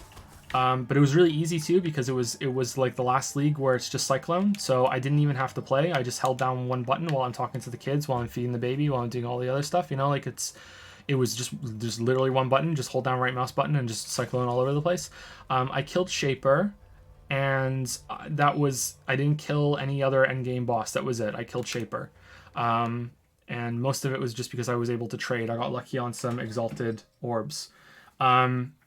So I'm more familiar now with Path of Exile than I was back then, and I've seen a lot more of it. And I completely agree with you. Like at the end game, there's only a certain amount of abilities that are viable, and especially if you've played it a lot, it's not even about the end game content that you want to be viable. It's about being efficient. You know, it's like how fast can you get a map down, and what is the most efficient, like the map that's going to drop the most amount of loot for the effort that goes into it with the minimum amount of risk to dying if you're not at max level yet, which is weird because I hear a lot of people say you never get to max level in Path of Exile. You know, it's just balanced around never getting to max level. It's like, well, there were a lot of people who got to max level in this season, like really early on. Like I think week 1 there was someone who got the max level.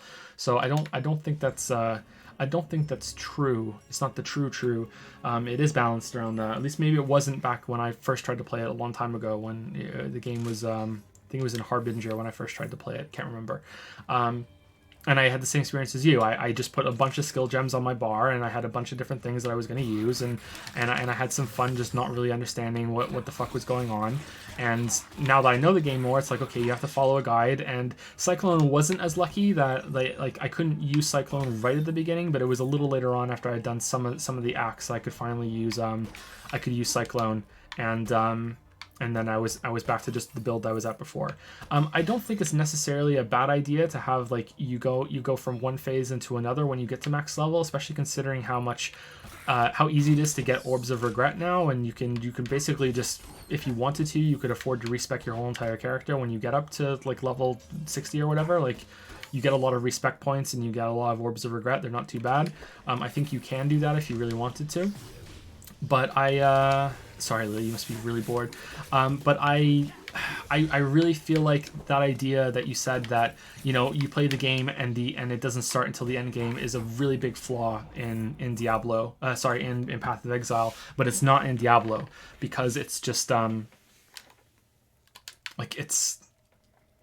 in Diablo, you can go right into adventure mode, which is the end game, and that kind of makes it kind of dull. There's no like ritual that you have to go through at the beginning of every single time that you play a league in Diablo. But in Path of Exile, like it can go on for quite a while, and it's like, okay, now I finally need to get to the end game. But Path of Exile is really well designed, and I have a lot of positive things to say about Path of Exile. I just feel like it's trying its best to just make you sit in maps all the time, and maps get really boring when they have Delve, and Delve is really fun, and they have these other ideas like the temple runs and stuff, and like it's all basically the same thing. But if they had different things like Delve, you know, like, and you could run it more often, and you were bouncing between, like, okay, it's really efficient if you do a map and then you do a Delve and then you do this other thing that has its own unique kind of mechanic, and then you do another thing that's its own unique kind of mechanic, and then you go back to do a map, and you have a cycle between it. And they try to do that with all the different things that you can get, but like the syndicate and the temple and the crystals that you get, like the void crystals or whatever they are, the ones you go into the demon realms, like those aren't the same thing at all. Like it's like nowhere near like what the difference between Delve is to the rest of the game, you know? So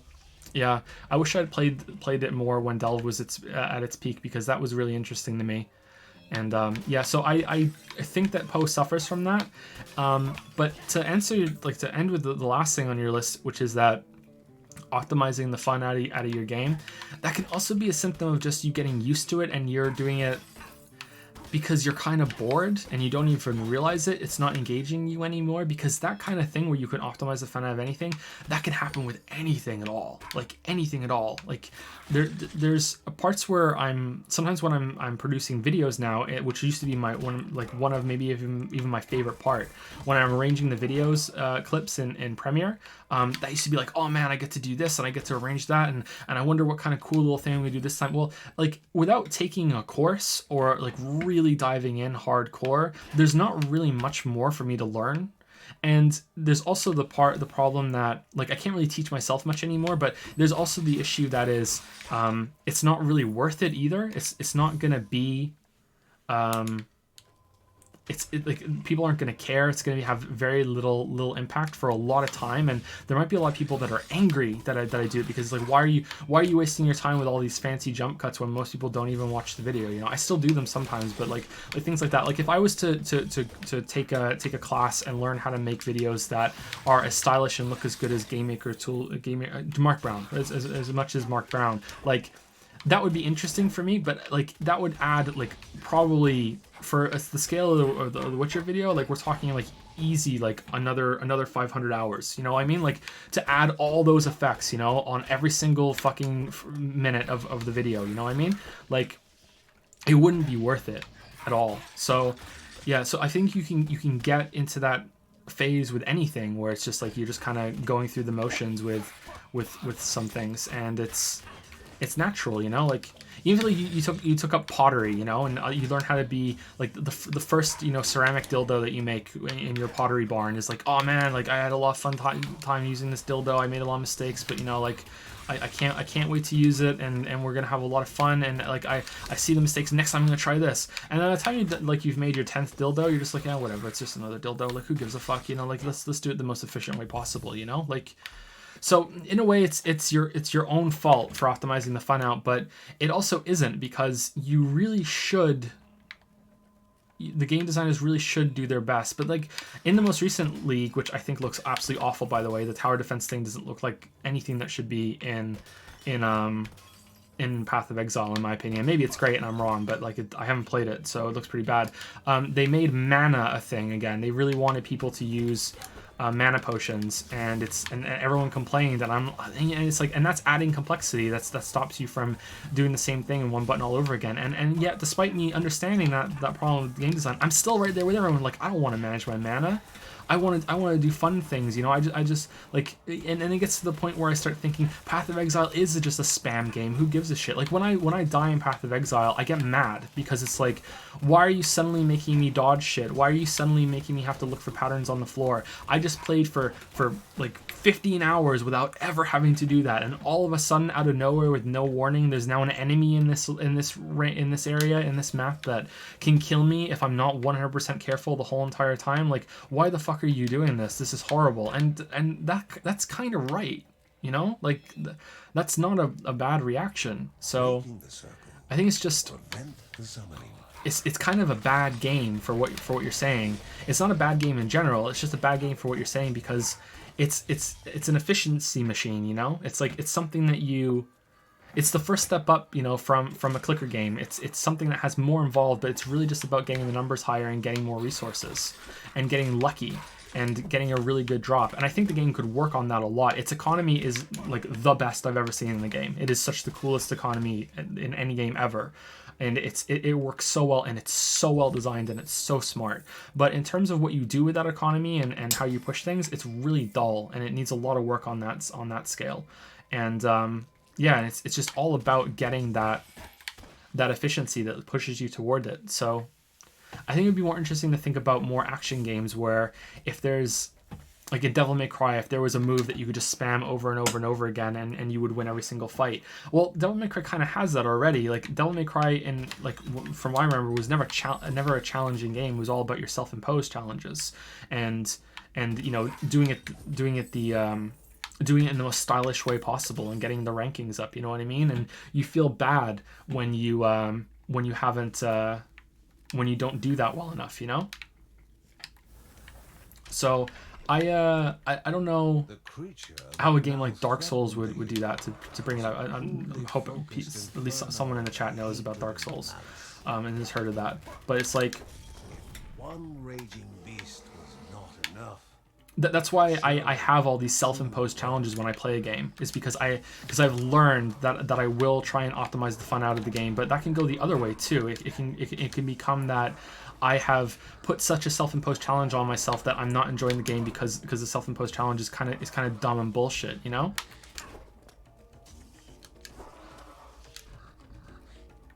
Sorry, I'm trying really hard to kill this boss right now, and I think I'm done though. I don't think I have anything else to say about that. Do you think I covered all the points, Lily?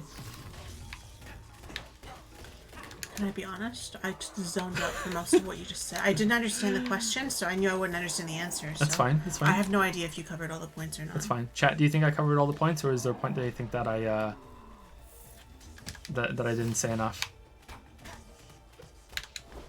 I love you, Lily. I love your honesty. Sorry, just No, I don't even know what I read when I read you the question. I'm not being sarcastic. I love you, Lily.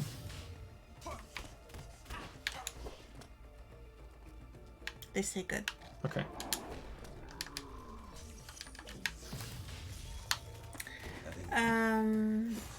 Quick book questions. Have you heard of the Gone series by Michael Grant? It follows a similar premise to one of the story concepts you have talked about, with everyone over a certain age vanishing, but with a fantasy antagonist reminiscent of Lavos from Chrono Trigger. Very fun YA fiction. That sounds really interesting. I've never heard of that.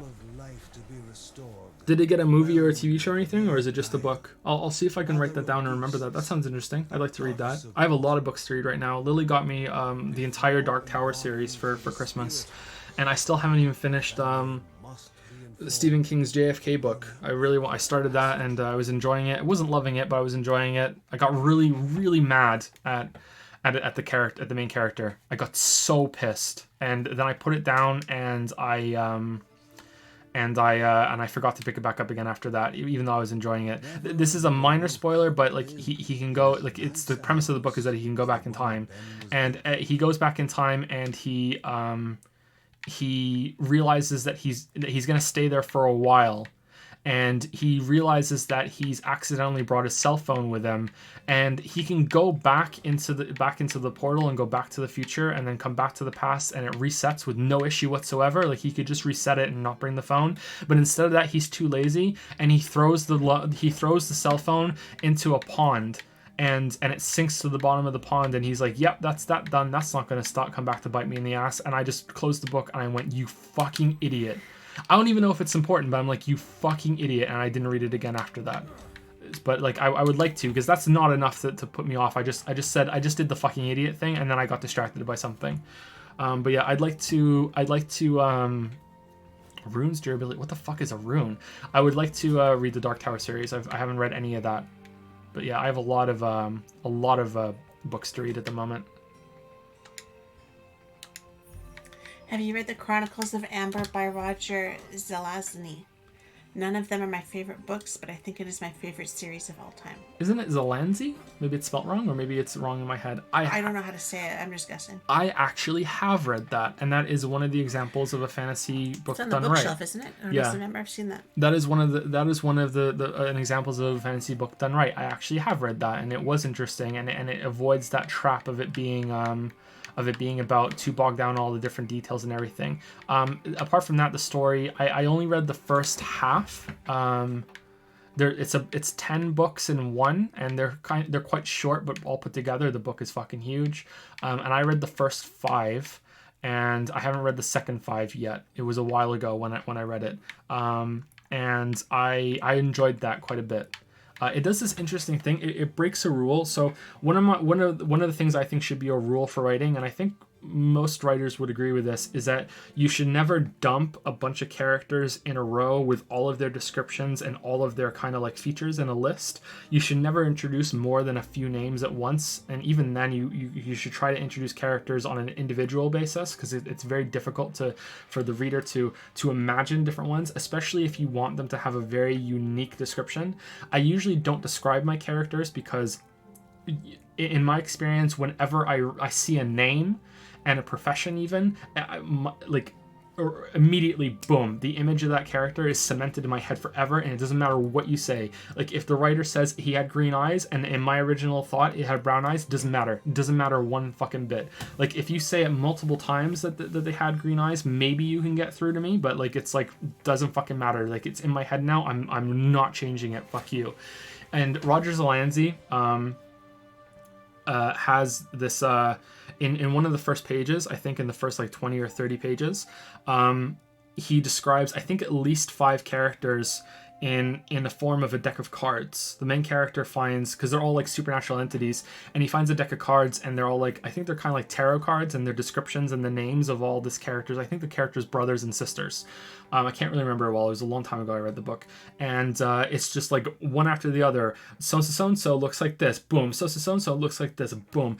And I hated that at first. I was like, I'm not going to remember this. But then I realized I could just go to the top of that page and dog ear it. And whenever the character came back, I really enjoyed that I could just flip back to that page right again. And there it is. Just like a resource for me to remind myself who this character is. I didn't have to go digging back through all the pages. So I thought that was kind of a cool thing that he did. Like, he broke what I consider to be a rule, and it worked out well in the end. Because I was like, oh, cool. You know, like that's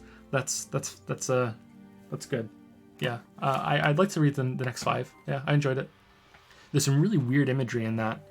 It's like they're like realm walkers, and they can go between different dimensions, and they can also dream up things, but it's not really clear if they're dreaming things up or if everything that they can think of already exists, and they're just kind of traveling there. And there's these really weird travel scenes where it's almost like they're moving between like a morphing painting around them. It was quite well described. It was interesting. Thanks for all the content you put out, your deluge of Q&As this last few weeks. Did I say that right? I think so, yeah. Helped me get through a bad chest infection. By the way, 20 points if you get my surname right. Oh, I hope we were close. Thank you for the question and the message, Banjo. Not even gonna try again. Okay, so real quick, if there's any question that we've missed a lot in chat, now's the time to ask it because we're about done. Thank you to Crocano861 for the 24-month resub. Thank you very much, Crocano. Welcome to the 2-year club. Hope you enjoyed the red dragon, the chat icon. I should make some new ones. It seems like people are going to go beyond 2 years. Damn. Thank you, Crocano. Thank you, Rockhogs, for 100 bits. Has Children of Mortar cemented itself as a Q&A foundation, or would another game make it shale in make it look shale in comparison? This game is okay. Not really loving it, but it's okay. Thank you, JRiles123 for the new sub Prime. Welcome to Prime Time. Clawfist. A Lily Clawfist. Have you tried Devil May Cry 5 yet? Joe loved it. Favorite of the series? No, I haven't tried it yet. Sorry. That was asked earlier. I read the Mistborn books. No, I haven't. Did I make the badges myself? No, I didn't. This is horrible to say, but I can't remember who made the badges. It was a long time ago, and it was somewhat close to when the Discord first founded, and there was so much going on. So if you are the person that made the badges, can you please message me on Discord, because it should be in the chat history. Maybe you're someone I still talk to, and I can't remember who did it, but it'll be in the chat history. And I'm very sorry that I forgot, but there's, you know, a lot was going on and a lot happened. Canyon Pain Exposure. It should be in the bottom. It should be chat icons by this person. Maybe it is down there, and my dumbass didn't even check. But it's there. I should put a note and say chat icons done by this person. Is there a way to play the whole Catherine series on PC? Is the new one on PC? I don't know. Have you tried the new character in Slay the Spire yet? What are your thoughts if you have? I haven't. I didn't know that was even out yet. I thought that was coming out later. It was Dio. When doing reviews, do you factor in skill level when judging combat and mechanics? You're quite a bit better than a lot of players, and I think this sometimes affects your judgment of combat or mechanics. It's pretty much impossible for me to do that. I have a very low opinion of myself when it comes to skill, so I think I've learned by now that I'm better at platformers than most people. So going forward, I can make that judgment call, but I don't think I'm better at action games or shooters or anything like that than most people. And in fact, when it comes to shooters, I'm probably worse than most people. So yeah, it's really difficult for me to factor that in, but I can only judge it for myself, right? That's why there's difficulty options. They're such a such a good thing. Action Cater, I think you were the second one. So you're going to be right at the beginning of this if you watch it back.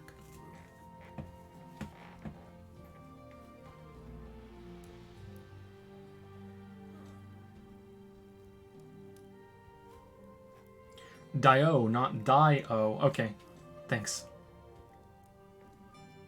Finn says Mario or Mario. I think he says it like we do. Joe, I'm sure it's been asked, but did you get as much pushback on the subjective video as it seemed? No, not really. There was a couple of comments and stuff like that, and a lot of it was done in bad faith. There were some good comments too, but yeah, a lot of people just apparently just stopped listening after the first bit and started keyboard warrioring it up. Yeah, but no, it wasn't that bad. I think the horror video got more pushback than that, which is weird because I kind of feel like maybe they're both about the same kind of level of indefensible. Like going against them, like in the horror video is clearly marked, you know, why it doesn't scare me, and then like you can't be objective. It's not like I would prefer that we can only be subjective in terms of talking about games and stuff. Like it's not like that's the way I want it to be, so I'm gonna push that agenda. That's just the way it is. You know? Dio. I know it's Dio, yeah. I hope you know, because sometimes I'm not sure. Wasn't it Mad Bake who made the badges? I don't think so. I think I would remember if it was Mad Bake. Mad Bake has made us quite a bit of stuff. Maybe it is, and maybe that's why I can't remember. I don't think it was Mad Bake.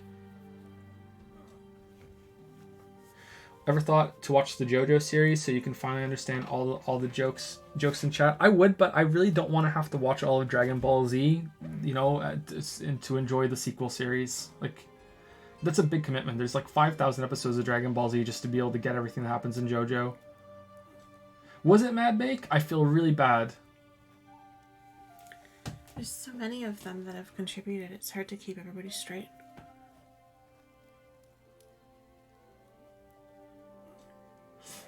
Just start out with One Piece. Hey, I was the guy bothering you with the YouTube chat in the last Blasphemous video. Did you ever figure that out? What? On the YouTube comments, you mean? You're the one who said, can we make the chat bigger?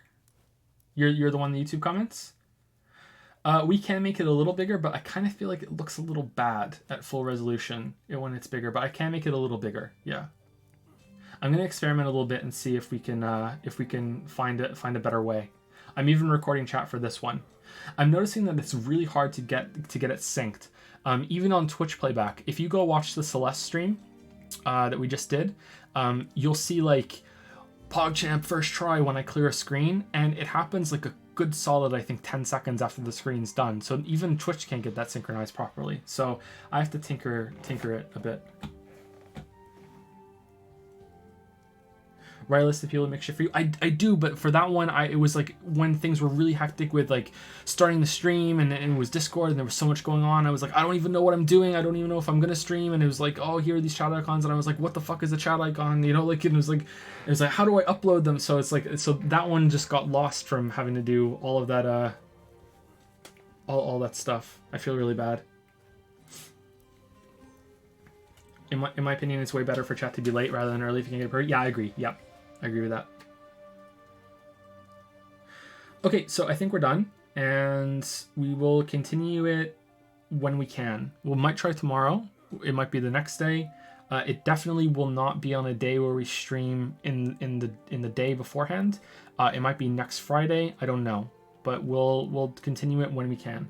And I think we're a third of the way through, maybe half, because a lot of the long questions were at the beginning. They were front loaded. Yeah. So thank you very much. There was way more people here than usual for the Q&A streams. Usually there's only about 200, and we were hitting like 300. A little over 300. Yeah. So Most of it. Thank you very much, and thank you for putting up with the strained situation we're here with the kids. And Kate didn't wake up. Kate didn't wake up. I'm shocked. I thought for sure we're screwed, man. We're gonna be up for the rest of the night. Oh man. You know what I'm looking forward to? Just opening the door. Just the cool air. I think I might go stand on the porch. I'm serious. I think I'm gonna go stand on the porch. Oh man. All right. See you guys later. Good night, everybody. Have a good one. Can you say "ya done"? Like nicely, or Like they say? I don't know if I can say it like that. Okay, say it nicely then. Oh, now I want to try the other way. You're done. Yeah, that's it. Pretty good.